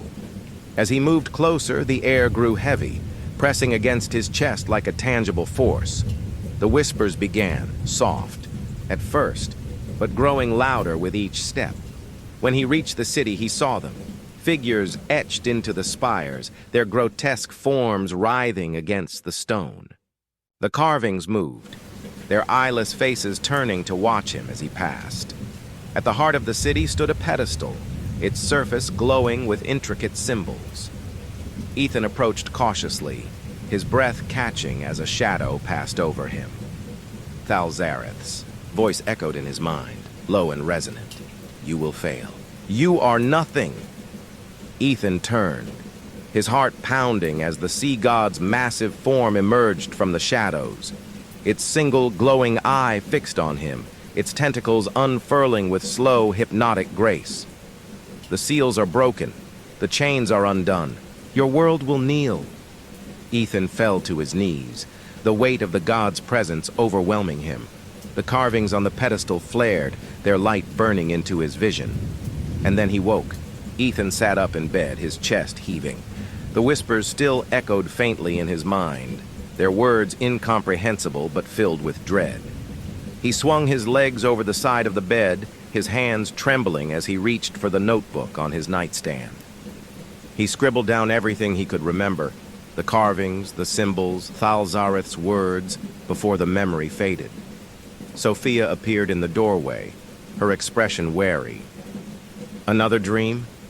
Ethan nodded, his voice hoarse. "It's getting stronger." Sophia stepped inside, her arms crossed. "What did you see?" Ethan hesitated, then told her everything. By the time he finished, Sophia's face was pale. "You think the seals are failing everywhere?" she asked. "I don't think," Ethan said. "I know. The ancient war." The next morning, Lena gathered the team in the control room, her excitement tempered by a grim determination. "I've made progress," she said, spreading her notes across the table. "The carvings on the island aren't just a beacon. They're part of a larger story, a warning." She pointed to one of the sketches, a depiction of figures battling monstrous forms beneath a darkened sky. This civilization wasn't just containing Thalzareth. They were fighting an entire pantheon of these entities. And they lost. Darius frowned. "So we're cleaning up after someone else's mess?" "It's more than that," Lena said. "The seals were never meant to be permanent. They were a delay, a way to buy time for the next generation to prepare." Sophia's jaw tightened. "And we're the next generation," Lena nodded. "If we don't find a way to strengthen the seals, or replace them, it's only a matter of time before they all fail." Ethan stared at the map, his mind racing. "Then we start with the Pacific Fissure. If we can stop this one from breaking, we might have a chance to stop the others." "And if we can't?" Darius asked. Ethan met his gaze, his expression grim. "Then we'll face whatever comes next." Deep below the Pacific, the fissure pulsed with a steady, ominous rhythm. The carvings along the ocean floor glowed faintly, their light flickering like dying embers. And in the shadows of the ruins, something moved. Thalzareth's voice echoed in the depths, a low, guttural chant that reverberated through the water. Awaken! Awaken! The Nautilus hovered over the Pacific Trench, its engines humming steadily as the crew prepared for their next descent. The ship's interior was tense, the weight of the growing fissure pressing on everyone's nerves. Ethan stood in the control room, staring at the monitor. The seismic readings showed sharp spikes in activity, the anomaly's signal reaching levels that rivaled the Atlantic fissure before its collapse. "It's close," Ethan said, his voice tight. "If the fissure breaches, it could destabilize the entire trench. And that's assuming it stops at the trench," Darius added, leaning against the wall. "If this thing's as bad as you say, we're looking at a chain reaction. Lena." Kapoor frowned, her gaze fixed on the map of the region. "The Pacific Seal is different from the Atlantic one. The carvings are more intricate, the network more complex. Whatever's down there, it's bigger." Sophia glanced at Ethan. "So what's the plan?" Ethan took a deep breath, his mind racing. "We dive. We find the fissure, map the network, and figure out how to stabilize it. If we can't..." He didn't finish the thought. The descent. The Argonaut descended into the trench, its lights cutting through the murky water. The deeper they went, the more oppressive the environment became. The water felt heavier, darker, as if it was alive with unseen tension. Sophia sat beside Ethan in the cockpit, her gaze fixed on the glowing monitor. The seismic activity was intensifying, the signal's hum growing louder with each passing moment. "Anything on the external cameras?" Ethan asked. Sophia shook her head. "Nothing yet. Just darkness." Behind them, Lena's voice came through the comms. "I've been looking at the carvings we collected from the island. There's a pattern forming, a sequence that might be part of the seal's structure. If we can match it to what's down here, we might be able to reinforce it." "And if it doesn't match?" Darius asked from the observation bay, his voice dry. "Then we improvise," Lena replied. Ethan's hands tightened on the controls as the Argonaut approached the trench floor. The glow of the fissure was visible now, its sickly green light spilling out like a wound. "This is it," Ethan said, his voice barely above a whisper. The fissure was massive, its jagged edges glowing with an unnatural light. The carvings around it were alive with motion, their grotesque figures writhing and twisting as the signal pulsed. "This isn't just a seal," Lena said, her voice trembling. "It's a gateway." Ethan frowned. "A gateway to what?" Lena hesitated. "I'm not sure, but if the seals were designed to keep something in, this might be the way it gets out." The submersible trembled as a low, guttural hum filled the water, vibrating through the hull. Sophia clutched the edge of her seat. "Did anyone else hear that?" "I heard it," Darius said, his tone grim. "It's the anomaly," Ethan said. "It's destabilizing the seal." Sophia turned. To him, her eyes wide. "Then we need to move. Now!" The Proteus Initiative. Before the team could deploy their equipment, the Argonaut's radar picked up another signal, a cluster of vessels hovering just outside the trench. "Is that..." Sophia began, her voice trailing off. "Proteus," Ethan said, his jaw tightening. On the monitor, the Proteus Initiative's flagship, the Orpheus II, came into view. It was flanked by smaller submersibles and drones, their sleek designs bristling with advanced technology. "They're already down." "Here," Lena said, her tone sharp. "What the hell are they doing?" "Poking the bear," Darius muttered. Ethan activated the comms, his voice laced with frustration.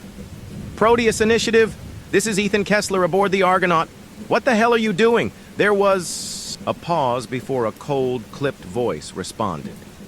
"Dr. Kessler, how nice to hear from you again. We're conducting research. Nothing more."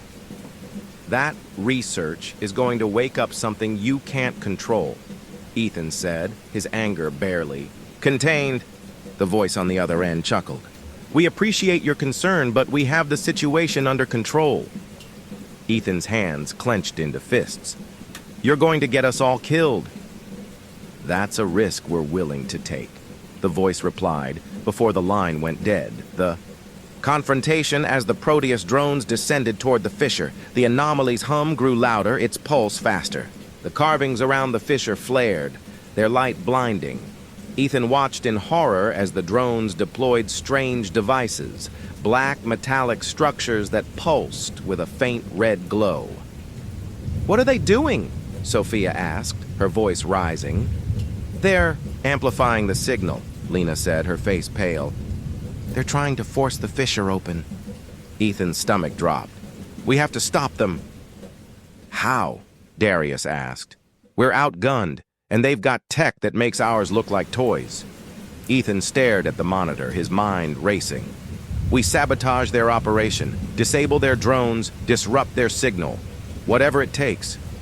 The sabotage. The Argonaut moved cautiously toward the Proteus drones, its robotic arms extending to deploy EMP charges. Ethan and Sophia worked quickly, their movements synchronized as they placed the devices near the amplifiers. The fissure pulsed violently, its light intensifying as the signal's hum reached a deafening pitch. Whatever we're doing, we need to do it faster, Lena said, her voice shaking. Sophia glanced at Ethan. Charges are set.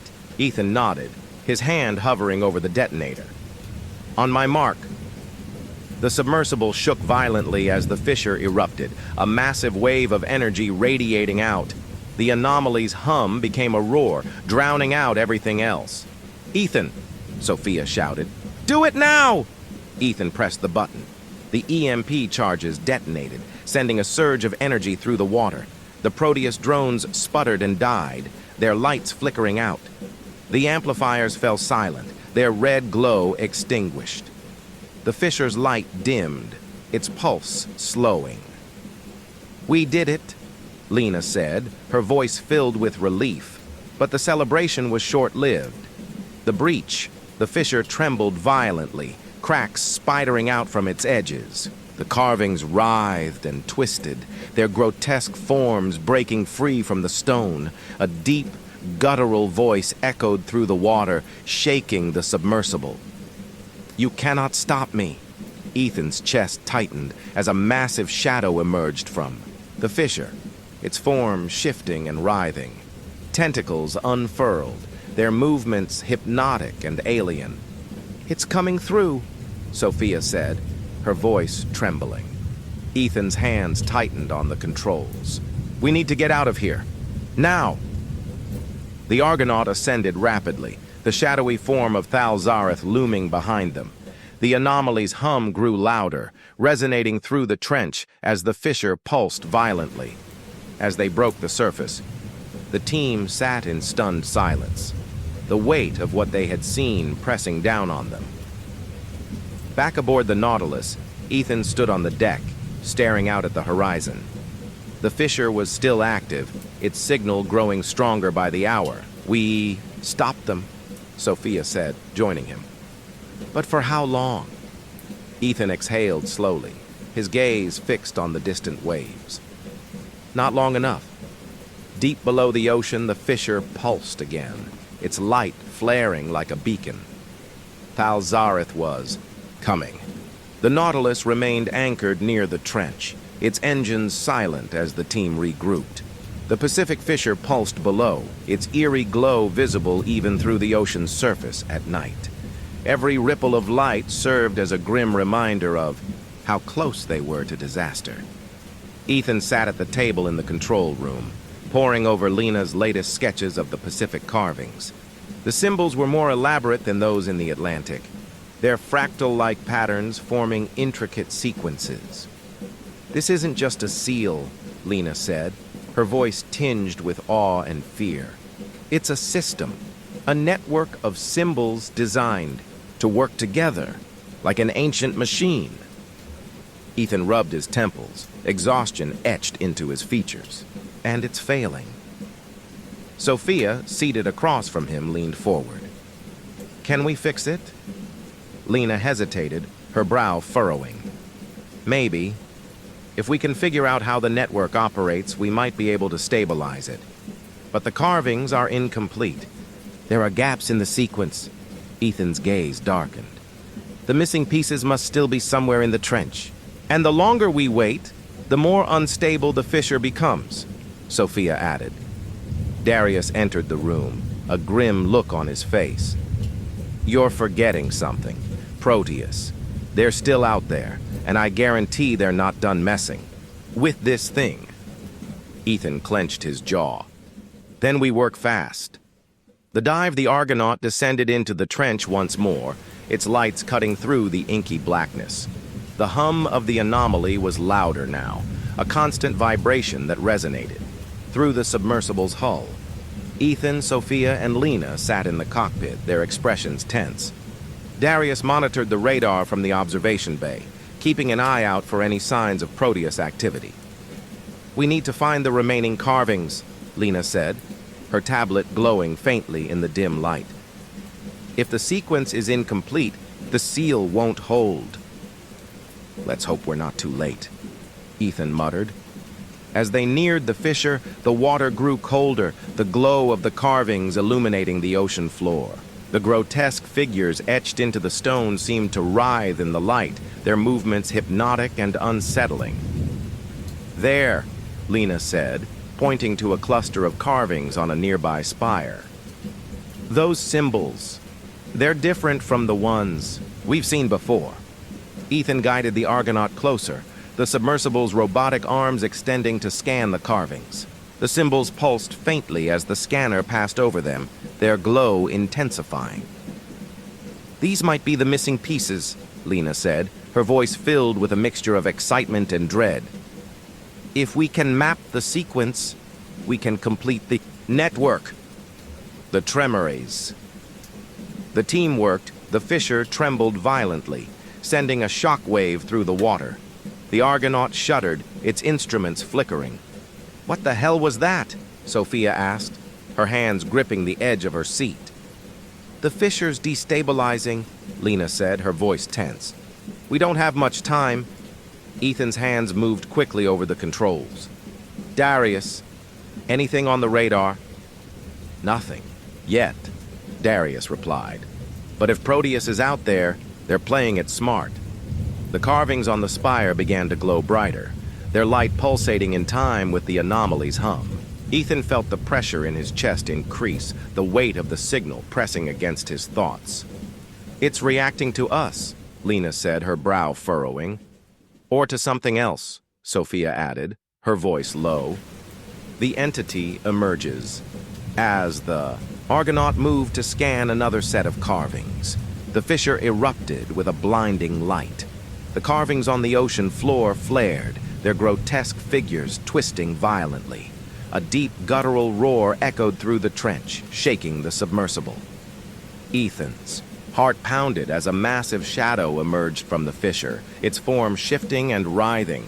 Tentacles unfurled, their movements fluid and alien. That's not Thalzareth, Lena whispered, her voice trembling. Sophia's eyes widened. Then what is it? Ethan's hands tightened on the controls. It's part of the Pantheon, one of the others. The entity turned its massive, glowing eyes toward the Argonaut, its presence pressing against their minds like a tidal wave. Ethan felt his thoughts fracture, images of ancient wars and endless oceans flooding his vision. You are too late, the entity's voice rumbled, low and resonant. The seals will fall, the chains will break, your world will kneel. Sophia clutched her head, her breaths coming in short, panicked gasps. Ethan, we have to get out of here. Ethan forced himself to focus, his hands moving over the controls. Hold on! The escape. The Argonaut ascended rapidly, the entity's shadow looming behind them. The fissure pulsed violently, sending shock waves through the trench as the carvings writhed and twisted. Darius's voice came through the comms. We've got a problem. Radar's picking up movement. Multiple vessels. Proteus, Ethan muttered, his jaw tightening. As the Argonaut broke the surface, the team was greeted by the sight of the Proteus Initiative's fleet hovering near the trench. Their drones and submersibles were deploying strange black devices, each one pulsing with a faint red light. "They're amplifying the signal again," Lena said, her voice filled with dread. Sophia turned to Ethan, her eyes blazing with determination. "We need to stop them." Ethan nodded, his chest tightening. "This ends now." The sabotage back aboard the Nautilus, the team prepared for a desperate strike against Proteus. Using the data they had gathered, they devised a plan to disable the amplifiers and disrupt the signal. "It's risky," Ethan said, his voice steady despite the fear gnawing at him. "But if we don't act now, the fissure will break completely." Sophia stepped forward, her expression resolute. "We've come this far. We're not stopping now." Darius smirked, his usual bravado tempered by a flicker of respect. "Well, if we're going down, at least it'll be interesting." Cliffhanger ending as. The Nautilus approached the Proteus fleet. The fissure erupted once more, its light engulfing the trench. The entity's shadow rose higher, its guttural roar shaking the ocean. Ethan stared at the monitor, his chest tightening as the amplifiers flared, their red light merging with the green glow of the fissure. "This is it," he said, his voice barely audible. "The seal is breaking." And deep below, Thalzareth stirred. The Nautilus moved through the churning waves, its engines strained against the turbulence created by the anomaly below. The air on the deck was thick with tension, the hum of the fissure audible even through the ship's reinforced hull. Ethan stood at the bow, his gaze fixed on the horizon where the Proteus Initiative's fleet hovered like vultures. Their drones moved methodically across the trench, deploying amplifiers and scanning equipment. Red lights blinked ominously on the water's surface, their glow merging with the sickly green pulsations from the fissure below. Behind him, Sophia approached, her boots echoing on the deck. "They're not stopping," she said, her voice tight. "They don't care about the risk," Ethan replied, his jaw tightening. "To them, this is just another experiment." Sophia stepped closer, lowering her voice. "We can't let them." "Win, Ethan. Whatever it takes, we shut this down." Ethan turned to her, his eyes dark with determination. "We will. But if this goes wrong, it won't," Sophia interrupted, her tone fierce. "We're going to make this right." The Proteus fleet. The Argonaut descended toward the trench, its robotic arms armed with EMP charges and sonar disruptors. The team had no illusions about the danger they faced. Proteus had already shown they were willing to push the anomaly to its breaking point, and their fleet bristled with heavily armed security drones. Inside the submersible, Lena Kapoor studied the latest scans of the fissure, her expression grim. "The carvings are deteriorating faster than I expected," she said, pointing to the images on her tablet. "If we don't act now, the seal will collapse completely." Darius, seated in the observation bay, let out a low whistle. "So, what's the plan? Sneak in, blow up their toys, and hope we don't get caught?" "Something like that," Ethan said, his hands steady on the controls. Sophia glanced at him. "What if they see us coming?" Ethan met her gaze. "Then we improvise. Sabotage." The Argonaut slipped into the shadow of a Proteus submersible, its lights dimmed to avoid detection. Ethan guided the sub cautiously toward the amplifiers, their ominous red glow reflecting off the trench walls. "First charge ready?" Sophia said, her voice hushed. The robotic arms extended, carefully placing the EMP charge near the amplifier. The device blinked once before going dark, its timer set. "That's one," Lena said, her gaze flicking to the monitor. "Move to the next." As they deployed the second charge, a Proteus drone passed overhead, its bright beam sweeping across. "The trench." "Hold still," Ethan said, his voice low. The drone hovered for a moment before moving on, its light fading into the distance. "Too close," Darius muttered, exhaling sharply. Ethan didn't respond. His focus remained on the task at hand. The fissure reacts. As the team placed the final charge, the fissure trembled violently. The carvings on the ocean floor flared, their light growing blindingly bright. Lena's voice came through the comms, urgent and panicked. "Something's happening. The seal. It's reacting to the amplifiers and the charges. We're destabilizing it." Ethan cursed under his breath. "Can we stop it?" "Not from here," Lena said. "We need to shut everything down, Proteus included." The submersible shook as another tremor rippled through the trench. The anomaly's hum grew louder, its pulse faster. Sophia's eyes widened. "Ethan, we need to move. Now." Confrontation. As the Argonaut ascended, Proteus security drones swarmed the trench, their searchlights slicing through the water. "They know we're here," Darius said, his tone grim. "Of course they do," Ethan muttered. The comms crackled, and a cold, familiar voice filled the cabin. "Dr. Kessler, you're becoming quite the nuisance." "Stop what you're doing," Ethan demanded. "You're destabilizing the entire seal." The voice chuckled. "And you're still clinging to the belief that these seals can hold forever. You're wasting your time, Kessler. Progress requires risk." "This isn't progress, it's suicide," Ethan snapped. "Not for us," the voice replied. "We have contingencies in place, do you?" The line went dead. The entity's emergence, the fissure erupted, a massive column of green light shooting toward the surface. The anomaly's hum became a roar, shaking the Argonaut and the surrounding vessels.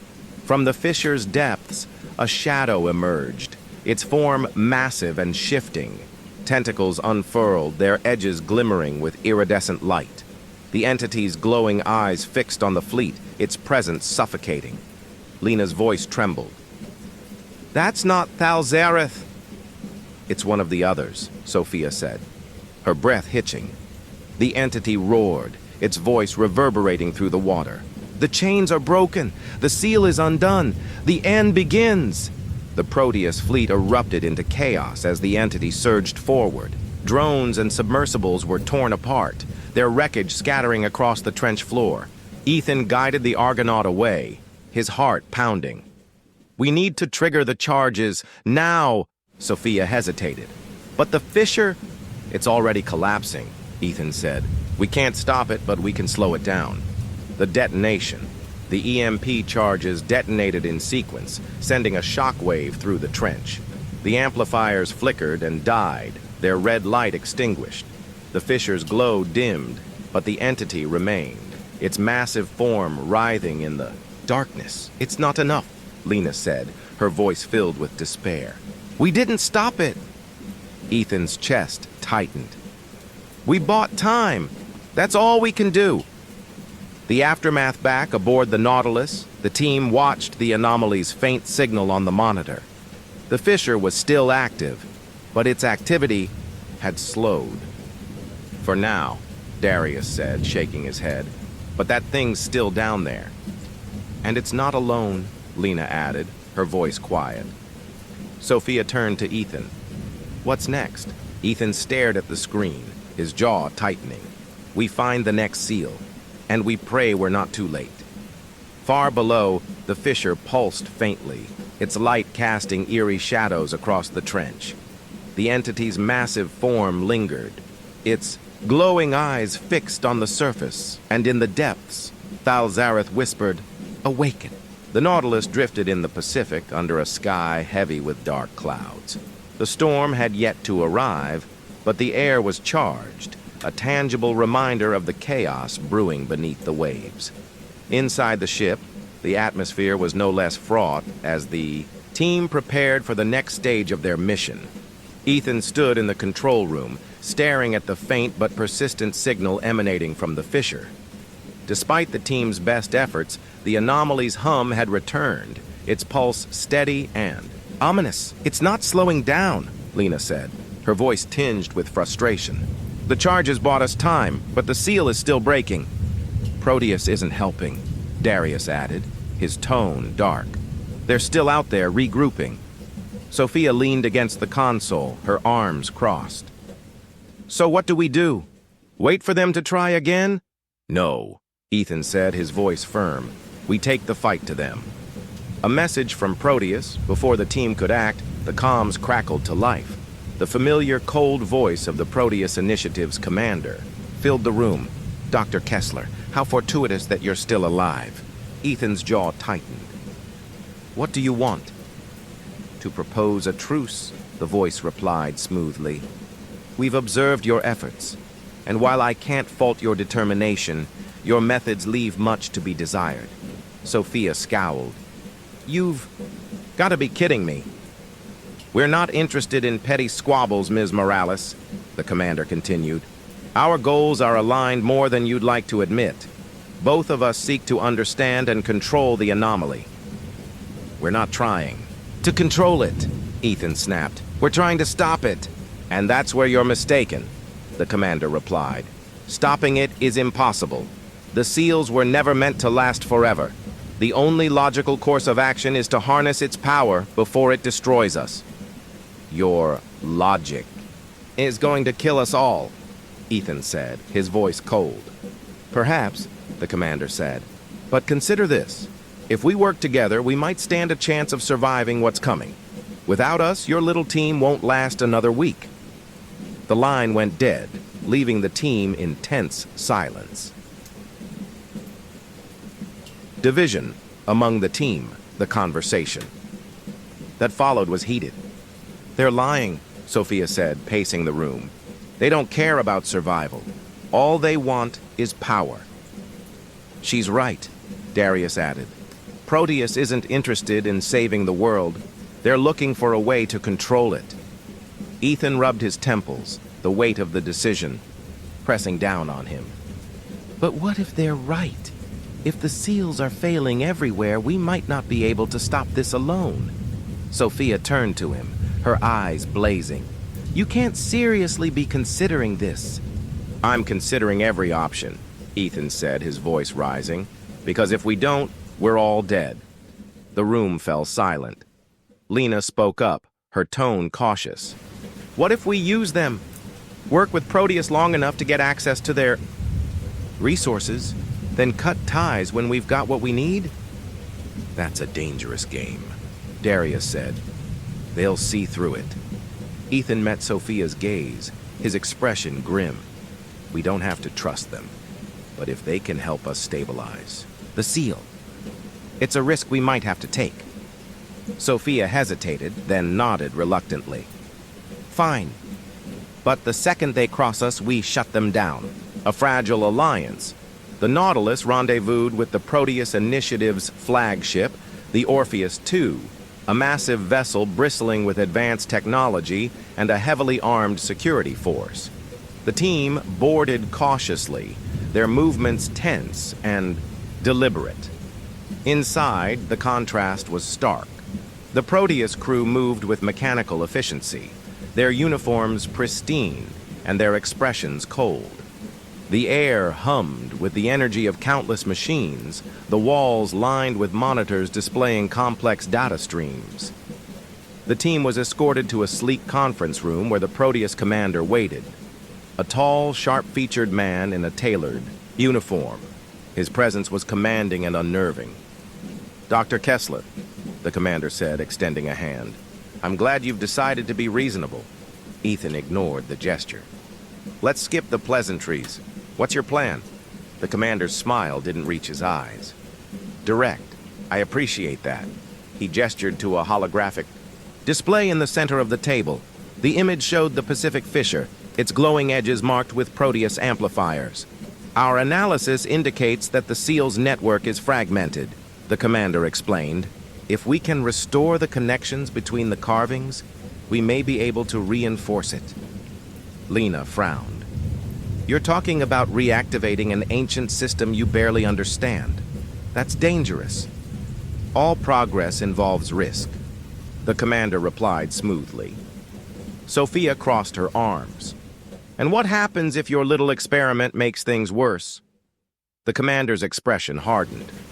Then we adapt, or we die. Simple as that. The mission, despite their distrust, the team agreed to work with Proteus, though tensions remained high. Together, they devised a plan to deploy stabilization nodes around the fissure, designed to synchronize with the carvings and strengthen the seal's structure. Ethan and Sophia returned to the Argonaut with Lena and Darius, their every move shadowed by Proteus drones. The submersible descended toward the fissure, its robotic arms laden with the stabilization nodes.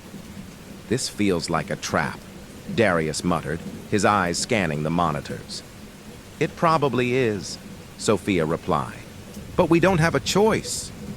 The fissure came into view, its glow brighter than ever.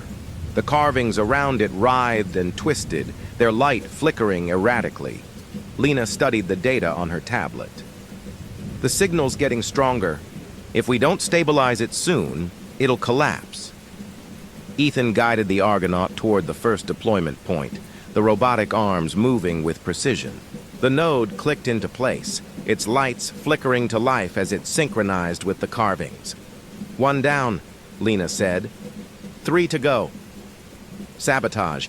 As the team worked, the fissure trembled violently, and the anomaly's hum grew deafening. Sophia's voice came through the comms, sharp with urgency. "Ethan, something's happening. The signal—" The submersible shuddered as a Proteus drone passed overhead, its lights scanning the fissure. Ethan's stomach sank as the drone deployed a black metallic device near the carvings. "That's not part of the plan," Darius said, his voice tight. Ethan activated the comms. "Proteus, what are you doing?" The commander's voice crackled in response. "Improvising. Our analysis suggests the seal requires an energy surge to fully reactivate." "That's not what we agreed on," Ethan snapped. "The situation has changed," the commander replied. "Adapt, Dr. Kessler, or step aside." The fissure erupted, a massive column of green light shooting toward the surface. The anomaly's hum became a roar, and the carvings flared with blinding intensity. Ethan's hands tightened on the controls. "They're destabilizing it! We need to stop them!" Cliffhanger ending. The Argonaut ascended rapidly, the team's comms filled with overlapping shouts. Above, the Proteus Initiative's fleet loomed, their drones deploying more devices near the fissure. Ethan stared at the monitor, his chest tightening as the fissure trembled violently. The entity's shadow loomed in the depths, its glowing eyes fixed on the surface. "This is it," Sophia said, her voice trembling. "They're waking it up." And deep below, Thalzareth whispered, "The seal is undone. The end begins." The Nautilus drifted in the chaotic waters above the trench, its reinforced hull groaning against the rising currents. Below, the Pacific fissure pulsed with increasing violence, each tremor sending shock waves through the depths. The anomaly's hum had become a deafening roar, reverberating through the ship like a death knell. In the control room, Ethan and Sophia stared at the monitor, their faces pale. The signal from the fissure spiked erratically, the patterns on the screen shifting and fracturing like a shattered mirror. "They've pushed it too far," Lena said, her voice tight with fear. "The seal can't handle this kind of interference." Ethan slammed a fist against the console. "Proteus isn't just destabilizing the seal, they're accelerating its collapse." Darius leaned against the doorway, his arms crossed. "So, what's the move? Talk them down or blow them out of the water?" Sophia shot him a glare. "They won't listen. And if we attack them outright, we're just as reckless as they are." "We're running out of options," Ethan said, his tone grim. Before anyone could respond, the comms crackled to life. The familiar voice of the Proteus commander cut through the static. "Dr. Kessler," he said, his tone clipped. "I suggest you cease any interference with our operations immediately." Ethan's jaw tightened. "You're destabilizing the seal. If this fissure collapses, none of us will survive." "We're aware of the risks," the commander replied. "But you're clinging to a system that was never meant to last. The seals are failing, Kessler. We're ensuring humanity's survival by taking control of the situation." "Control?" Lena snapped. "You're inviting disaster." Disaster is already here, the commander said. The only question is who will emerge on the other side. The line went dead. The vision later that night, as the team worked tirelessly to prepare for another dive, Ethan felt the weight of exhaustion pressing down on him. Against his better judgment, he leaned back in his chair, his eyes drifting shut. The dream began immediately. Ethan stood in the Pacific City, its spires twisted and blackened. The fissure at the city's heart pulsed with an otherworldly light, the carvings around it writhing like living creatures. The air was thick with dread, every breath heavy with the scent of salt and decay. As he moved closer to the fissure, the light flared, and a shadow emerged from its depths. Thalzareth's colossal form rose before him, its tentacles unfurling with a slow, hypnotic grace. The sea god's single glowing eye fixed on Ethan, its gaze piercing through him. You cannot stop what has already begun. The carvings on the city's walls erupted into light, their symbols twisting and contorting into new, incomprehensible shapes. Ethan felt himself falling, his mind flooded with images. An endless ocean swallowing the land, storms tearing through, the sky and the seals shattering one by one. And then he saw it, a central structure, buried deep beneath the Antarctic ice. Its surface was etched with the same grotesque carvings, but the symbols were intact, their light steady and unbroken. A voice echoed in his mind, softer this time. The heart of the network. Ethan woke with a start, his chest heaving. Revelation Ethan hurried to the control room, his notes clutched tightly in his hands. Sophia and Lena looked up as he entered, their expressions wary. "I know where we have to go," Ethan said, his voice urgent. "What are you talking about?" Sophia asked, frowning. Ethan spread his notes across the table, pointing to a map of the world. "The seals are connected. They're part of a network, but there's a central point, a source that powers the entire system." Lena leaned over the map, her brow furrowing. "You think there's a main seal? Something holding the rest of the network together?" Ethan nodded. "I saw it. It's buried beneath the Antarctic ice." Sophia's expression darkened. "And you think we can just waltz down there and fix everything?" "It's our best shot," Ethan said. "If we can strengthen the central seal, it might stabilize the others." Darius entered the room, his arms crossed. "And what about Proteus? You think they're just going to let us walk away?" Ethan's jaw tightened.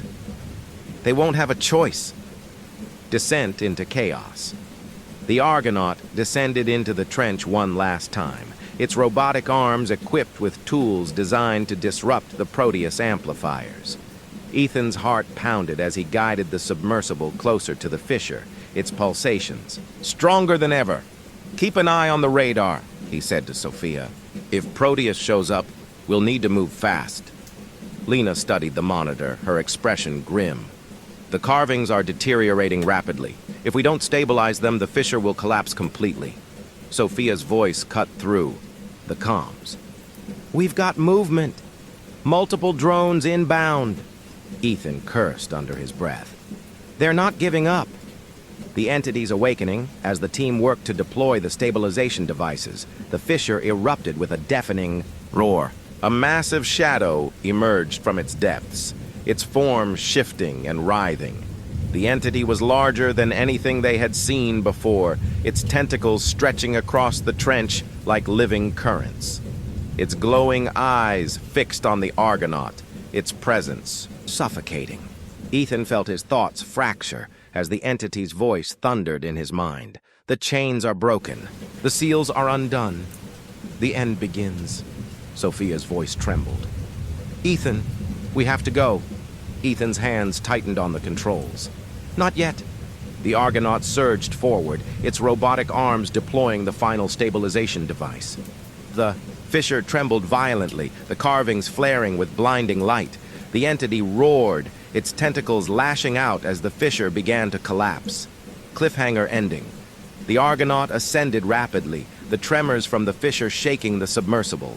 On the surface, The Proteus Initiative's fleet loomed, their drones circling like predators. Ethan stared at the monitor, his chest tightening as the fisher's light dimmed. "It's not over," he said, his voice barely above a whisper. Sophia placed a hand on his shoulder. "But it's a start." Far below, the entity lingered in the shadows, its guttural chant resonating through the depths.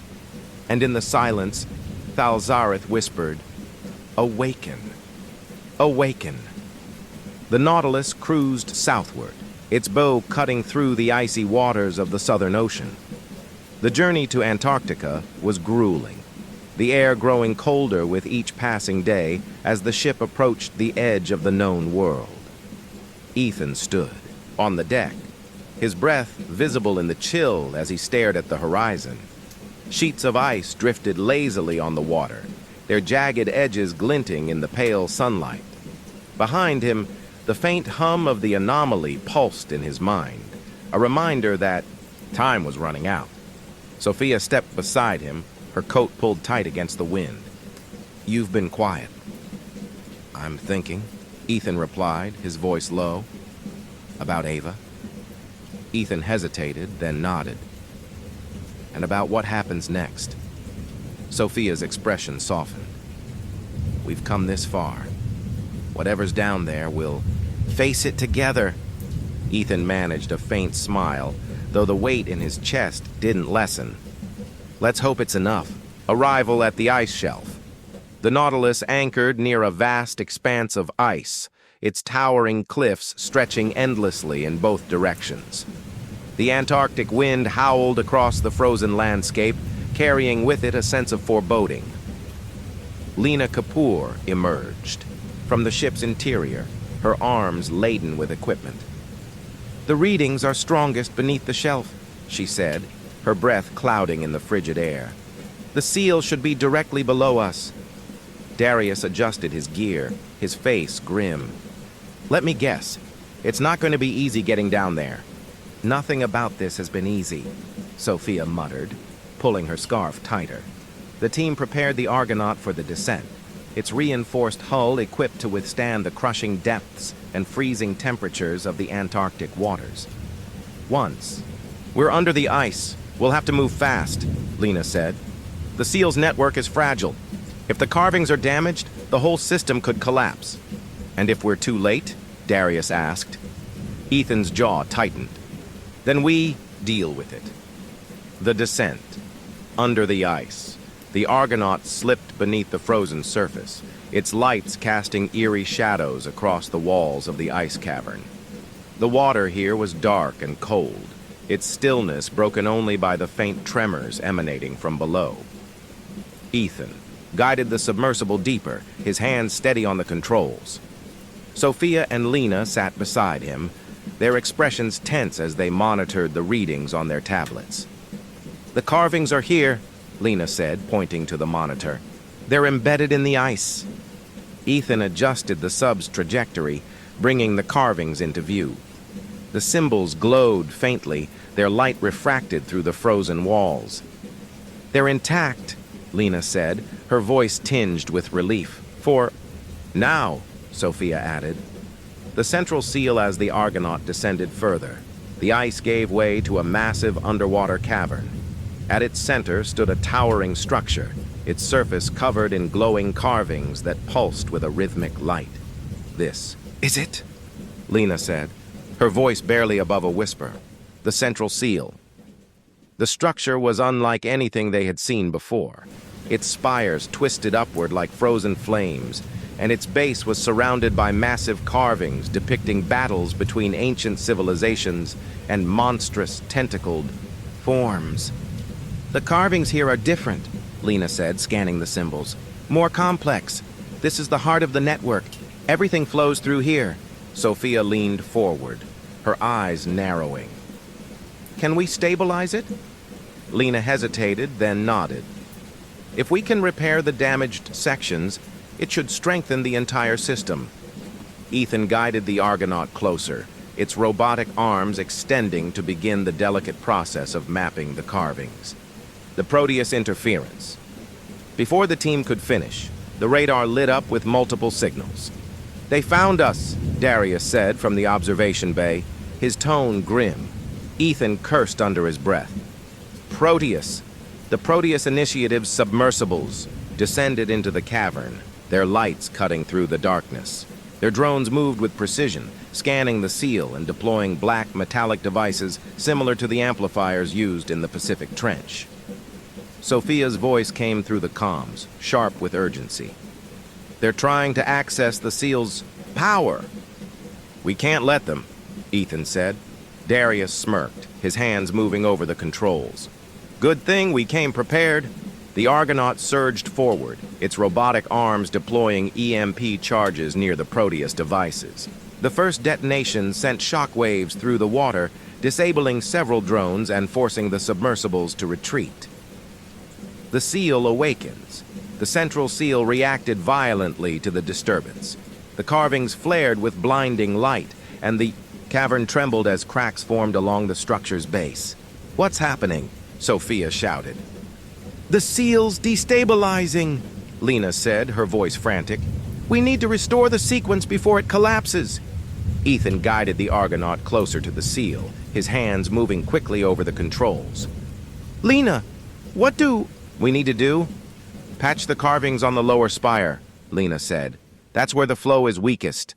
As the team worked, the light from the seal intensified, its pulse growing faster. The anomaly's hum filled the cavern, resonating through their minds like a living presence. The entity emerges. A massive shadow emerged from the depths below the seal.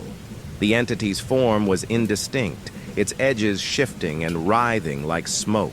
Its glowing eyes fixed on the Argonaut, its voice reverberating through the cavern. You cannot hold me. Sophia clutched her head, her breath coming in short gasps. Ethan, it's here! Ethan's chest tightened as the entity surged upward, its massive tentacles lashing out toward the seal. Keep working, he said, his voice steady despite the fear gnawing at him. Cliffhanger ending. The Argonaut maneuvered around the central seal, its robotic arms racing to repair the carvings as the entity loomed closer. The seal's light flared, casting long shadows across the cavern as the anomaly's hum reached a deafening crescendo. We're out of time, Lena said, her voice trembling. Ethan stared at the monitor, his heart pounding. Just hold on. The seal trembled violently, its light flickering as the entity roared, and deep in the darkness, Thalzareth stirred. The Argonaut darted around the central seal, its robotic arms working frantically to restore the carvings. The underwater cavern trembled as the anomaly's hum grew louder, the seal's flickering light casting eerie shadows across the twisted walls of ice and stone. The entity loomed above, its massive form shifting and writhing like a living storm. Tentacles stretched outward, their movements slow and deliberate, as if testing the boundaries of the cavern. Its glowing eyes burned with an unnatural light, fixing on the Argonaut with a terrifying intensity. You cannot hold me. The entity's voice thundered, reverberating through the water. Ethan's hands tightened on the controls. Lena, how much longer? Lena's voice trembled through the comms. I'm almost done mapping the damaged carvings. We need to restore the sequence manually, now! Sophia's voice cut in, sharp and urgent. Proteus is moving. Their subs are deploying more amplifiers near the seal. Ethan cursed under his breath. They're going to collapse the whole thing. Proteus strikes in the distance. The Proteus Initiative's submersibles hovered ominously near the seal's base. Their drones moved with methodical precision, deploying sleek, black amplifiers that pulsed with red light. The amplifiers hummed in sync with the anomaly, their vibrations intensifying the fissures spreading across the seal's surface. They're trying to draw out its power, Lena said, her voice filled with dread. If they succeed, it'll destabilize the entire network. Sophia turned to Ethan, her expression fierce. We have to stop them. Ethan nodded. Darius, get ready. Darius smirked, his hands hovering over the controls. Finally, some action. The Argonaut surged forward, its robotic arms deploying EMP charges near the Proteus amplifiers. The first detonation sent a shockwave through the cavern, disabling several drones and causing one of the submersibles to retreat. The comms crackled to life, the cold voice of the Proteus commander cutting through the static. "Dr. Kessler, your interference is becoming tiresome." "Then stop pushing the seal to the brink," Ethan snapped. "This is progress," the commander replied smoothly. "You're clinging to a failed system. We're building something better." Ethan's jaw tightened. "You're going to destroy everything." The seal fractures. The cavern trembled violently as the entity surged forward, its tentacles lashing out toward the seal. The carvings flared with blinding light, their intricate patterns fracturing and twisting under the pressure. Sophia's voice came through the comms, filled with panic. "Ethan, it's breaking apart." "We need more time," Lena said, her hands moving rapidly over her tablet. "If we can restore the lower carvings, we might stabilize it." The Argonaut maneuvered around the base of the seal, its robotic arms delicately tracing the carvings and repairing the broken sections. The process was painstakingly slow, each movement precise and deliberate. Above them, the entity roared, its voice reverberating through the cavern. "The chains are undone. The end begins." Sophia's sacrifice. As the team worked, one of the Proteus submersibles moved into position, deploying a massive amplifier directly against the seal. The device pulsed with a red light, its hum growing louder as it synced with the anomaly. "They're going to overload it," Lena said, her voice trembling. Sophia's eyes narrowed. "Not if I stop them." Before Ethan could react, Sophia grabbed a portable disruptor from the sub's storage bay and opened the hatch. "Sophia, what are you doing?" Ethan shouted. "Finishing what Ava started," Sophia said, her voice steady despite the fear in her eyes. "Sophia, no!" Ethan's voice cracked as he tried to stop her, but she was already gone. Sophia swam toward the Proteus submersible, the disruptor clutched tightly in her hands. The cold bit into her skin, and the pressure of the water pressed against her chest. But she pushed forward, her movements deliberate and unyielding. The Proteus crew saw her coming, their drones shifting to intercept. Sophia dodged the first drone's attack, the disruptor glowing faintly as she activated it. Ethan's voice echoed in her comms, desperate and pleading. "Sophia, come back! We'll figure something else out." "There's no time, Ethan," she said, her voice calm. "You have to finish the seal. That's the only way we win." The disruptor pulsed as Sophia pressed it against the amplifier. The device flared, its red light flickering wildly before exploding in a burst of energy. The shockwave sent Sophia tumbling through the water, her body limp as the Proteus submersible erupted into flames and debris. The final pushed Ethan's heart, pounded as he watched Sophia's motionless form drift through the water. He clenched his fists, his voice trembling with grief and rage. "Lena, is the seal stable?" "Almost," Lena said, her voice strained. "One more section." The Argonaut moved into position, its robotic arms tracing the final carvings. The seal flared with light, its pulse growing steadier as the repairs were completed. The entity roared, its tentacles lashing out in a final desperate attempt to destroy the seal. "Hold steady," Ethan said, his voice filled with determination. The carvings flared one last time, their light blinding as the seal activated. A massive shock wave rippled through the cavern, forcing the entity back into the depths.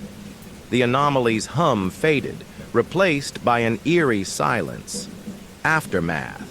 The Argonaut surfaced into the pale light of dawn, its crew silent and exhausted. Ethan sat in the cockpit, his hands trembling as he stared at the horizon. "She did it," Lena said quietly, her voice filled with grief. Ethan nodded, his throat tight. "She saved us." Back aboard the Nautilus, the team worked to regroup. The Proteus initiative had retreated, their fleet battered and scattered, but the cost of victory was heavy. Ethan stood on the deck, staring at the icy waters below. He clutched the pendant Sophia had worn, a small seashell Ava had given her, as a reminder of what they had lost. "We stopped it," Lena said, joining him. "For now." Ethan's jaw tightened. "We'll finish this. No more sacrifices." Far below, the central seal pulsed faintly, its carvings glowing with renewed light. But in the shadows of the Antarctic depths, something stirred, and Thalzareth whispered, "The seals will fail. The end is inevitable." The Nautilus sat anchored near the Antarctic ice shelf, the sea calm in the pale light of the polar sun. The cavern beneath the ice was quiet now, the central seal's glow faint but steady. For the first time in weeks, the anomaly's hum had fallen silent, yet the air on the ship remained heavy with tension.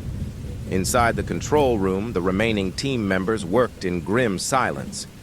The loss of Sophia had cast a shadow over their victory, and though the fissure had been stabilized, the cracks in the network of seals were still spreading. Ethan sat at the table, his hands folded tightly as he stared at the map before him. The seals' locations were marked with red, each point pulsing faintly to indicate its instability. "She bought us time," Lena said quietly, breaking the silence. "But it's not enough. The other seals are still failing." Ethan's jaw tightened. "If we don't reinforce the entire network, it's only a matter of time before the next fissure opens." "And Proteus isn't going to stop," Darius added from his seat by the radar. "If anything, they'll double down after what happened." "Here." Ethan stood abruptly, his chair scraping against the floor. "Then we finish this. No more running, no more patchwork fixes. We figure out how to stabilize the whole system once and for all." Lena frowned, her brow furrowing. "The central seal is the key. But if the carvings here are damaged again, the entire network could collapse. It's like trying to rebuild a dam while the water's already pouring through." "Then we find a way to stop the water," Ethan said, his voice resolute. The carvings speak later that evening. Lena pored over the latest scans of the central seal. The carvings were intricate and almost hypnotic, their fractal-like patterns shifting subtly as the seal pulsed. "These aren't just symbols," Lena said, her voice tinged with awe. "They're a language, a blueprint for the entire system. If we can fully decode it, we might be able to rewrite the seal." Ethan leaned over her shoulder, his expression skeptical. "Rewrite it how?" "By strengthening the connections between the seals," Lena explained. "Think of it like repairing a net. If we can reinforce the weakest points, the whole structure becomes more stable." "That's a lot of ifs," Darius said, his arms crossed. Lena's gaze hardened. "It's all we have." The vision returns. That night, Ethan dreamed again. He stood in the Antarctic cavern, the central seal towering above him. The carvings glowed faintly, their light casting long, shifting shadows across the walls. The air was heavy with silence, but it was not the silence of peace. It was the silence before a storm. As Ethan approached the seal, the light intensified, and the carvings began to shift. The grotesque figures writhed and contorted, their forms blurring into something unrecognizable. Voice echoed in the cavern, low and resonant. "You have delayed the inevitable." Ethan turned, his breath catching as a massive shadow emerged from the depths. Thalzareth's colossal form loomed above him, its glowing eye burning with malice. "The chains will break. The seals will fall. Your world will kneel." The carvings flared, their light blinding as the seal trembled violently. Ethan felt himself falling, the darkness swallowing him whole. He woke with a start, his body drenched in sweat. A desperate plan. The next morning, Ethan gathered the team in the control room. His face was pale, his eyes shadowed with exhaustion, but his voice was steady. "We need to strengthen the seals before they all collapse," he said, pointing to the map. "The carvings are a blueprint for the system. If we can replicate them at the weakest points, we might be able to stabilize the network." Lena nodded slowly. "It's risky, but it could work." We'd need to map the carvings perfectly and deploy stabilizers at each location. And what happens if we screw it up? Darius asked. Then the network collapses, Lena said bluntly, and Thal Zareth gets what it wants. Ethan's jaw tightened. Then we don't screw it. Proteus strikes again. As the team prepared for the next stage of their mission, the radar picked up movement near the ice shelf.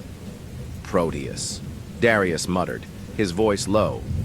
The Proteus Initiative's fleet had returned, their vessels flanking, the Nautilus in a show of force. The comms crackled, and the cold voice of the Proteus commander filled the control room. "Dr. Kessler," the commander said smoothly, "we meet again." Ethan's fists clenched. "You've done enough damage. Leave." "On the contrary," the commander replied. "We've come to offer our assistance." Darius snorted. "Yeah, I'm sure that's why you brought half a navy with you." The commander ignored him. "You've stabilized the central seal, but the network is still collapsing. Our resources could expedite your efforts to reinforce it." Ethan's eyes narrowed. "And what's the catch?" "No catch," the commander said. "We simply require access to the seal's power source. Surely you understand the potential benefits of harnessing such energy." Sophia's words echoed in Ethan's mind. "They don't care about survival. All they want is power." Ethan's voice was cold. "No deal." The comms went dead, but the tension in the room remained. "They're not going to back off," Lena said quietly. "Let them try," Ethan replied, his voice hard. "We're not giving them another chance to destroy everything." Cliffhanger ending. The Nautilus began its preparations to deploy stabilizers across the network, the team working with grim determination. As the sun dipped below the horizon, the kind of anomaly's hum returned, faint but unmistakable. The central seal pulsed in response, its carvings shifting once more. Ethan stared at the glowing spires, his chest tightening. "We're running out of time," he said. Deep below the ice, the shadow of Thal Zareth stirred and the whispers began again. "Awaken! Awaken!" The Nautilus cut through the icy waters, its engines humming steadily as the team raced to implement their desperate plan. The mission was daunting. Deploy stabilizers across the weakest points of the global seal network, using data from the central seal to reinforce the system. The clock was ticking, and every second brought them closer to the catastrophic failure of the seals. Ethan stood in the control room, his expression grim as he examined the holographic map. Each red point represented a weakening seal, their instability threatening to unravel the entire network. "We've identified 3 critical points," Lena said, pointing to the map. "One near the Indian Ocean ridge, another in the Pacific Trench, and a third deep in the Arctic Circle. If we can reinforce these locations, it should stabilize the rest of the system." Darius leaned against the console, his arms crossed. "And if we can't?" "Then the seals fail," Lena said, bluntly, "and Thal Zareth is unleashed." Sophia's empty chair cast a long shadow across the room, a stark reminder of what they'd already lost. Ethan's jaw tightened as he stared at the map. "We won't let that happen." Deployment of the stabilizers, the team divided their efforts, coordinating with remote submersibles to begin deploying the stabilizers. Each device was designed to replicate the carvings of the central seal, their patterns etched with painstaking precision to match the ancient designs. The first deployment site was the Indian Ocean Ridge, a deep, jagged trench where seismic activity had already begun to destabilize the surrounding seabed.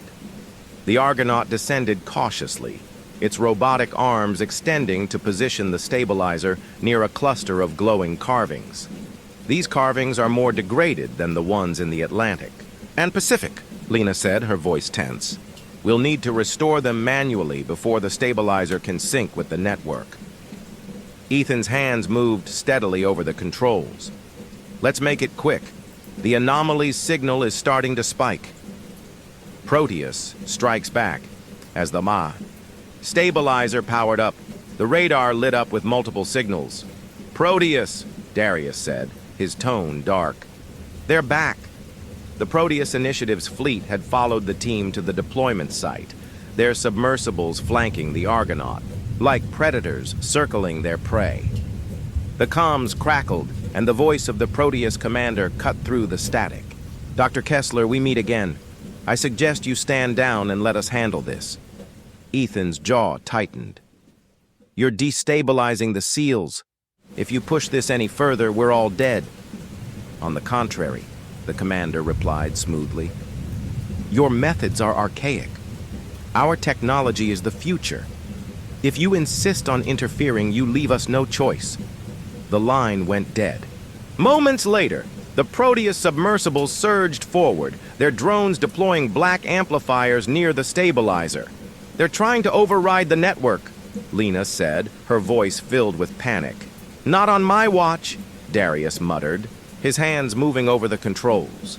The Argonaut darted through the trench, its robotic arms deploying EMP charges near the amplifiers. The first detonation sent a shockwave through the water, disabling several drones and forcing the Proteus submersibles to retreat. They're regrouping, Lena warned. We need to finish the deployment before they try again. The entity returns as the team worked to stabilize the seal. The anomaly's hum grew louder, its pulse erratic and deafening. The carvings on the seabed flared with blinding light, their grotesque figures writhing as if alive.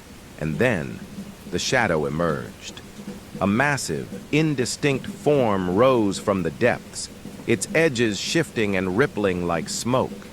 Its tentacles stretched outward, their movements slow and deliberate. The entity's glowing eyes fixed on the Argonaut, its presence suffocating. You cannot stop me, the entity's voice thundered, reverberating through the trench. Ethan felt his thoughts fracture as the entity's gaze bore into him.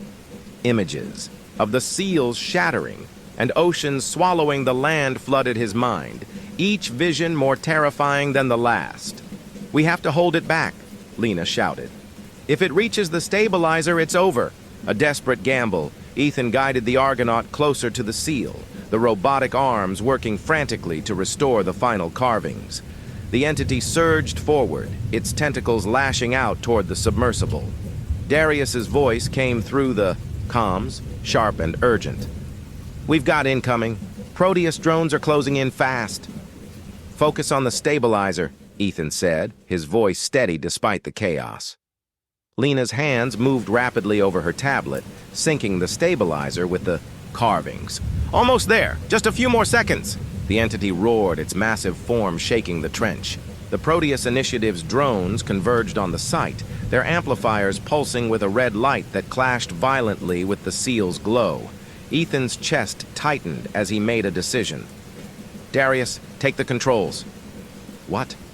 Darius said, his voice filled with confusion. Just do it, Ethan said, standing and grabbing a portable disruptor from the storage bay. Lena's eyes widened. Ethan, don't!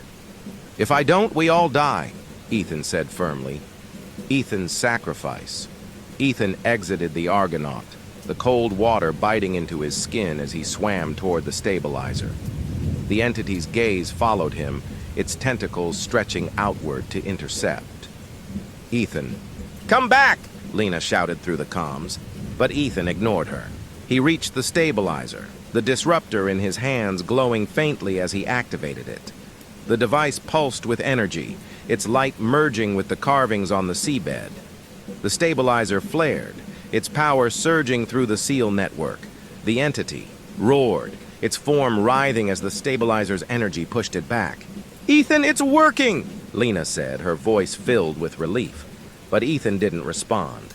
The stabilizer's energy consumed him, his form disappearing in a blinding flash of light. Aftermath. The anomaly's hum faded, and the seal's light steadied. The trench grew, quiet, the entity retreating into the shadows.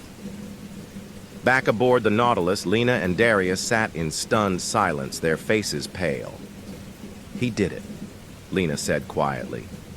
Darius nodded, his usual bravado replaced by a grim expression. Yeah, but at what cost?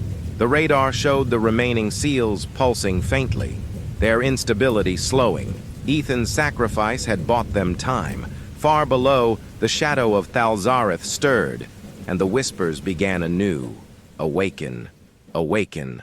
The Nautilus floated in the icy expanse of the Southern Ocean, its engines idling as the crew processed the events of the last deployment. Inside, the atmosphere was heavy with grief and tension. Ethan's absence was a wound that none of them dared to acknowledge aloud, but it loomed over every word and movement. Lena sat at the central console, her eyes red-rimmed as she analyzed the stabilizer data. The SEAL network had steadied, the signals across the globe now pulsing in unison. But the respite felt fragile, like a thread stretched too thin. "It's working," she said, her voice hoarse. "The stabilizers are holding." "For now," Darius said, his tone uncharacteristically subdued. "But how long until Proteus shows up to screw it all up again?" Lena shook her head. "They've retreated, for now. But they'll be back. You know they will." From across the room, Sophia's empty chair sat like a monument to the losses they'd suffered. Darius glanced at it, his jaw tightening. They always come back. A fractured network, despite the stabilizer's success. The central seal's glow was beginning to dim. Lena's scans showed fractures in the network, the connections between the seals strained by centuries of neglect and the Proteus Initiative's reckless interference. "This isn't sustainable," Lena said, her voice tense. "Even with the stabilizers, the system is too weak. If one seal fails, the rest will follow." Darius frowned, leaning over her shoulder to study the map. "So, what's the plan? We've patched the leaks. What's left?" Lena hesitated, her hands trembling slightly. "We need to reinitialize the network from the central seal. A full reset would strengthen the connections and prevent further collapse." "And how do we do that?" Darius asked. Lena's face paled. "We need direct access to the central seal's core. Descending one last time, the Argonaut was prepped for what the team knew would be its final dive. Without Ethan to guide them, the submersible felt strangely hollow, its controls unfamiliar under Lena's hands. Darius sat beside her in the cockpit, his expression grim. "You sure about this?" Lena nodded, though her hands trembled on the controls. "If we don't do this, everything Ethan sacrificed will be for nothing." The Argonaut descended into the Antarctic cavern, its lights piercing the inky blackness. The central seal loomed ahead, its spires twisted and darkened. The carvings glowed faintly, their light flickering like a dying flame. As the submersible approached, the anomaly's hum returned, low and resonant. "It's waking up again," Darius said, his voice tense. "Thalzareth's rise." The carvings flared suddenly, their light blinding as the cavern trembled violently. Lena gripped the controls, her heart pounding as the Argonaut shuddered under the force of the tremors. And then the shadow emerged. Thalzareth rose from the depths, its colossal form stretching upward to fill the cavern. Its tentacles unfurled. With a slow, hypnotic grace and its single glowing eye fixed on the submersible. "The seals are undone," the sea god's voice thundered. "The chains are broken. Your world will kneel." Darius stared at the massive figure, his usual bravado replaced by awe and terror. "We're not getting out of this, are we?" "Not unless we stop it," Lena said, her voice steady despite the fear in her eyes. "The core." The Argonaut maneuvered toward the central seal's base, its robotic arms extending to access the carvings. Lena's fingers flew over the controls, her tablet displaying a chaotic stream of data as she worked to synchronize the network. "The core is buried inside the seal," Lena said. "If I can interface with it, I might be able to trigger a full reset." "Might?" Darius asked, his voice sharp. "Do you have a better idea?" Lena snapped. Darius smirked faintly, shaking his head. "Fair point. The final confrontation, Azor. Lena worked, Thalzareth roared, its voice shaking the cavern. The sea god's tentacles lashed out, striking the central seal with devastating force. The carvings cracked, their light dimming further. "We're out of time," Darius said, his hands hovering over the controls. "Just hold it off," Lena said, her voice frantic. "I'm almost there." The Argonaut darted around the seal, its movements swift and erratic as it dodged the sea god's attacks. Darius deployed the sub's remaining EMP charges, each detonation forcing Thalzareth back momentarily. But the sea god's presence was overwhelming, its glowing eye burning into their minds. "You cannot stop me," it rumbled. Lena's voice came through the comms, sharp with urgency. "I've accessed the core, triggering the reset now." The central seal flared, its carvings erupting into blinding light. The network's connections surged, their glow spreading outward in a web of energy that rippled across the globe. Thalzareth roared, its form writhing as the seal's power pressed against it. "Hold on!" Lena shouted, a Pyrrhic victory. The reset succeeded. The seal's light steadied, its carvings glowing with renewed strength as the network stabilized. Thalzareth's form began to dissolve, its massive figure retreating into the depths. The anomaly's hum faded, replaced by an eerie silence that filled the cavern. But the victory came at a cost. The Argonaut had taken severe damage during the battle, its systems failing one by one. Lena and Darius sat in silence as the submersible drifted, their faces pale as they realized the full extent of the situation. "We're not getting out of here," Lena said quietly. Darius nodded, his usual smirk replaced by a sad, resigned smile. Well, it was one hell of a ride. Cliffhanger ending back aboard the Nautilus. The remaining crew watched as the anomaly's signal disappeared from the radar. The seals were stable, their light spreading across the map like veins of gold. But deep below the ice, in the shadows of the Antarctic depths, something stirred, and in the silence a faint whisper echoed. "This is not the end." The Nautilus sat motionless in the icy expanse of the Southern Ocean, its crew huddled in the control room. The map of the SEAL network glowed faintly on the central monitor, each point of light pulsing in unison. For the first time in weeks, the anomaly's hum had fallen silent, but the victory felt hollow. Ethan was gone. Sophia was gone. And now Lena and Darius were lost beneath the ice, their final transmission fading into static as the Argonaut vanished from radar.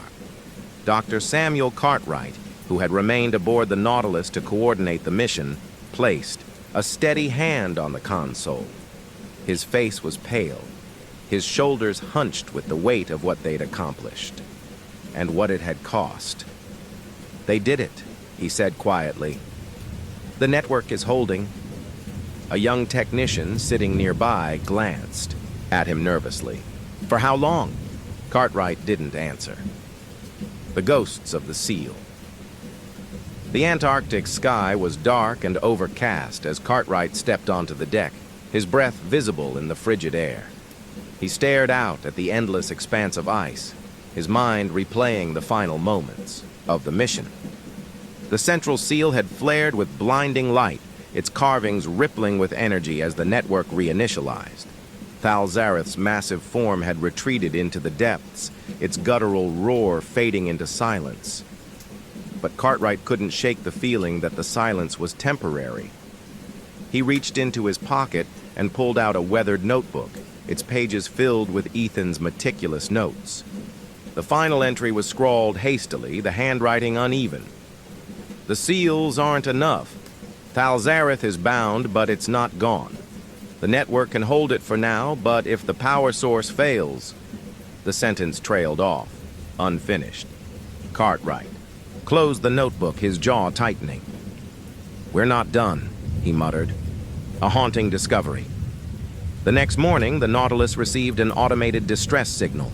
It was weak and garbled, but unmistakably from the Argonaut. Cartwright's heart raced as he played the transmission. The audio was filled with static, but Lena's voice broke through intermittently. "This is..." Dr. Kapoor, seal is holding. Can't.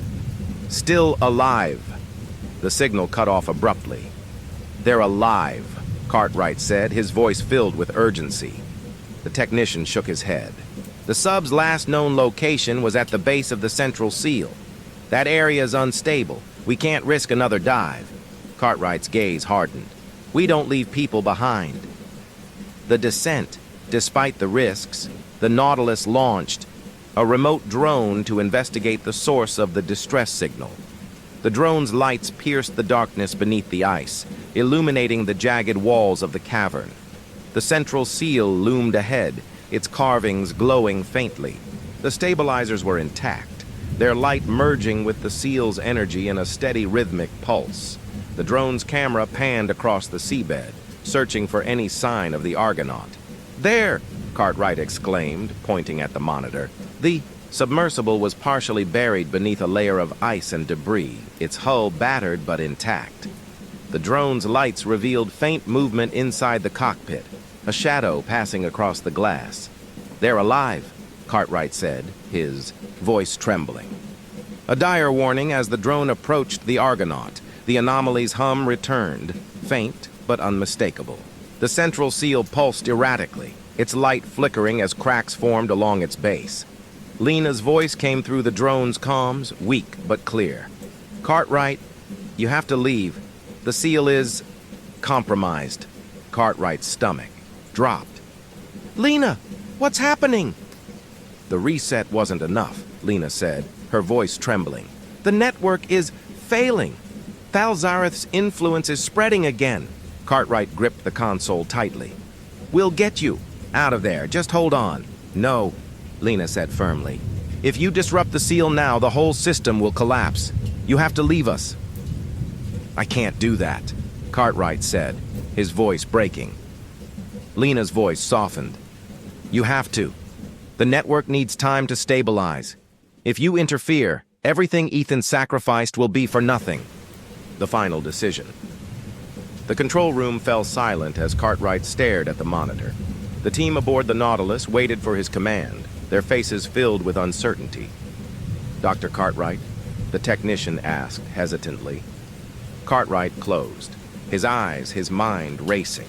He thought of Ethan and Sophia, of Lena and Darius, of the countless lives at stake if the seals failed completely. Finally, he nodded. "Pull the drone back," the technician hesitated. "But do it," Cartwright said, his voice firm. The drone retreated, its lights dimming as it ascended toward the surface. On the monitor, Lena's shadow moved once more, her hand raised in a faint gesture of farewell. The eternal shadow.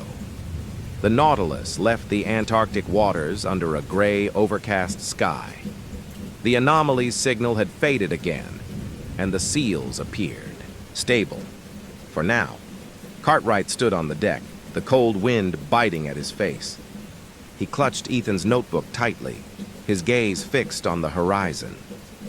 "We bought time," he murmured, "but it's not over." Far below, in the shadowed depths of the central seal, the carvings pulsed faintly. The network was holding, but barely, and in the silence, Thalzareth whispered, "You cannot hold me forever. The end is inevitable." Closing scene. As the Nautilus sailed into the distance, a faint tremor rippled through the ocean floor. Deep in the Antarctic cavern, the cracks on the central seal spread slowly, the glow of the carvings flickering like a dying flame. And in the darkness, the shadow of Thalzar. Story 4. The Depths Beyond Eternity. The Nautilus drifted off the northern edge of the Arctic Circle, its reinforced hull creaking against the frozen winds that lashed the ship's deck. The sky was a blanket of pale gray, the sun a dim, distant glow barely piercing the icy haze. Dr. Samuel Cartwright stood in the control room, his hands folded tightly behind his back. The soft hum of the ship's systems was the only sound in the room, but it did little to ease the weight pressing on his chest. On the main monitor, a weak but steady signal blinked, its coordinates locked on a remote Arctic research station. that hadn't been operational for years. It's the same frequency as the SEAL network, Cartwright said, his voice heavy with concern. But the anomaly readings don't match any of the existing fissures.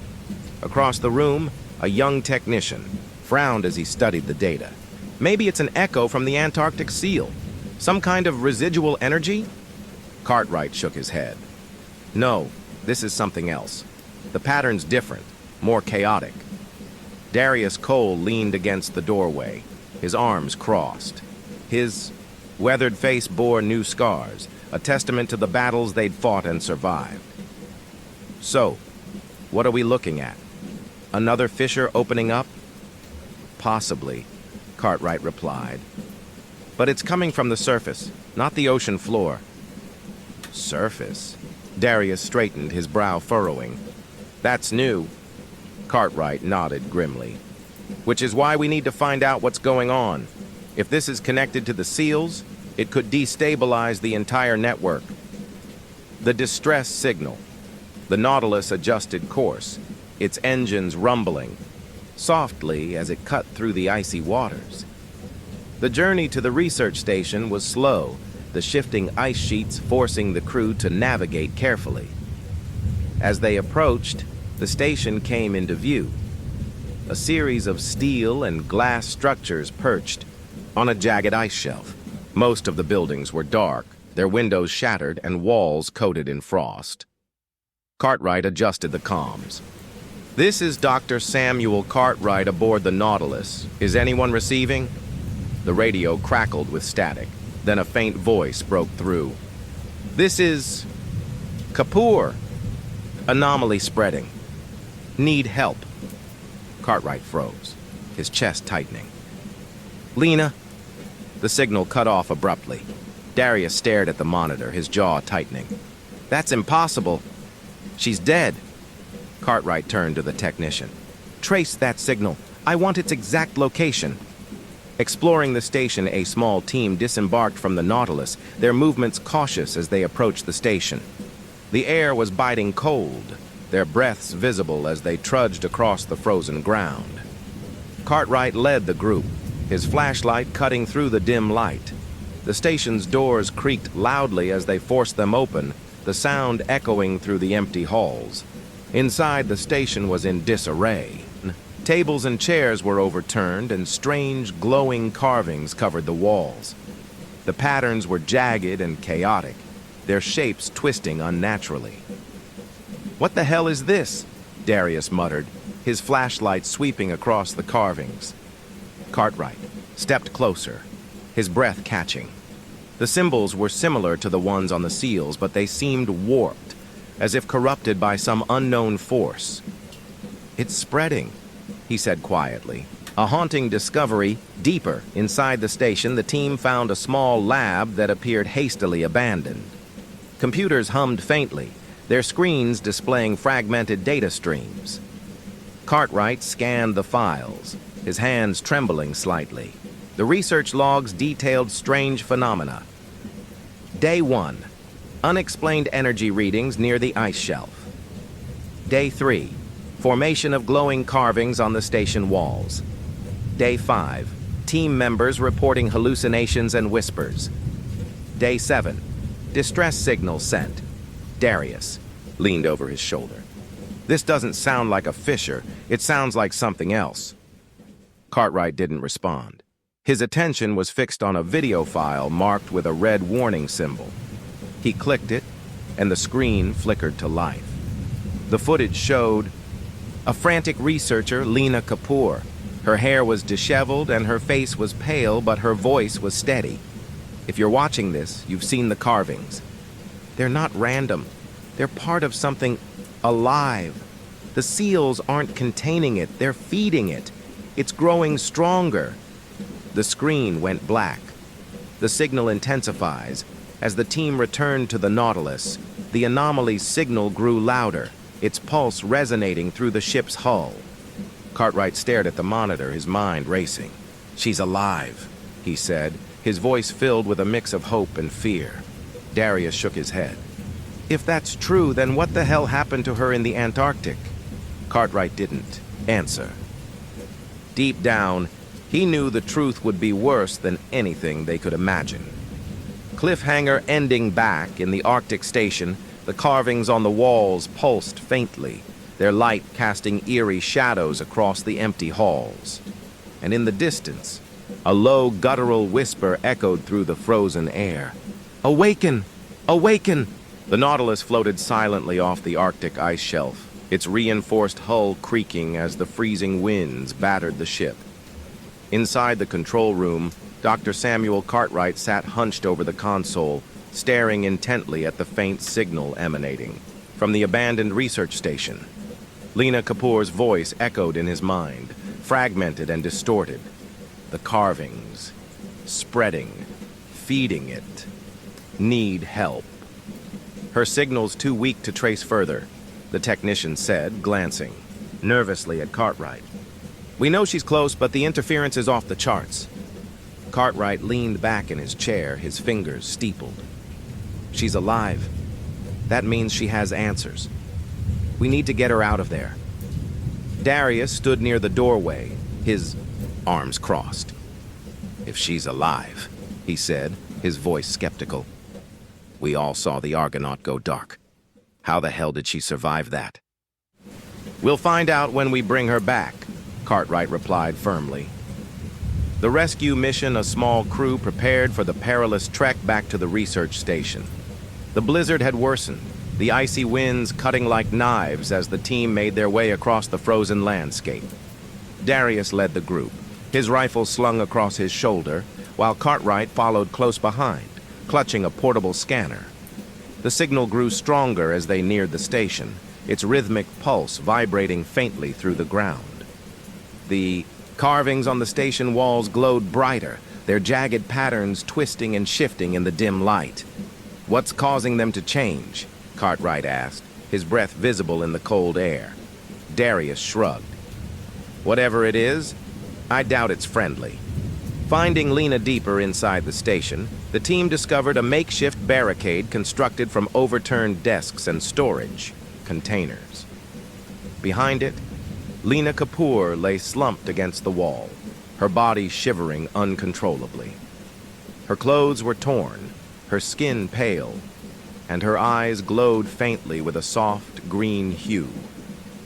"Lena," Cartwright called out, rushing to her side. She opened her eyes weakly, her voice barely above a whisper. "Cartwright, you shouldn't have come here." He knelt beside her, his chest tightening as he noticed the glowing carvings etched into her arms. They pulsed in time with the signal, their intricate patterns extending across her skin like veins of light. "What happened to you?" he asked, his voice trembling. Lena's gaze drifted to the glowing carvings on the walls. "The seal? It's failing. I tried to stop it, but it's inside me now." Darius's voice cut through the tension. "Cartwright, we need to move. This place isn't safe." The journey back. The team carried Lena back to the Nautilus, the storm intensifying as they crossed the icy expanse. The signal grew louder with each step, its pulse vibrating through their bodies. Lena stirred weakly as they boarded the ship, her glowing eyes darting around the control room. "You don't understand," she murmured. "It's not just one seal. They're all connected. It's spreading." "What's spreading?" Cartwright asked, his brow furrowed. Lena's voice dropped to a whisper. "The corruption. It's infecting the network." A fractured mind liner was stabilized in the ship's medical bay, her body wrapped in thermal blankets as the carvings on her skin continued to glow faintly. Cartwright sat beside her, a notebook in his hands as he recorded her fragmented statements. "They're not just barriers," Lena said, her voice hoarse. "The seals. They're conduits, feeding energy to contain it. But the energy's unstable. It's leaking out, corrupting everything it touches." Cartwright's hand paused mid-sentence. "What do you mean feeding it? Feeding what?" Lena's glowing eyes fixed on him. "Thalzareth and the others." Darius, who had been listening from the doorway, stepped forward. "Others? You're saying there's more of these things?" Lena nodded slowly. The seals weren't designed for one entity. They're holding back a pantheon, and if one falls, they all do. The Proteus threat. As Lena rested, Cartwright reviewed the data they had recovered from the research station. The fragmented files hinted at Proteus initiative activity in the Arctic, suggesting they had been studying the carvings long before the Nautilus arrived. They knew this was happening, Cartwright said, his voice filled with frustration. Proteus has been manipulating the seals for their own agenda, and now they've destabilized the entire network. Darius smirked humorlessly. They've been playing with fire since day one. This isn't exactly breaking news. Cartwright's jaw tightened. If they've been experimenting with the seals, they might know more about the corruption Lena's talking about. We need to find out what they know. A growing connection as the days passed.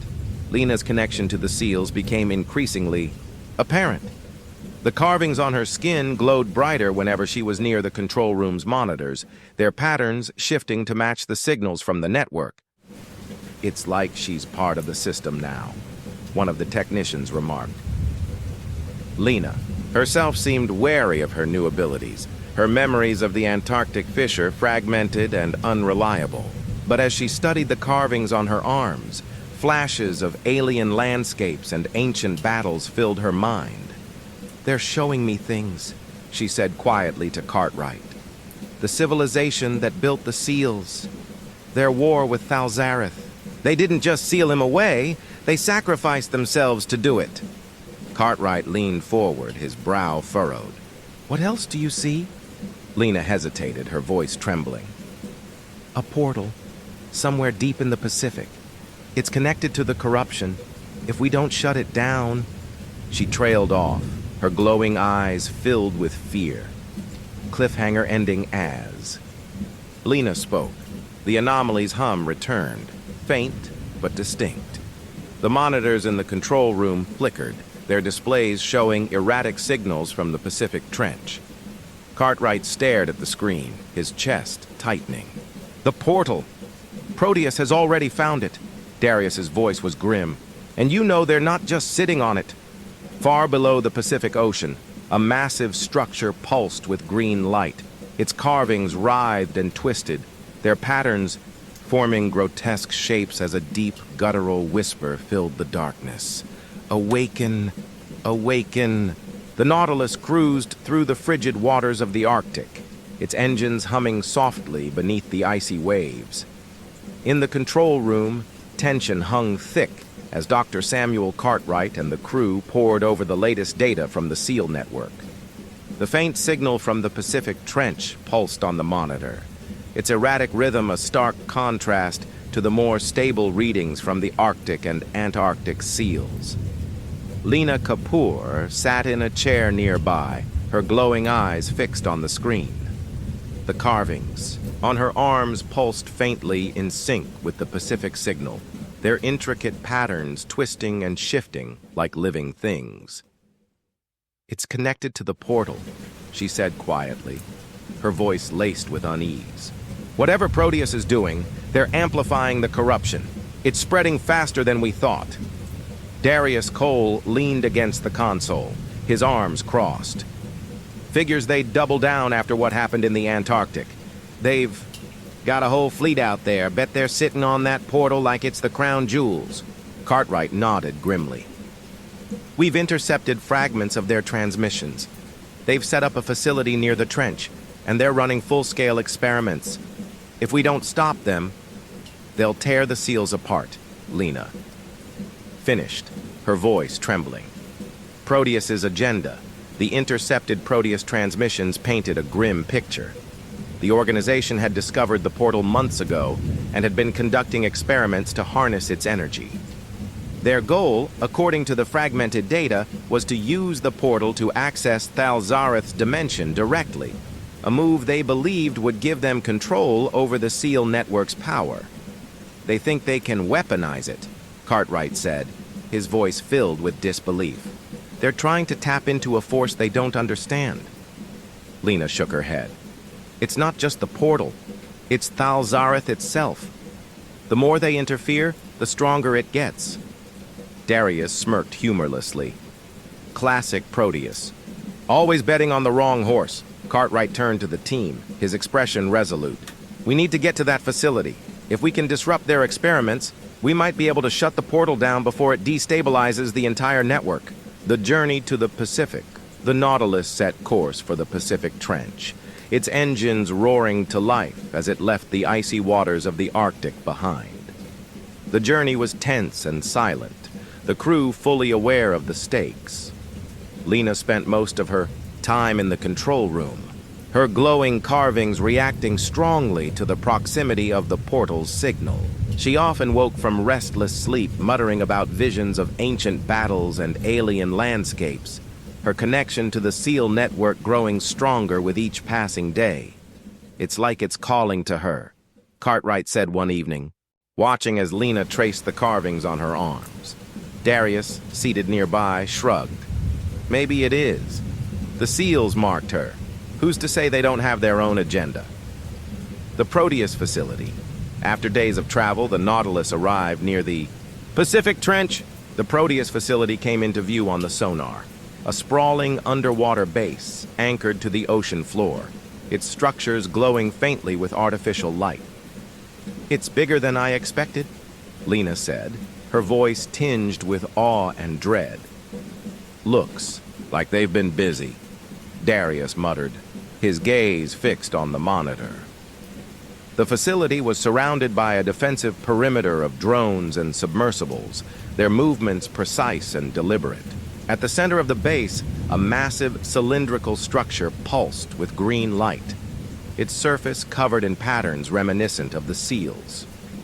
That's the portal, Lena said, her glowing eyes narrowing. They've stabilized it. For now. Cartwright's jaw tightened. Then we need to move fast. Infiltration. The Nautilus deployed the Argonaut, its smaller submersible descending cautiously toward the Proteus facility. The crew had modified its systems to avoid detection, but the risk of discovery remained high. Inside the Argonaut, Cartwright, Lena, and Darius prepared for the mission. Lena's carvings glowed brighter as they neared the portal, her breathing shallow as she adjusted to the growing pressure in her chest. "You okay?" Cartwright asked, his voice soft. Lena nodded, though her hands trembled. "I can feel it. The energy from the portal, it's alive." Darius smirked faintly. "Great. Just what we needed. A portal with a personality." The Argonaut slipped past the Proteus drones, its lights dimmed as it approached the facility's outer edge. The team's objective was clear: infiltrate the base, disrupt the portal's stabilization systems, and extract as much data as possible about Proteus's experiments. The portal's power inside the Proteus facility, the team encountered a maze of sterile corridors and towering machinery, all focused on the central portal chamber. The air was thick with tension as they moved cautiously through the base, avoiding detection from the heavily armed guards. When they reached the chamber, Lena froze, her eyes wide with fear and awe. The portal was massive, its swirling surface a chaotic blend of green and black energy. The carvings on its frame pulsed erratically, their patterns twisting and writhing in unnatural ways. "It's not stable," Lena whispered. Cartwright studied the readings on his tablet. "Proteus has been using amplifiers to keep it open, but the energy output is off the charts. If this thing collapses, it'll tear the trench apart," Lena finished. Proteus intervenes. Before the team could sabotage the portal, alarms blared throughout the facility. The comms crackled to life, and the familiar voice of the Proteus commander filled the room. "Dr. Cartwright," the commander said smoothly, "I must admit, I'm impressed by your persistence, but you're meddling in forces far beyond your understanding." Cartwright's jaw tightened. "You're destabilizing the entire SEAL network. If this portal collapses, you'll destroy everything." "That's a risk I'm willing to take," the commander replied coldly. "The power of the SEALs is wasted on containment. With the portal, we can reshape the world." "Or end it," Lena said, her voice trembling. The first rift as the team worked to disrupt the portal's amplifiers. The structure trembled violently. The swirling energy within the portal began to ripple outward, cracks forming along its frame. "It's destabilizing," Cartwright said, his voice filled with urgency. Lena clutched her head as visions flooded her mind, glimpses of an alien. Dimension filled with twisted spires and endless oceans of darkness. "It's Thalzareth's realm," she said, her voice faint. "If the portal fully opens, it'll merge with our world." Darius set the final charge near one of the amplifiers. "Then we blow it to hell before that happens." Cliffhanger ending. The portal flared with blinding light, its chaotic energy spilling into the facility. The team scrambled to escape as the amplifiers detonated, sending shockwaves through the base. As the Argonaut ascended toward the surface, Lena stared out the viewport, her glowing eyes wide with fear. "It's not over," she said softly. "The portal isn't closed, it's only growing stronger." Deep in the Pacific Trench, the portal pulsed violently, its light casting grotesque shadows across the ocean floor. And in the distance, Thalzareth whispered, "Awaken, awaken." The Nautilus sat in the vast expanse of the Pacific, its engines humming softly as the crew regrouped after the harrowing escape from the Proteus facility. The portal's destabilization had bought them precious time, but the battle was far from over. Deep in the trench, the energy emanating from the portal continued to spread, its influence corrupting the SEAL network like a creeping infection. In the control room, Dr. Samuel Cartwright leaned heavily against the console, exhaustion evident in his posture. The holographic map before him displayed the SEAL network, its glowing points flickering ominously. "The amplifiers are offline," Lena Kapoor said, her voice subdued as she reviewed the latest data. "But the portal is still active. It's feeding on the network, destabilizing the SEALs faster than we can reinforce them." Darius Cole stood nearby, his arms crossed. "So, what's the play?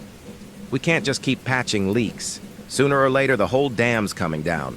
Cartwright nodded grimly. "We need reinforcements. If Proteus is doubling down on the portal, we can't take them on alone." A desperate proposal, the team gathered in the Nautilus conference room, the tension palpable as Cartwright laid out his plan. "We know there are factions within the Proteus initiative," Cartwright began, his gaze sweeping the room. "Not all of them support the organization's methods. If we can reach the rogue scientists who've spoken out against Proteus's leadership, we might be able to form an alliance." Darius raised an eyebrow. "You're seriously suggesting we work with the same people who nearly killed us? Sounds like a great way to get stabbed in the back." "We don't have a choice," Cartwright said firmly. "Proteus has resources we can't match. If we can convince even a small group to turn against their leaders, it could tip the scales in our favor." Lena, seated quietly at the table, nodded. "If there's a chance to shut down the portal, we have to take it, no matter the risk." Darius smirked humorlessly. "Fine, but don't say I didn't warn you when this blows up in our faces." Contacting the rogues, the Nautilus intercepted encrypted transmissions from a Proteus splinter group operating in the South Pacific. The messages hinted at growing dissent within the organization, with rogue scientists accusing their leaders of recklessness and hubris. Using Lena's expertise, the crew decrypted a set of coordinates leading to a remote island where the splinter group had established a hidden base. "It's a gamble," Cartwright admitted, staring at the blinking dot on the map. "But if they're serious about stopping Proteus's experiments, they'll hear us out." "And if they're not?" Darius asked. Cartwright's expression hardened. "Then we make them listen." The island meeting. The Nautilus arrived at the isolated island, its jagged cliffs rising sharply from the churning waves. Dense jungle covered the interior, concealing the rogue faction's base from aerial surveillance. Cartwright, Lena, and Darius disembarked, making their way cautiously through the underbrush. The air was thick with humidity, the cries of distant seabirds blending with the sound of crashing waves. At the edge of a clearing, they were met by armed guards, their weapons trained on the group. "That's close enough," one of the guards barked. "State your business." Cartwright stepped forward, his hands raised. "We're here to talk. We know you've seen what the portal is doing. If you want to stop it, we can help." The guards exchanged wary glances before a woman stepped out from the shadows. Her short, dark hair framed a sharp, intelligent face, and her piercing green eyes scanned the group with suspicion. "I'm Dr. Ayla Voss," she said, lowering her weapon. "You have 2 minutes to convince me this isn't a trap." Forging the alliance in a makeshift command center deep within the jungle, Cartwright laid out the stakes.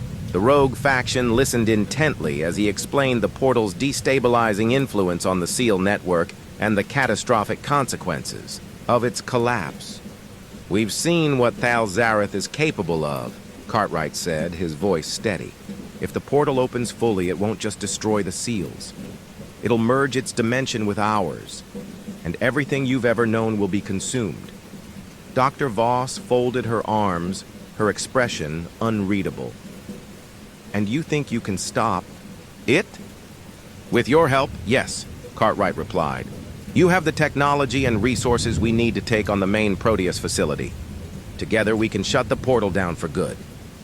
Voss exchanged a glance with her colleagues, then nodded slowly. "You've got guts, Dr. Cartwright. I'll give you that. We're in. The plan. The Coalition devised a multi-phase operation to infiltrate the Proteus facility and disable the portal permanently. Dr. Voss and her team provided schematics of the facility, highlighting its vulnerabilities and key systems. "We'll hit them from 2 fronts," Voss explained, pointing to the map. "My team will create a diversion, drawing their forces away from the portal chamber. Your team will go in through the maintenance tunnels and plant charges at the portal's stabilizers." "Sounds simple enough," Darius said dryly. Voss smirked. "It won't be. Proteus has doubled their security since the last time we hit them. If we're caught, we won't get a second chance." Cartwright nodded. "Then we make sure we're not caught." The rising threat as the Coalition finalized their preparations, Lena's connection to the SEAL network grew stronger. The carvings on her arms glowed brighter, and her visions became more vivid and frequent. "It's like the network is speaking to me," Lena said one evening, her voice filled with wonder and fear. "I see things, fragments of their world, the civilization that built the SEALs, the battles they fought to contain Thal Zareth." Cartwright sat beside her, his expression thoughtful. "Can you see how they stopped it?" Lena shook her head. "Not yet, but I think they didn't just seal him. They used the portal to trap his essence in another dimension. If Proteus keeps meddling, they'll undo everything." Cliffhanger ending as the Coalition set sail for the Proteus facility. The anomaly's signal grew louder, its pulse resonating through the ocean. Lena's carvings flared with light, her breathing shallow as the energy coursed through her. "I can feel it," she whispered. "The portal is opening." Far below, in the depths of the Pacific Trench, the portal pulsed violently, its energy spilling into the surrounding waters. Grotesque shapes writhed within its swirling surface, their shadows stretching across the ocean floor. And in the distance, Thal Zareth whispered, "Awaken! Awaken!"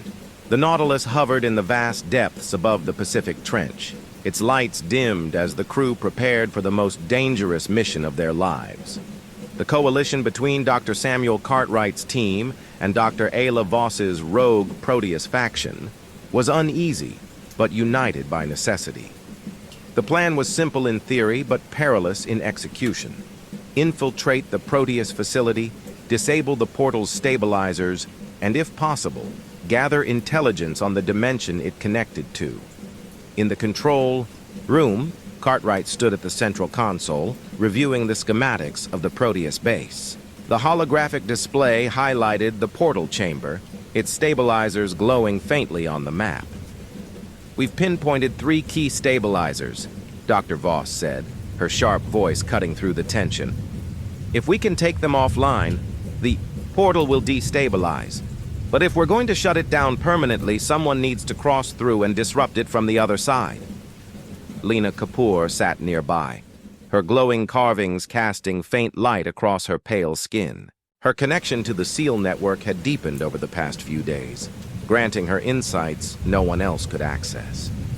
She stared at the display, her expression unreadable. "It's not just a portal," Lena said quietly. "It's a wound.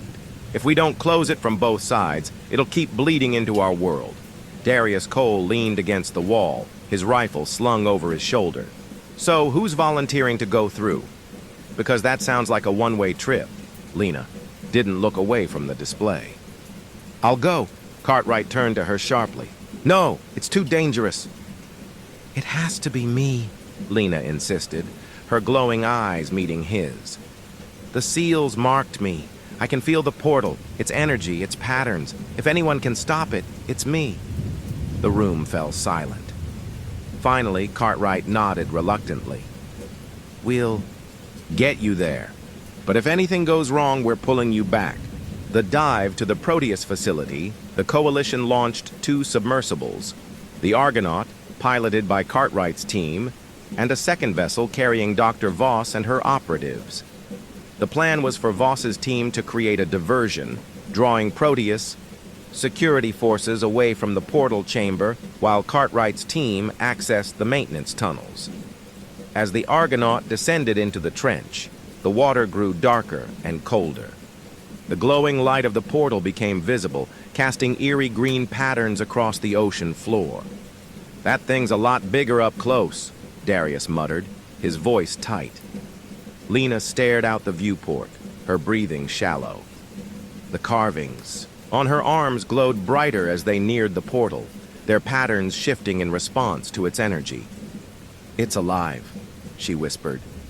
Infiltrating the facility, the Argonaut docked at a hidden access point. Its lights dimmed to avoid detection. The team disembarked, moving cautiously through the maintenance tunnels. The air inside the facility was heavy, the hum of the portal resonating through the walls. Dr. Voss's voice came through the comms. "We've engaged their security forces. You should have a clear path to the portal chamber." "Copy that," Cartwright replied. "We're moving in." The team navigated the labyrinthine corridors, the glow of the portal growing stronger with each step. Finally, they reached the chamber. The portal towered before them, its swirling surface a chaotic mix of green and black energy. The stabilizers flanked the structure, their metallic frames pulsing with light as they channeled energy into the portal. Darius whistled softly. "That's a whole lot of nope."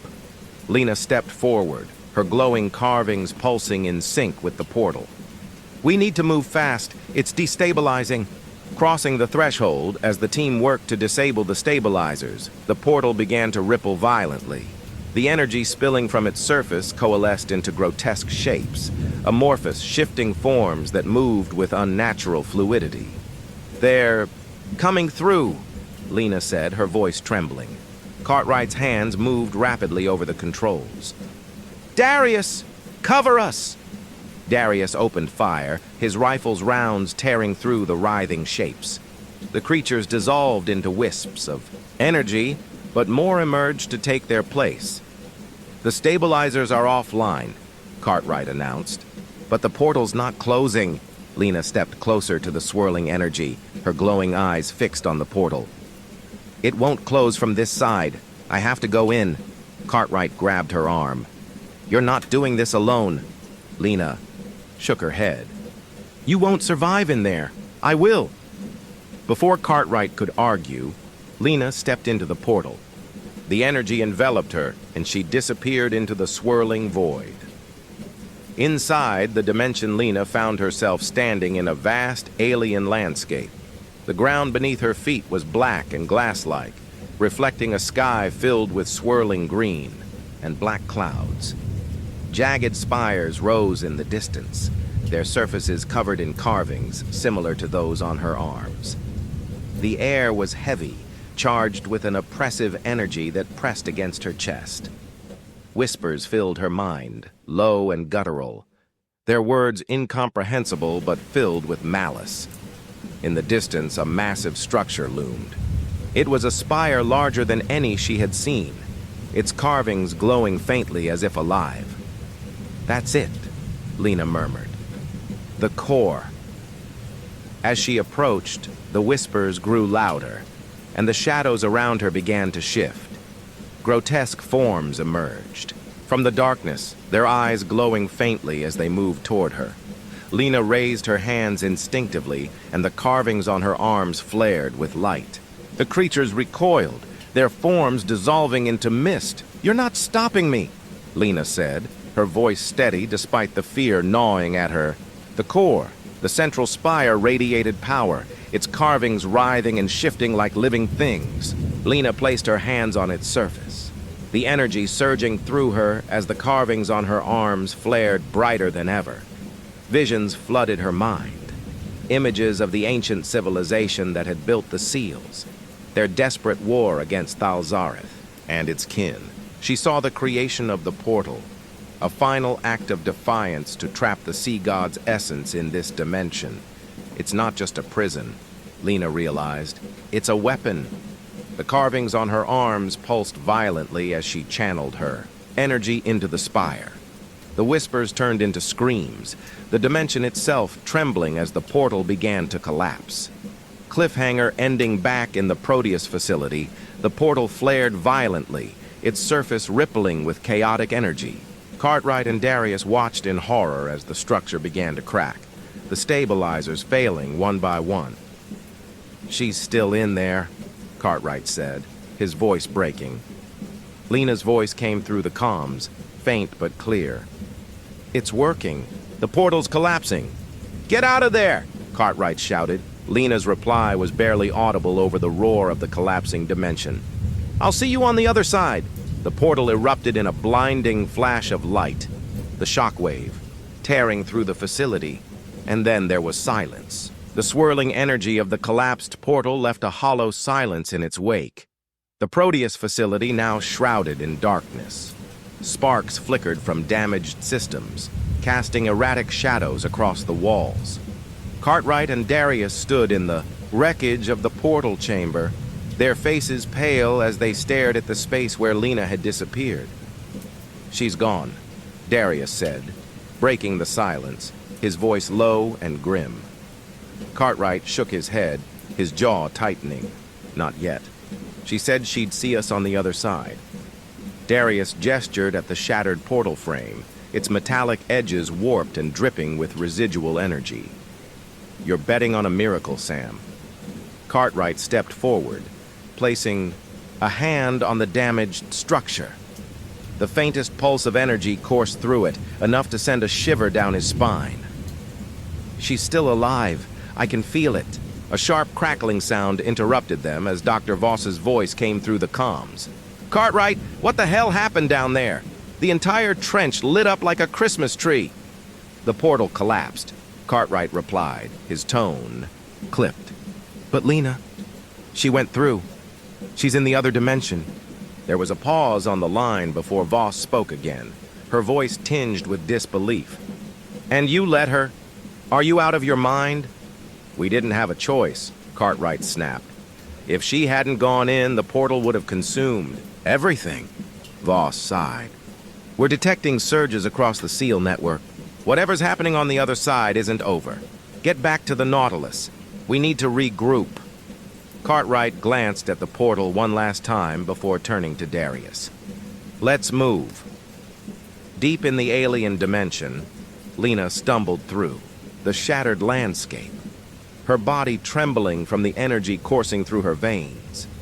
The black, glass-like ground reflected the shifting green clouds above, creating a disorienting, endless horizon. Her glowing carvings pulsed erratically, their light illuminating grotesque shapes in the distance, towering spires and jagged monoliths that seemed to pulse with a life of their own. "The core is here," she murmured to herself, her voice barely audible over the whispers that filled the air. The carvings on her arms grew warmer as she moved closer to one of the monoliths, the patterns on its surface shifting to mirror her own. Visions began to flood her mind, fragmented and chaotic. An ancient civilization, their leaders standing before a colossal portal as it pulsed with unstable energy. A battle against towering tentacled figures that loomed above the battlefield, their guttural voices shaking the ground. The construction of the seals, each one tied to a specific energy conduit, forming a fragile network to contain the horrors they fought. Lena gasped, clutching her head as the visions overwhelmed her. The final image lingered in her mind. The ancient beings sacrificing themselves to power the network, their life force bound to the seals for eternity. This wasn't just a prison, she realized. It was their last stand. The whispers grew louder, more distinct, as if responding to her thoughts. "You see now the futility of their sacrifice." Lena turned sharply, her eyes scanning the shadows. "Thalzareth," she said, her voice steady despite the fear twisting in her chest. A massive shadow emerged from the swirling clouds, its form shifting and writhing as it approached. The ground trembled beneath Lena's feet as the sea god's glowing eye fixed on her. "They thought they could bind me forever," the entity rumbled. "But even their strongest chains are breaking. You, marked by the seals, will be the key to my return." Lena's carvings flared with light, and she stepped back instinctively. "You're not coming back. I'll stop you." Thalzareth's laughter echoed through the dimension, low and resonant. "Your defiance is admirable, but pointless. The seals are failing, and you are already mine." Back aboard the Nautilus, the crew worked frantically to stabilize the readings from the seal network. The anomaly's signals were spiking erratically, and tremors rippled through the ocean as the network strained under the pressure. Dr. Voss paced in the control room, her sharp eyes scanning the monitors. "This isn't just about the Pacific portal anymore. The entire network is reacting. If we don't find a way to stop this, the seals will collapse completely." Cartwright stood at the central console, his hands trembling as he adjusted the controls. "There has to be a way to reestablish balance. The seals were designed to work as a unified system. If we can strengthen their connections—" "That's not going to be enough," Voss interrupted. "We need to sever the link between the seals and Thalzareth's dimension. Otherwise, we're just delaying the inevitable." "And how do you suggest we do that?" Cartwright snapped. "We don't even know how deep the connection goes." Voss hesitated, then turned to one of her technicians. "Bring up the Antarctic seal data." The technician complied, and the screen displayed a map of the central seal's structure. Its intricate carvings pulsed faintly, their light fragmented and uneven. "The central seal is the anchor," Voss said. "If we can amplify its power, it might be enough to sever the dimensional link." Cartwright frowned. "That could destabilize the other seals. It's too risky." "It's our only option," Voss said firmly. "Unless you've got a better idea." Lena continued her journey through the alien dimension, the oppressive energy pressing against her with every step. The monoliths grew, larger as she approached the core, their surfaces covered in carvings that seemed to shift and writhe in response to her presence. The whispers followed her, growing louder and more insistent. "You cannot escape. You are part of this now. Accept your role, and you will be spared." Lena clenched her fists, the light from her carvings intensifying. "I'm not here to make a deal. I'm here to end this." Ahead, the core came into view, a massive structure that dwarfed everything around it. Its carvings glowed with an intense green light, the energy radiating outward in waves that pulsed through the dimension. Lena placed her hands on the core, her mind flooded with images of the seal network. She could see the connections between the seals and the fragile balance that held them together. But she also saw the corruption, the tendrils of Thalzareth's influence spreading through the network, weakening its foundations. "I can stop this," Lena whispered. I can cut the link, Thalzareth's voice thundered around her. You cannot destroy what you do not understand. The seals are mine, and so are you. The carvings on Lena's arms flared brighter than ever, their light piercing the darkness. She closed her eyes, focusing on the connections she could feel in the network, and then she began to pull. The light from Lena's carvings surged, their intensity filling the alien dimension with blinding radiance. The grotesque spires and jagged monoliths seemed to recoil, their surfaces rippling as if alive. The whispers in the air turned to shrieks, guttural and furious. Lena gritted her teeth, her hands pressed firmly against the core. The carvings on its surface pulsed violently, their patterns shifting and twisting in response to her touch. You dare defy me? Thalzareth's voice thundered, shaking the ground beneath her feet. Your light will fade, just as theirs did. Visions flooded Lena's mind, flashes of the ancient civilization that had built the seals. She saw their leaders standing, where she stood now, their glowing carvings pulsing in unison as they channeled their energy into the core. But their defiance had come at a cost. Their bodies disintegrated, their essence absorbed into the seals to power the network. Lena's breath hitched as the weight of their sacrifice bore down on her. You couldn't stop them then, and you won't stop me now. On the Nautilus, the tension in the control room was palpable. The SEAL network's signals were spiking dangerously, their rhythmic pulses growing erratic. Dr. Samuel Cartwright stared at the monitors, his hands gripping the edge of the console. She's doing something. The network. It's reacting to her. Dr. Ayla Voss, standing beside him, frowned as she studied the data. She's directly interfacing with the core. If she disrupts the wrong connections, it could collapse the entire network. Cartwright's jaw tightened. She knows what she's doing. Does she? Voss snapped, her voice rising. She's connected to a system that was never meant. For one person. If it overloads... The comms crackled, and Lena's voice came through, faint but clear. Cartwright, I need you to listen. Cartwright grabbed the receiver. Lena, we hear you. What's happening? I'm at the core, Lena said, her voice strained. It's worse than we thought.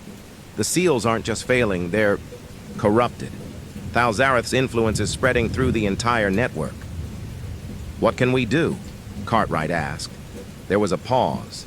Then Lena's voice came through again, softer this time. I can sever the connection, but if I do, I don't think I'll make it back. Cartwright's chest tightened. Lena, no. We'll find another way. There isn't another way, Lena said firmly. If we don't stop this now, there won't be anything left to save. In the alien dimension, Lena stood at the core, her glowing carvings merging with the patterns on its surface. The energy coursing through her was overwhelming, threatening to consume her with every passing second. The shadows around her shifted as Thalzareth's form loomed closer. Its massive, writhing tentacles stretched outward, their movements slow and deliberate. You cannot win, the sea god rumbled. Your strength is fleeting. Your resolve will shatter. Lena's eyes burned with determination. I've seen your lies. You're not unstoppable. You're scared. Thalzareth roared, the sound reverberating through the dimension. The ground beneath Lena's feet cracked and splintered as the entity lashed out, its tentacles striking toward her. But Lena's light flared brighter, the carvings on her body, forming a barrier that deflected the attack. The core pulsed in response, its patterns twisting to match her energy. I see it now, Lena murmured, her voice filled with clarity. The seals aren't just barriers, they're anchors. They keep you bound to this place. You understand nothing, Thalzareth bellowed. Lena's voice rose, cutting through the chaos. You're trapped, and I'm about to cut the chain. On the Nautilus, the crew watched as the SEAL network's signals surged in intensity. The holographic map displayed the connections between the SEALs, their glowing points of light flaring brighter than ever before. What the hell is she doing? Darius muttered, his eyes wide. She's amplifying the network, Voss said, her tone a mix of awe and fear. She's using the core to strengthen the seals.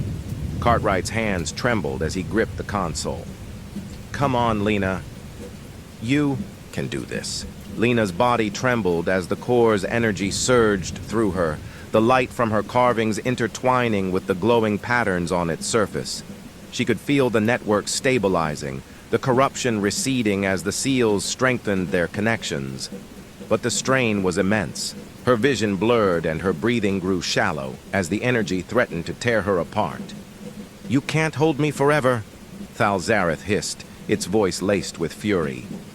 I don't need forever, Lena replied, her voice steady despite the pain. I just need enough time to stop you. With a final surge of energy, Lena channeled everything she had into the core. The carvings on her arms flared one last time before the light consumed her, blinding and absolute. The Nautilus shuddered as a massive shock wave rippled through the ocean. The monitors in the control room flickered, then stabilized as the seal. Network's signals returned to normal. Cartwright stared at the map, his heart pounding as the connections between the seals pulsed in perfect harmony. She did it, he said quietly, his voice filled with equal parts relief and grief. Darius leaned against the wall, his expression grim. Yeah, but at what cost? In the alien dimension, the core's light began to fade, its carvings returning to their dormant state. The shadows receded, and the oppressive energy lifted, leaving the landscape eerily still. But Lena was gone. Thalzareth's voice echoed faintly, its tone subdued but resolute. This is not the end. The seals will fail, and I will rise. The dimension fell silent. Back aboard the Nautilus, the crew stared at the monitors in somber silence. Cartwright clutched the comms receiver tightly, his knuckles white. Lena? He said softly. There was no response. Voss placed a hand on his shoulder, her expression uncharacteristically gentle. She gave us a chance. We can't waste it. Cartwright nodded, though his gaze remained fixed on the glowing map. We'll honor her sacrifice, but this isn't over. Far below, in the Pacific Trench, the seals pulsed faintly, their light casting long shadows across the ocean floor, and in the darkness something stirred. The stillness of the Pacific Trench after the last shockwave was deceiving, the calm a fragile veneer over the chaos that simmered beneath the surface. The Argonaut hung in the water, its lights casting faint glows onto the ocean floor. Inside, the tension was palpable, broken only by the soft hum of the anomaly that persisted faintly in the background. Cartwright's hands hovered over the console, his mind racing as he analyzed the unstable readings from the seal. This isn't over, he muttered, his eyes fixed on the pulsating glow of the carvings outside. Darius leaned against the bulkhead, his arms crossed tightly. It's never over, Sam. That thing's been whispering in our heads for months now. You think a little duct tape on these seals is going to shut it up for good? Cartwright shot him a look, irritation briefly flashing in his eyes. We bought time. That's what matters. Voss, seated beside the auxiliary console, scanned the incoming data streams with a sharp focus. Time for what, though? Let's not sugarcoat this. Stabilizing the seal didn't stop the corruption. It's still spreading, just slower. The mention of the corruption made Cartwright's chest tighten. He glanced at the glowing carvings on the seal, their patterns faintly writhing as if alive. Lena's voice echoed in his mind, soft and resolute. It's feeding. The longer it stays connected, the stronger it gets. Voss interrupted his thoughts. The seals were designed to function as a network. One stabilizing doesn't mean the others will hold indefinitely. She gestured to the screen, where faint disruptions in the signals from the Arctic and Indian Ocean seals blinked ominously. We're losing the cohesion of the system. We need to act before it's too late. As the Argonaut ascended back toward the surface, the crew remained silent, each lost in their thoughts. The faint hum of the anomaly was quieter now, but its presence was still tangible, a reminder that their battle was far from over. Once aboard the Nautilus, Cartwright called an emergency meeting in the control room. The map of the SEAL network glowed on the central display, its connections flickering unevenly. "This is the current state of the network," Cartwright began, gesturing toward the dimming points of light. Lena managed to stabilize the Pacific, SEAL, but the damage is spreading. If the Arctic or Indian SEALs fail, the entire network collapses. Darius pointed at the faint signals. And we know Proteus isn't going to let us patch these things up in peace. They've already proved. They'll sabotage the SEALs to feed that damn portal. Dr. Voss stepped forward, her voice clipped. Which brings us to the core problem. We're not dealing with just one threat. Proteus is a persistent enemy, but they're not the only one. Thalzareth's influence is growing, and it's not just affecting the SEALs. We've seen evidence of that corruption manifesting in ways we don't fully understand yet. Cartwright frowned. Corruption outside the SEAL network? What do you mean? Voss pulled up a series of grainy images taken by satellite. The first showed a sprawling ice shelf in the Arctic, its surface marred by jagged, glowing carvings that hadn't been there weeks ago. The second image displayed a deep fissure in the Indian Ocean, tendrils of greenish-black energy seeping upward toward the surface. These anomalies aren't random, Voss explained. They're spreading in patterns that match the SEALs. Original energy distribution. It's like Thalzareth's influence is bleeding into our world, bypassing the SEALs entirely. Cartwright's stomach dropped as he stared at the images. You're saying the SEALs are no longer containing him? Not completely, Voss replied. And if this continues, it's only a matter of time before containment fails entirely. Later that night, Cartwright found himself alone in the observation deck, staring out at the dark waters. The faint glow of the moon reflected off the surface, but the ocean below was an impenetrable void. Lena's voice echoed in his memory, a constant companion since her disappearance. The SEALs aren't just barriers, they're bridges. Thalzareth doesn't need to break them to influence our world. He only needs a crack. Cartwright rubbed his temples, exhaustion pulling at him. We're running out of options, he murmured to himself. The sound of footsteps interrupted his thoughts. Darius appeared, his usual smirk replaced by a more subdued expression. Can't sleep either? Cartwright shook his head. Too much on my mind. Darius leaned against the railing, his gaze fixed on the horizon. You're not the only one. The crew's spooked, Sam. They've seen what this thing can do, and they're starting to wonder if it's even worth fighting anymore. Cartwright glanced at him, his brow furrowing. It's worth it. We've seen what happens when we don't fight. Entire civilizations wiped out. We can't let that happen again. Darius's smirk returned, though it was faint. You always did have the weight of the world on your shoulders. Just don't forget that you're not carrying it alone. The next morning, the anomaly's hum returned, louder and more insistent than before. The crew scrambled to the control room as the SEAL network signals spiked, their rhythmic pulses growing erratic. It's the Pacific SEAL, Voss said, her voice sharp. It's destabilizing again. Cartwright stared at the screen, his chest tightening. That's impossible. We just stabilized it. Darius frowned. Maybe Proteus left more surprises down there. No, Voss said, shaking her head. This isn't Proteus. Look at the readings. This is coming from inside the SEAL. The monitors displayed a terrifying image. The carvings on the SEAL's surface were twisting and warping, their patterns breaking apart as tendrils of black. Energy seeped outward. It's Thalzareth, Cartwright said grimly. He's testing the limits of the network. What do we do? Voss asked, her voice unusually hesitant. Cartwright exhaled slowly, his mind racing. We go back down. We find out what's causing this and stop it. The Argonaut was prepared.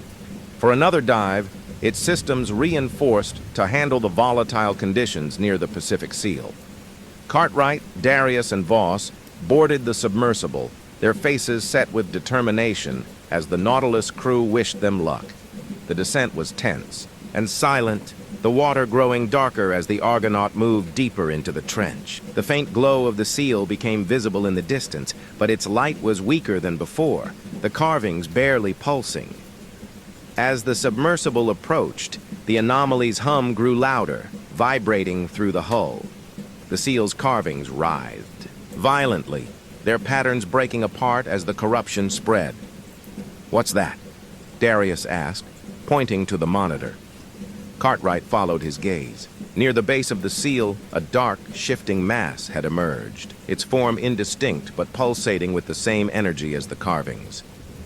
"It's a fragment," Cartwright said, his voice filled with dread. "A piece of Thalzareth." The Argonaut moved closer, its robotic arms extending cautiously. The fragment shifted, its surface rippling as if alive. "It's reacting to us," Voss said, her tone tense. The anomaly's hum spiked, and the fragment surged toward the Argonaut, its tendrils lashing out. The submersible jolted violently, alarms blaring as Cartwright struggled to maintain control. "Darius, weapons!" Cartwright shouted. Darius opened fire, the projectiles tearing through the fragment. It recoiled briefly before reforming, its tendrils striking the seal. The carvings flared, their light growing chaotic as the seal trembled. "It's destabilizing the seal," Voss said urgently. "We have to stop it." Cartwright's hands moved rapidly over the controls. "I'm working on it, just hold it off." The battle against the fragment raged, the Argonaut darting around the seal as it fought to protect it. Every strike from the fragment sent ripples through the network, the seal's light flickering dangerously. Finally, Cartwright managed to align the carvings, stabilizing the seal just enough to weaken the fragment's influence. The tendrils recoiled, and the fragment dissolved into wisps of energy, its presence fading. The seal pulsed faintly, its light steady once more. Cartwright exhaled heavily, his hands trembling. "We did it. For now," Voss said grimly. "But this isn't the last piece of him, not by a long shot." The Argonaut ascended slowly, the crew bracing themselves for the battles still to come. Far below, the seal pulsed faintly, its carvings glowing steadily, and in the darkness, the whispers grew louder. "Awaken! Awaken!" The Nautilus returned to its station above the Pacific Trench, the crew weary from the battle against the fragment of Thalzareth. The seal below remained stable for now, but the faint hum of the anomaly served as a constant reminder of the precarious balance they fought to maintain. Dr. Samuel Cartwright stood in the control room, his gaze fixed on the holographic map of the seal network. The glowing points on the map flickered faintly, their light uneven. "Lena said the seals were bridges, not just barriers," he murmured, his voice heavy with exhaustion. "If the corruption's moving through them, then stabilizing the seals won't be enough." Dr. Ayla Voss sat across from him, her expression unreadable as she reviewed the data. "We already knew the seals were failing. What we didn't know was that fragments of Thalzareth could manifest outside the seals. Containment. If those fragments can move through the network," Cartwright finished her thought, "then we're not fighting one entity. We're fighting a disease spreading across the system." Darius Cole entered the room, his usual smirk absent. "And diseases spread fast when you don't have a cure." He pointed at the map. "That Arctic seal? It's dimmer than it was yesterday. Same with the Indian Ocean. This isn't just a Pacific problem anymore." Cartwright turned to him sharply. "How bad are we talking?" Darius leaned against the console, his arms crossed. "Bad enough that if one more seal fails, I'd start packing my bags. Except, there won't be anywhere to go." The crew convened for an emergency briefing. The atmosphere in the room was tense, every face marked with worry. "The network is holding," Voss began, gesturing to the map. "But barely. The Pacific seal stabilized after we neutralized the fragment, but its energy output hasn't returned to normal. The Arctic and Indian seals are showing signs of strain, and if they go down, she trailed off, letting the weight of her words sink in. Darius broke the silence. Then it's game over. We all know that. So, what's the plan? Cartwright stepped forward, his expression grim. We need to reinforce the network. Not just stabilize the seals individually, but strengthen the connections between them. Lena said they function as a system, and if we can repair the system itself... Voss cut him off. You're talking about reinitializing the entire network. Do you have any idea what kind of energy that would require? Let alone the risk of destabilizing the seals in the process? We don't have a choice, Cartwright said firmly. If the network collapses, we lose everything. Preparations began immediately. The team focused on mapping the energy, pathways between the seals, using data collected from Lena's previous interactions with the network. The glowing carvings on her body had mirrored the patterns within the seal system, and those patterns now served as their blueprint. We'll need to deploy stabilizers at the Arctic and Indian seals, Cartwright said, studying the schematics. If we can amplify their output and sync them with the Pacific seal, it might reinforce the entire network. Darius frowned. And if it doesn't? Cartwright didn't answer. As the Nautilus made its way toward the Arctic seal, the anomaly's hum grew louder, resonating through the ship's hull. The crew worked tirelessly, their exhaustion evident, but their resolve unshaken. In the quiet moments between tasks, Cartwright found himself replaying Lena's words in his mind. Her connection to the seals had been unique, her insights invaluable. Without her, he felt as though they were navigating blind. She's still with us, he muttered under his breath, his gaze fixed on the horizon. The Arctic waters were cold and unforgiving, the ice shelf looming like a wall of jagged glass. The Argonaut was prepped for the dive, its systems reinforced to handle the extreme conditions. Cartwright, Darius, and Voss boarded the submersible, their faces set with determination. The descent was slow and tense, the water growing darker as they approached the Arctic seal. When the seal came into view, its condition was worse than they had feared. The carvings on its surface were faint and uneven, their glow barely visible. It's barely holding, Voss said, her voice tinged with worry. Cartwright nodded. Then we have to move fast. As the Argonaut approached the seal, the anomaly's hum spiked, and the carvings twisted violently. The glow intensified, and the water around the seal began to ripple unnaturally. Something's wrong, Cartwright said, his hands moving rapidly over the controls.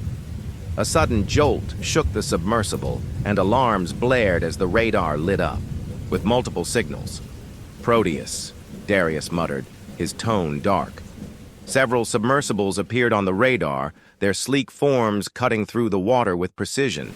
The Proteus initiative had arrived, and they weren't hiding their intentions.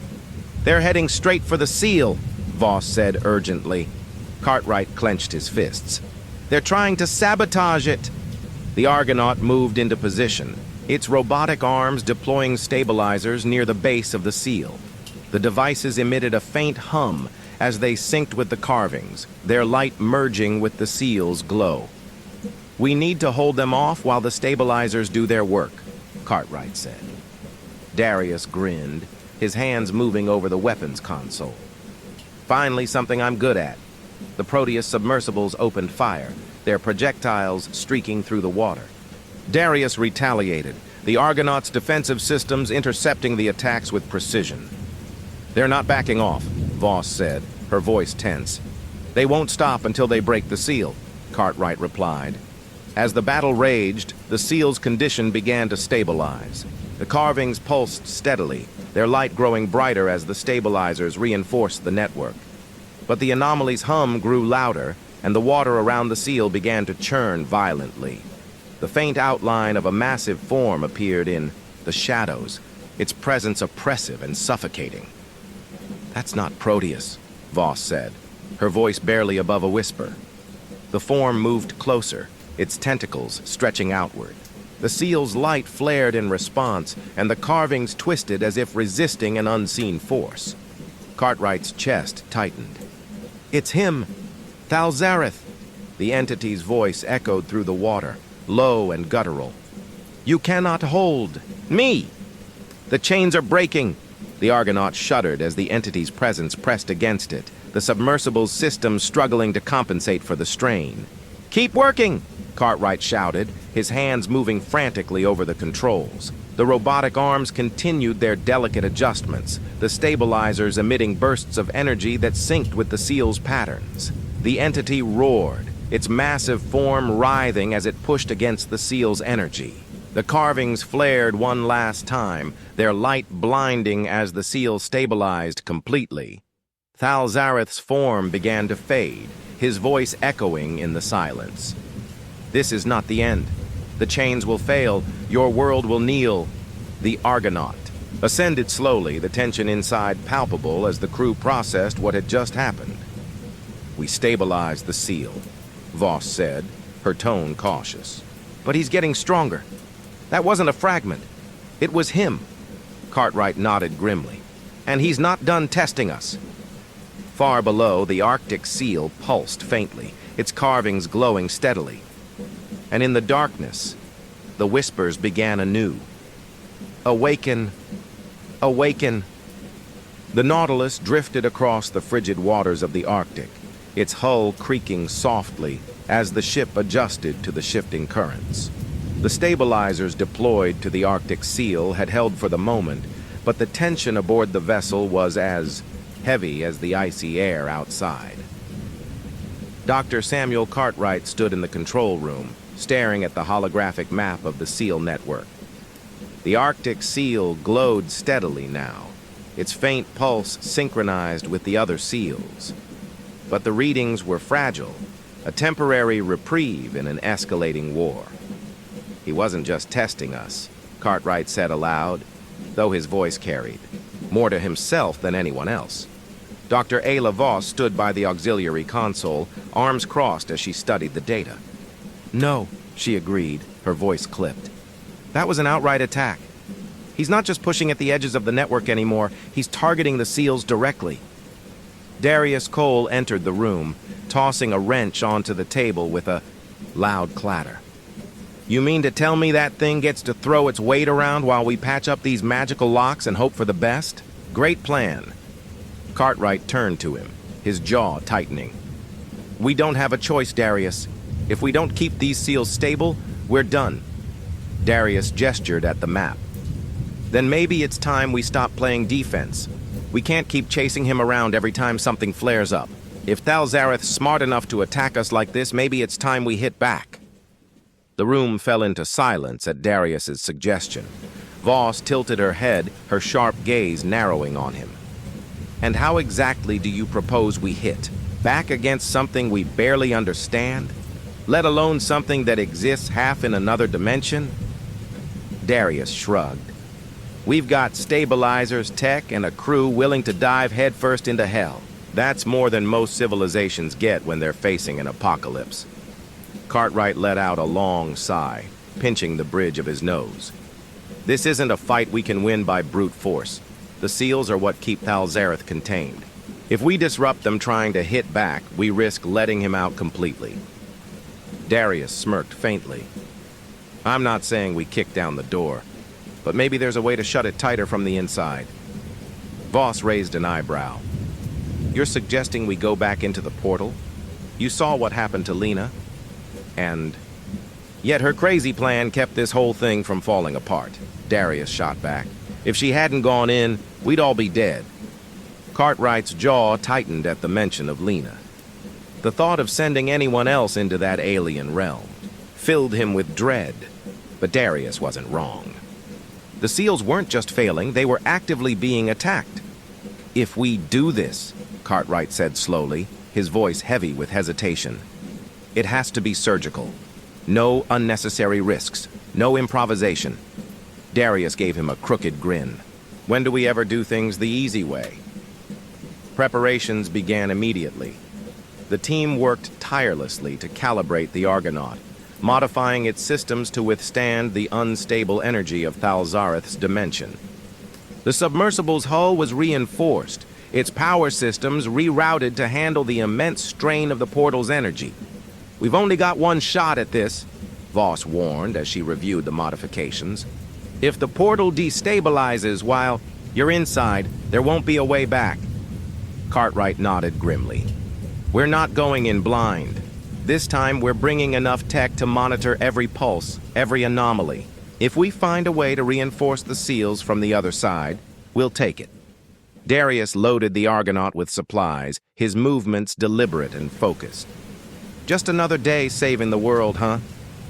Voss's expression remained stern. "Don't make light of this. What we're doing has never been attempted. The last time someone went into the portal, we know," Darius interrupted, his tone uncharacteristically serious. "But sitting on our hands isn't an option. If we're going to do this, we do it now." The Nautilus reached the Pacific Trench once more, the portal's faint glow visible through the murky depths. The anomaly's hum was louder than before, vibrating through the ship and setting the crew on edge.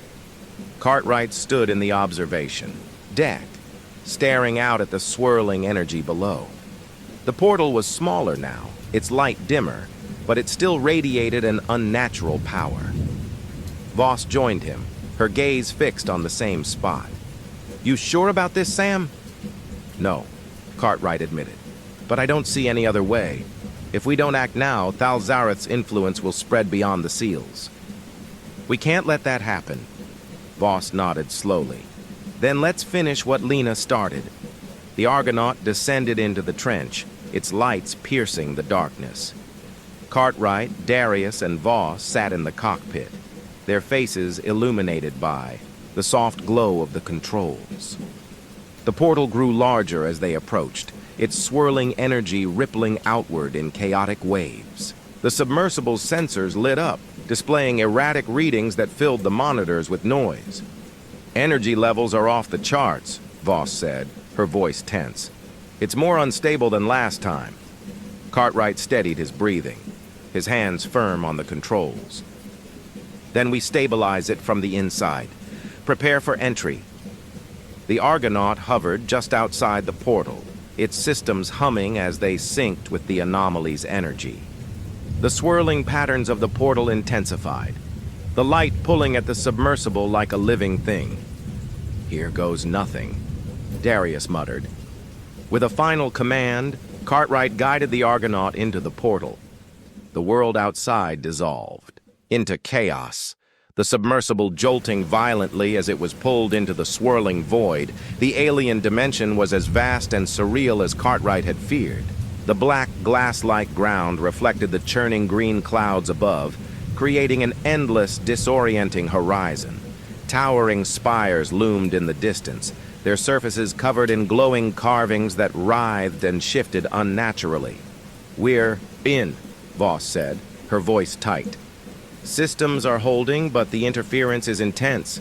Cartwright nodded, his gaze scanning the surreal landscape. "Start mapping the area. We need to locate the core and assess the seal network from this side." As the Argonaut moved deeper into the dimension, the carvings on the spires began to glow brighter, their patterns pulsing in sync with the portal's energy. The hum of the anomaly grew louder, filling the air with a suffocating presence. Darius frowned as he watched the monitors. "Feels like we're being watched." Voss glanced at him. "We probably are." Cartwright's voice was firm. "Stay focused. We're not here to fight. We're here to reinforce the network." But as the submersible approached the central spire, a shadow passed over them, vast and impenetrable. The air grew colder, and the hum of the anomaly became a deep, resonant growl. "He's here," Cartwright said quietly, his chest tightening. "Thalzareth's." Voice echoed through the dimension, low and guttural. "You cannot hold me! Your chains are breaking!" The Argonaut shook as the entity's presence pressed against it, the monitors flashing with warnings. Cartwright gripped the controls tightly, his voice steady despite the fear gnawing at him. "We're not here to hold you. We're here to stop you." The carvings on the spires flared, their light merging into a single blinding pulse.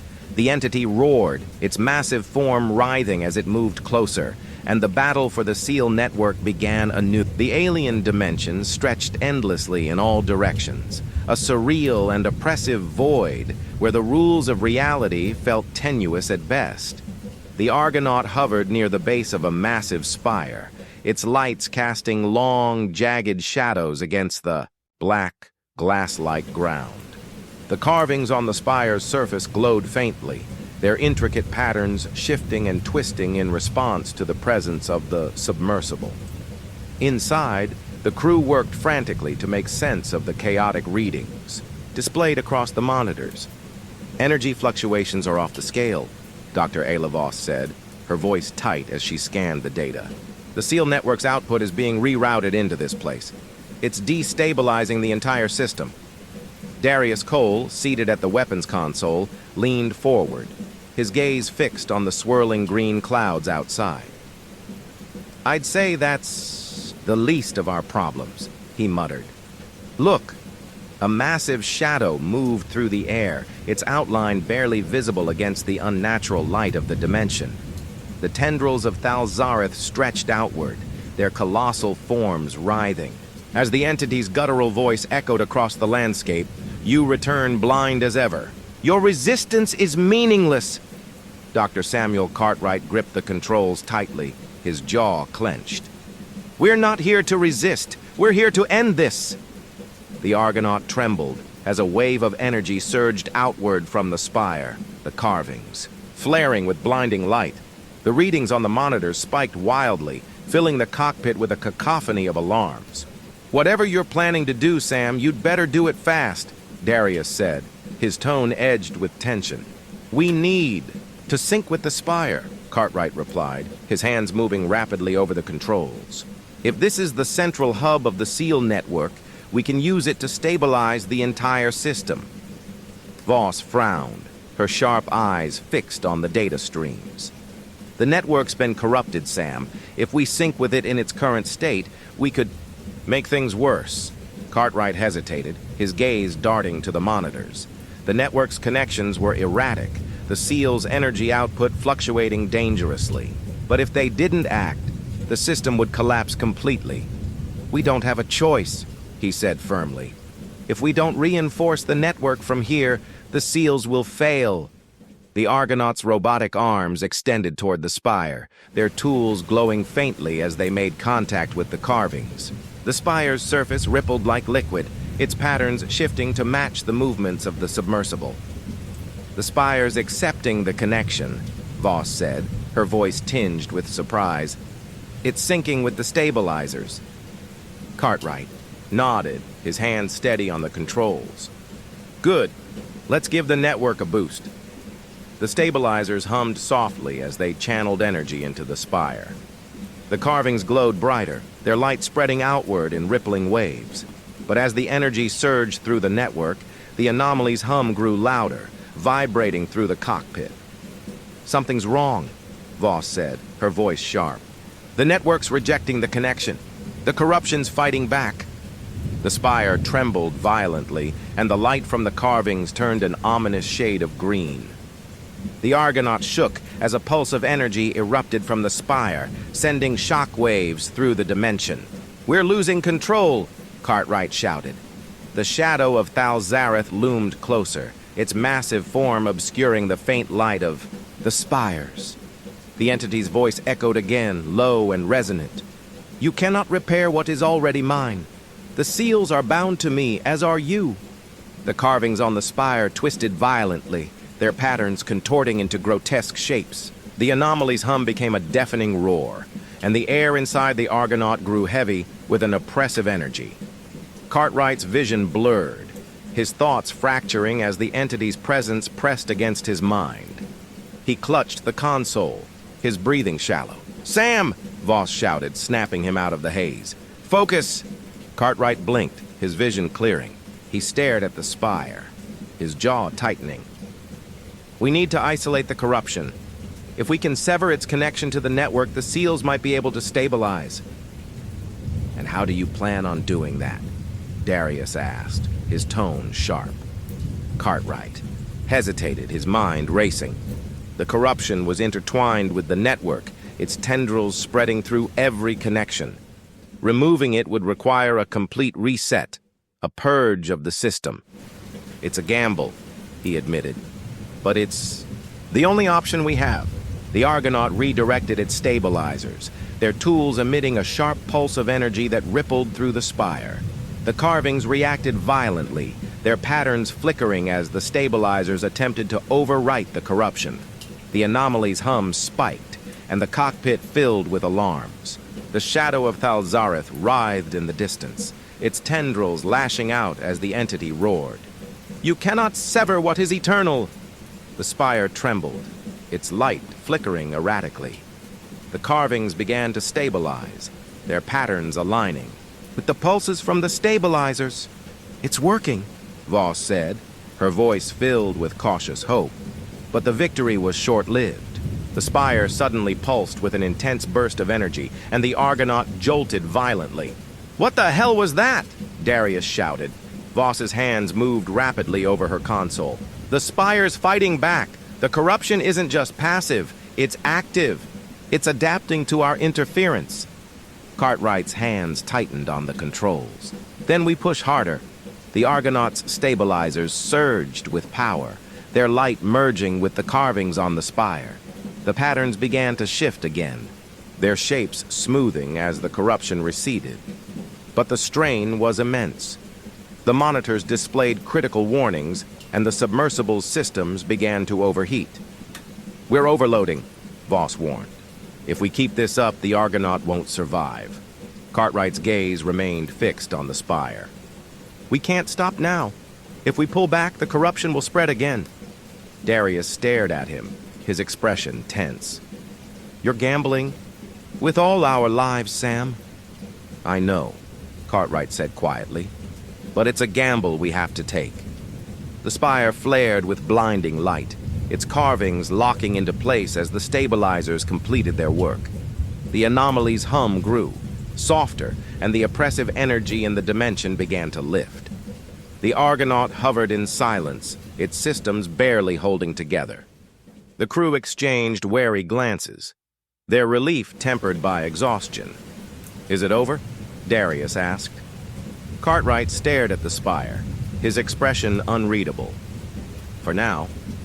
Voss's voice cut through the quiet. "The network's stabilizing, but we're not out of the woods yet. The corruption might be gone from this spire, but the rest of the system is still vulnerable." Cartwright nodded. "Then we keep going." As the Argonaut ascended toward the portal, the faint light of the spires faded into the distance. The crew sat in silence, each lost in their thoughts. Far below, the shadow of Thalzareth lingered, its massive form receding into the darkness. But the whispers remained, soft and insistent. "Awaken! Awaken!" The Nautilus remained stationed above the Pacific Trench, its hull battered from the ongoing strain of holding position near the portal's fluctuating energy field. Inside, the air was thick with tension. The crew, fatigued but resolute, moved through their tasks with quiet urgency. The success of the mission in the alien dimension had stabilized the network for now, but it was clear to everyone that the reprieve was temporary. In the control room, Dr. Samuel Cartwright stood before the holographic map of the SEAL network. The glowing points representing the SEALs pulsed steadily, but the connections between them flickered faintly, like a damaged circuit struggling to hold power. Synchronizing the central spire helped stabilize the SEALs, Cartwright said, his voice steady but laced with weariness. But it's not enough. The corruption might be gone from that spire, but it's still embedded in the network. Dr. Ayla Voss crossed her arms, her sharp gaze fixed on the map. The SEALs aren't designed to handle this kind of pressure indefinitely. Even with the spire stabilized, we're still losing ground. If another SEAL fails, Cartwright cut her off. We can't let that happen. We need to strengthen the network before the next attack. Darius Cole leaned against the wall, his usual smirk absent. You keep saying we need to strengthen the network, Sam. But do you actually have a plan, or are we just spinning our wheels? Cartwright turned to face him, his expression grim. We reinforce the seals, all of them, at once. The room fell silent. Voss raised an eyebrow. You're talking about a full system reinitialization. Cartwright nodded. The seals were built to work as a single unified system. If we can sync all of them simultaneously, it might be enough to purge the corruption from the network entirely. Voss frowned. That's a monumental task, Sam. We'd need stabilizers deployed at every seal, precise synchronization across multiple locations, and enough power to boost the entire system. One misstep, and the network could collapse. I know it's a risk, Cartwright admitted, but it's the only option we have. If we wait for the next attack, we'll be fighting on Thalzareth's terms. Darius shrugged. I'm not a scientist, but it sounds like we're rolling the dice here. What happens if this doesn't work? Cartwright hesitated, his gaze dropping to the map. Then the seals fail, and he wins.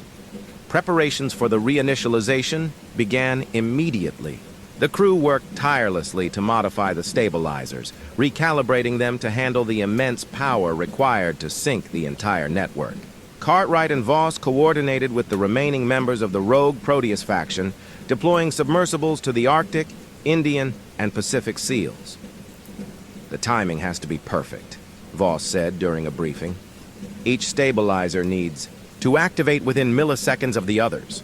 If one seal lags behind, the energy surge could destabilize the entire network. Darius glanced at the map, his expression skeptical. And what about Thalzareth? You think he's just going to sit back and let us do this? Cartwright's jaw tightened. No, he'll fight us every step of the way. That's why we need to be faster. The Argonaut descended into the Pacific Trench once more, its reinforced hull glowing faintly under the pressure of the anomaly's energy field. The portal pulsed erratically, its swirling patterns twisting and contorting as if aware of their presence. Inside the submersible, the crew worked in silence, their faces set with determination. We'll deploy the Pacific stabilizer first, Cartwright said, his hands steady on the controls. Once it's in place, the others will follow. Darius checked the weapon systems, his tone dry. And when Thalzareth shows up to ruin the party, we keep him busy, Cartwright replied. As the Argonaut approached the seal, the anomaly's hum grew louder, resonating through the submersible's hull. The carvings on the seal's surface glowed faintly, their patterns shifting and twisting in response to the submersible's presence. Voss scanned the monitors, her expression tense. The seal's output is fluctuating. It's still recovering from the last attack. Then we'll give it a boost, Cartwright said. The Argonaut's robotic arms extended, carefully positioning the stabilizer near the base of the seal. The device emitted a faint hum as it synced with the carvings, its light merging with the seal's glow. It's syncing, Voss said, her voice filled with cautious optimism. The stabilizer is amplifying the seal's energy output.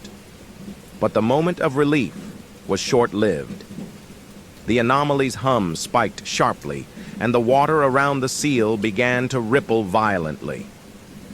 Here we go, Darius muttered, his hands moving, to the weapons console. The faint outline of a massive form appeared in the distance, its shadow stretching across the trench. Thalzareth's presence pressed against the submersible, the oppressive energy suffocating. You cannot hold me, the entity rumbled, its voice reverberating through the water. Your chains are fragile. Your defiance is meaningless.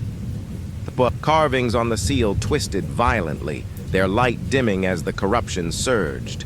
Cartwright's voice was sharp. Darius, keep him off us. Voss, reroute power to the stabilizer. We need to reinforce the seal. The battle was chaotic and unrelenting.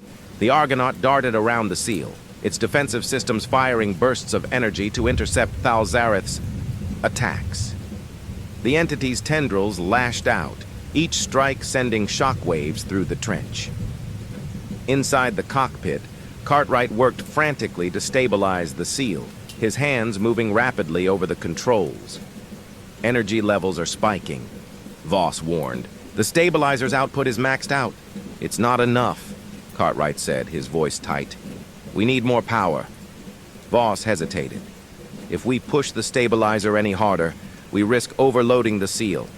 Do it, Cartwright ordered. Voss adjusted the controls, her hands trembling slightly as the stabilizer surged with energy. The carvings on the seal flared brightly, their patterns locking into place.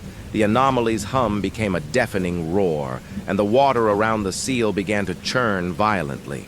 Thalzareth roared, his massive form writhing as he pressed against the seal's energy. You cannot win, the entity bellowed. The chains will break. Your world will kneel. Cartwright's gaze was fixed on the monitor, his jaw set. Not today. The stabilizer emitted a final burst of energy, and the carvings on the seal locked into place. The light from the seal pulsed steadily, its glow spreading outward in rippling waves. Thalzareth's form began to fade, his voice echoing in the silence. This is not the end. You will fail. The Argonaut hovered in the stillness, its systems barely holding together. The crew exchanged weary glances, their relief tempered by exhaustion.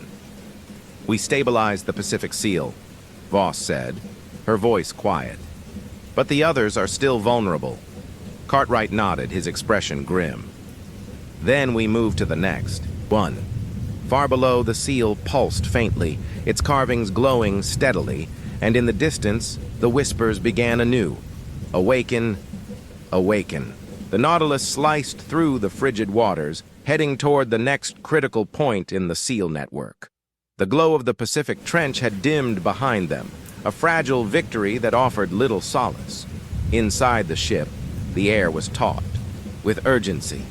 The network was holding, but barely, its connections flickering erratically like a failing heartbeat. Dr. Samuel Cartwright stood in the control room, his hands gripping the edge of the console as he studied the holographic map. The Arctic and Indian seals glowed faintly, their light inconsistent and unnervingly weak. We've bought time, but we're nowhere near stable, he said, addressing the room. The corruption's embedded itself in the system. If we don't synchronize the remaining seals soon, it's all going to collapse. Dr. Ayla Voss stood beside him, her sharp gaze scanning the data streams. The Arctic seal is showing the most strain, she said.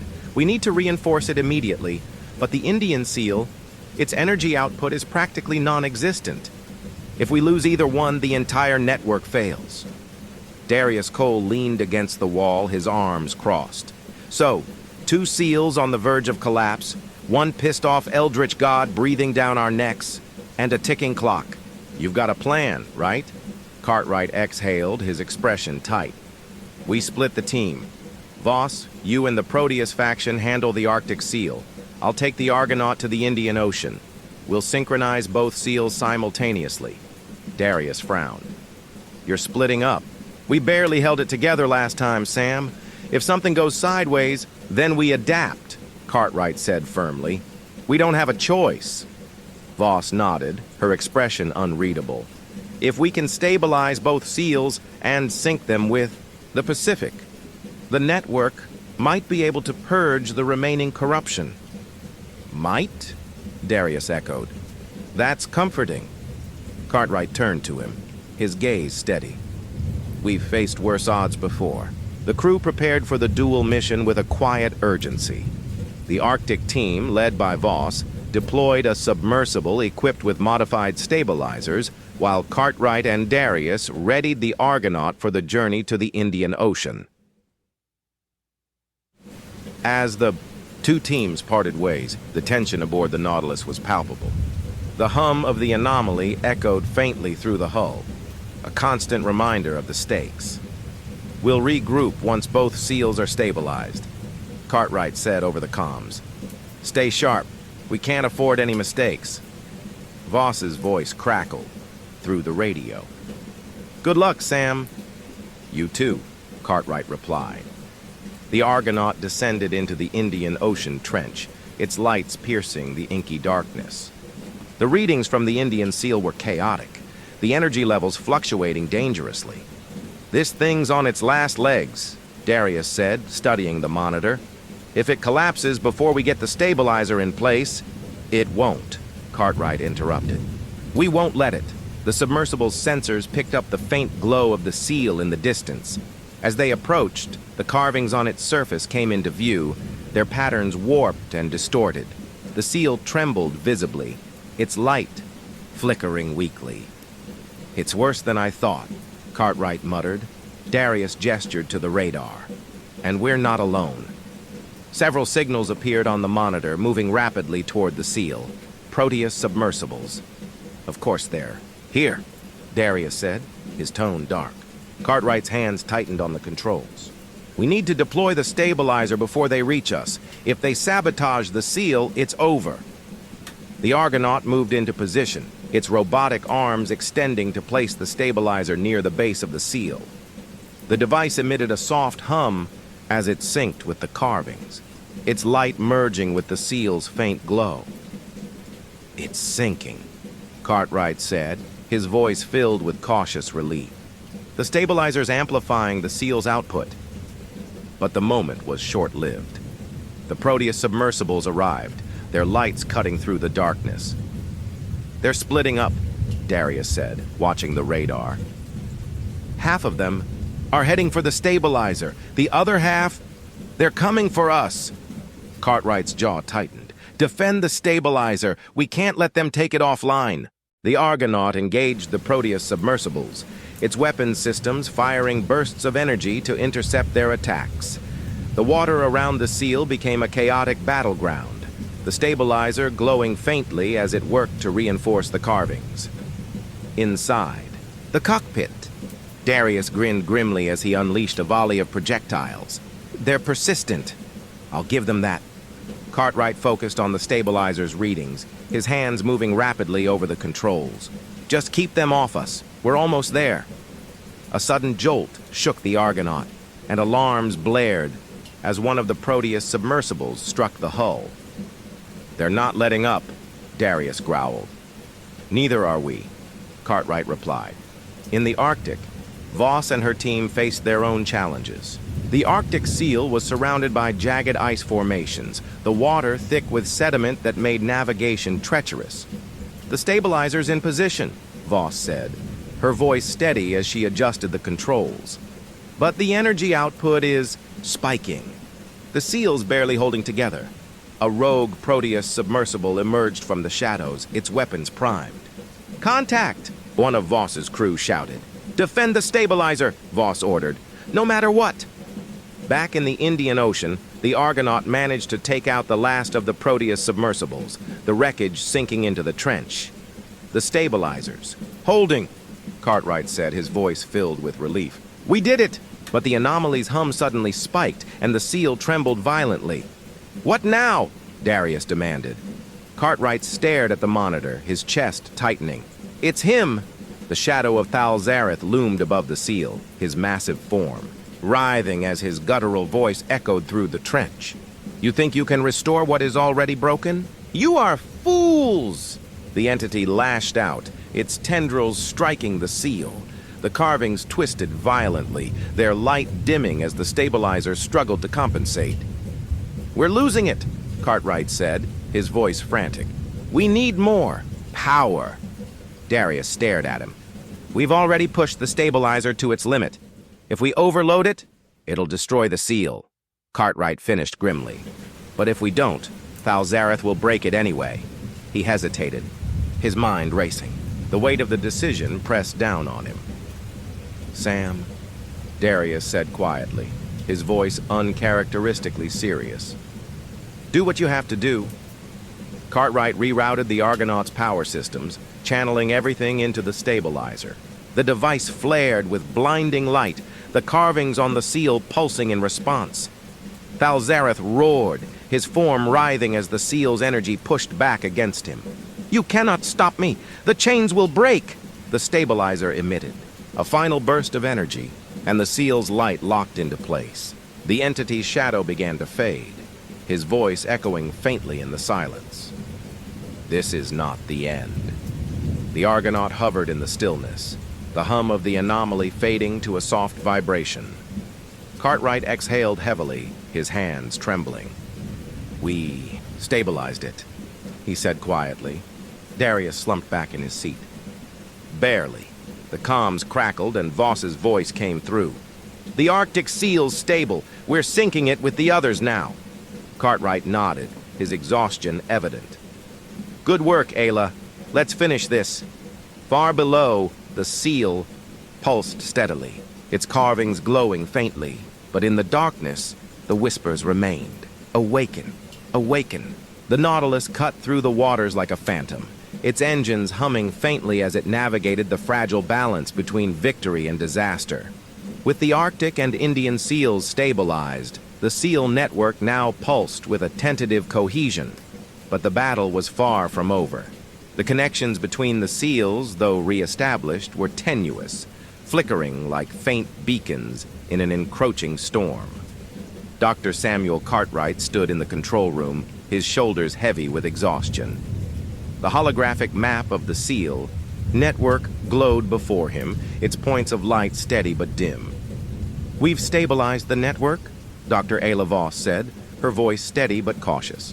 But it's fragile. If even one seal destabilizes, the entire system will collapse. Darius Cole entered the room, his movements slow and deliberate. The usually unflappable ex-soldier looked haggard, his expression serious. And let me guess Thal Zareth isn't going to give us the luxury of sitting around to reinforce it. Cartwright nodded, his jaw tightening. No, he's going to strike again, harder this time. Voss gestured to the map. The seals are synced, but the network isn't self-sustaining yet.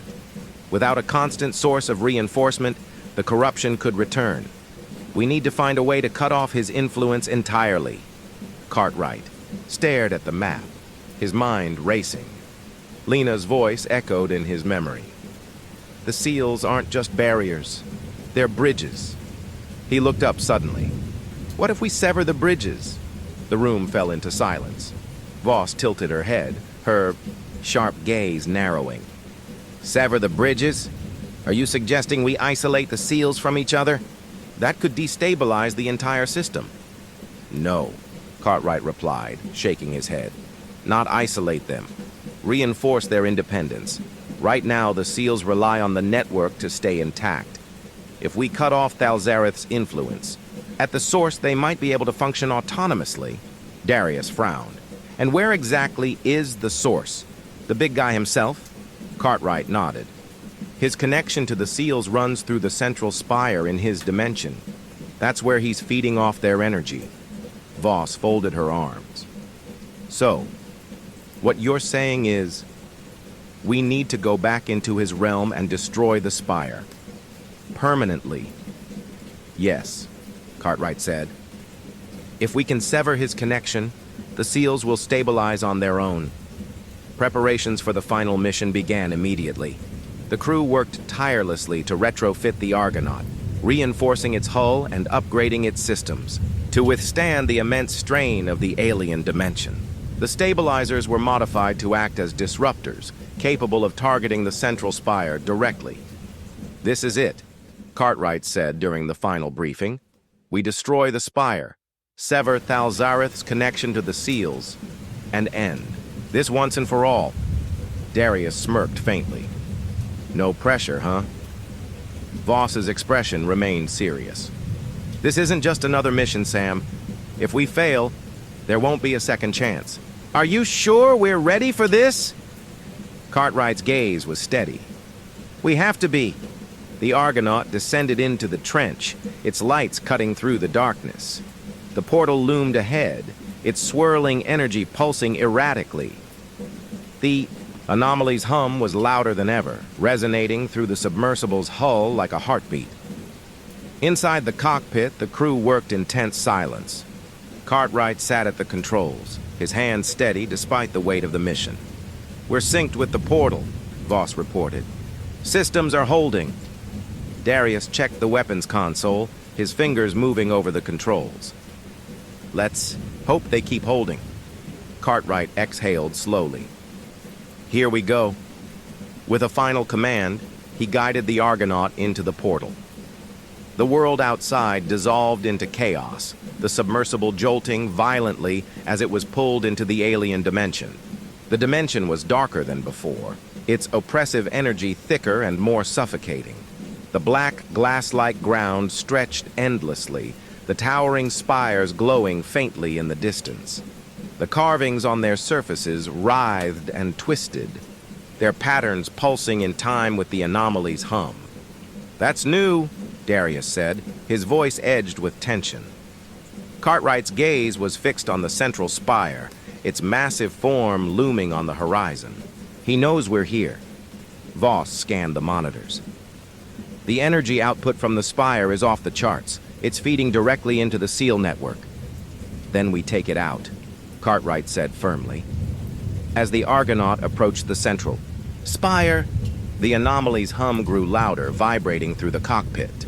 The carvings on the spire twisted violently, their light flaring as if in response to their presence. "He's not going to let us do this without a fight," Darius muttered. The shadow of Thalzareth loomed above the spire, his massive form, writhing as his guttural voice echoed across the dimension. "You return, defiant as ever. But this time, there is no escape." The entity's tendrils lashed out, striking the ground with immense force. The Argonaut shook violently, alarms blaring as the crew struggled to maintain control. "Defensive systems online!" Darius shouted, unleashing a volley of energy projectiles.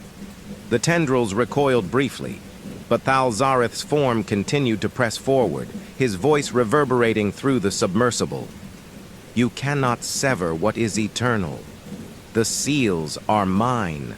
The Argonaut moved into position near the base of the central spire, its stabilizers deploying with a mechanical whir. The devices glowed faintly, their energy syncing with the spire's carvings.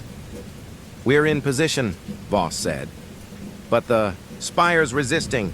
It's trying to override the stabilizers." Cartwright's hands moved rapidly over the controls. "Keep it steady. We need to overload the spire's energy conduits." The stabilizers pulsed with light, their output increasing, as they targeted the spire's core. The carvings on the spire twisted violently, their patterns breaking apart as the energy surged. Thalzareth roared, his tendrils lashing out wildly. The ground trembled, cracks spreading across the glass-like surface. "Sam, we've got to move." "Faster!" Darius shouted. "I'm working on it," Cartwright replied, his voice tight. The stabilizers emitted a blinding burst of energy, and the spire trembled violently. The carvings on its surface shattered, their light dimming as the corruption began to recede. Thalzareth's form writhed, his guttural voice echoing with fury. "You think you can destroy me? I am eternal. I am the void." The entity's tendrils struck the ground near the Argonaut, sending shockwaves rippling through the dimension. The submersible jolted violently, its systems struggling to compensate. "Hold it together!" Cartwright shouted. The spire emitted a final, deafening pulse of energy, and the carvings on its surface collapsed completely. The anomaly's hum faded, replaced by an eerie silence. Thalzareth roared, his massive form beginning to dissolve into the void. "This is not the end. The seals will fail. Your world will fall." The entity's voice faded, and the dimension began to collapse. "Sam! The portal's destabilizing!" Voss shouted. Cartwright guided the Argonaut toward the swirling energy, his hands steady on the controls. "Hold on!" The submersible shot toward the collapsing portal, its systems straining against the immense pressure. The Argonaut emerged from the portal just as it collapsed, the swirling energy vanishing into the void. Inside the cockpit, the crew sat in stunned silence, their breaths coming in shallow gasps. "We did it," Voss said, her voice barely above a whisper. Cartwright exhaled heavily, his hands trembling. For now. Far below, the seals pulsed, faintly, their carvings glowing steadily, and in the silence, the whispers finally ceased. The Nautilus drifted in the still waters of the Pacific, the vast trench below now silent and dark. The anomaly's hum, once a constant presence, was gone. The seal network had stabilized, its glowing points of light pulsing steadily on the holographic map in the control room. Yet, despite the apparent calm, the crew knew the cost of their victory and the tenuous nature of the peace they'd fought to restore. Dr. Samuel Cartwright stood at the central console, his eyes fixed on the map. The seal's energy output was stronger than it had been in months, the corruption seemingly purged from the network. But the faint echoes of Thal Zareth's final words lingered in his mind. This is not the end. The seals will fail. Your world will fall. Behind him, Dr. Ayla Voss approached, her footsteps soft but deliberate. "We've confirmed the readings," she said, her voice steady. The spire's collapse severed Thal Zareth's connection to the seals. For the first time in centuries, they're functioning independently. Cartwright nodded, his expression grim. But for how long? Voss hesitated, her gaze flicking to the map. The network's stable for now, but the seals were never meant to stand alone. They're relics of a civilization that sacrificed itself to keep Thal Zareth contained. Without their creators to maintain them, they'll weaken again. Cartwright finished, his voice heavy with exhaustion. In the mess hall, the crew gathered for the first time since the mission. The atmosphere was subdued, their triumph tempered by the losses they'd endured. Darius. Cole leaned against the counter, his trademark smirk faint but present. "So, we blew up an interdimensional spire, pissed off a god, and saved the world. What's next? Vacation?" A few chuckles rippled through the room, but they quickly faded. The crew exchanged uneasy glances, the weight of their ordeal evident on their faces. Cartwright entered, his presence commanding the room. He looked around, his gaze lingering on each crew member before he spoke. "You've all done incredible work," he said, his voice steady but filled with emotion. "We've faced something no one was prepared for. We've lost friends, made sacrifices none of us were ready for. But because of you, the seals are still holding. Humanity has a chance to keep going." He paused, his expression softening. "I can't promise it's over, but I can promise that we've made a difference." The crew nodded, their determination renewed. In the quiet hours of the night, Cartwright found himself in the observation deck, staring out at the endless ocean. The water was calm. Its surface. One evening, Cartwright stood alone in the control room, the glow of the SEAL network casting faint light across his face. The victories they'd achieved felt hollow in the face of this new threat, the weight of what lay ahead pressing down on him. He thought of Lena, of her sacrifice, and of the countless lives that had been lost to protect humanity from Thal Zareth's influence. "We've bought time," he murmured to himself. But how much? The faint hum of the anomaly echoed in the background, a reminder that their battle wasn't truly over. As the Nautilus prepared to depart from the Pacific Trench, the crew gathered on the observation deck, staring out at the calm waters. The silence was heavy but not hopeless. "We've done what we can," Cartwright said, his voice steady. "Now it's up to the SEALs to hold. And if they don't..." He didn't finish the thought. He didn't need to. Darius clapped him on the shoulder, a faint smirk on his lips. "If they don't, we'll be ready. We've done it before. We'll do it again." Cartwright managed a small smile, his gaze returning to the horizon. Far below, in the depths of the trench, the SEALs pulsed faintly, their carvings glowing steadily in the darkness. And for the first time in what felt like an eternity, there were no whispers.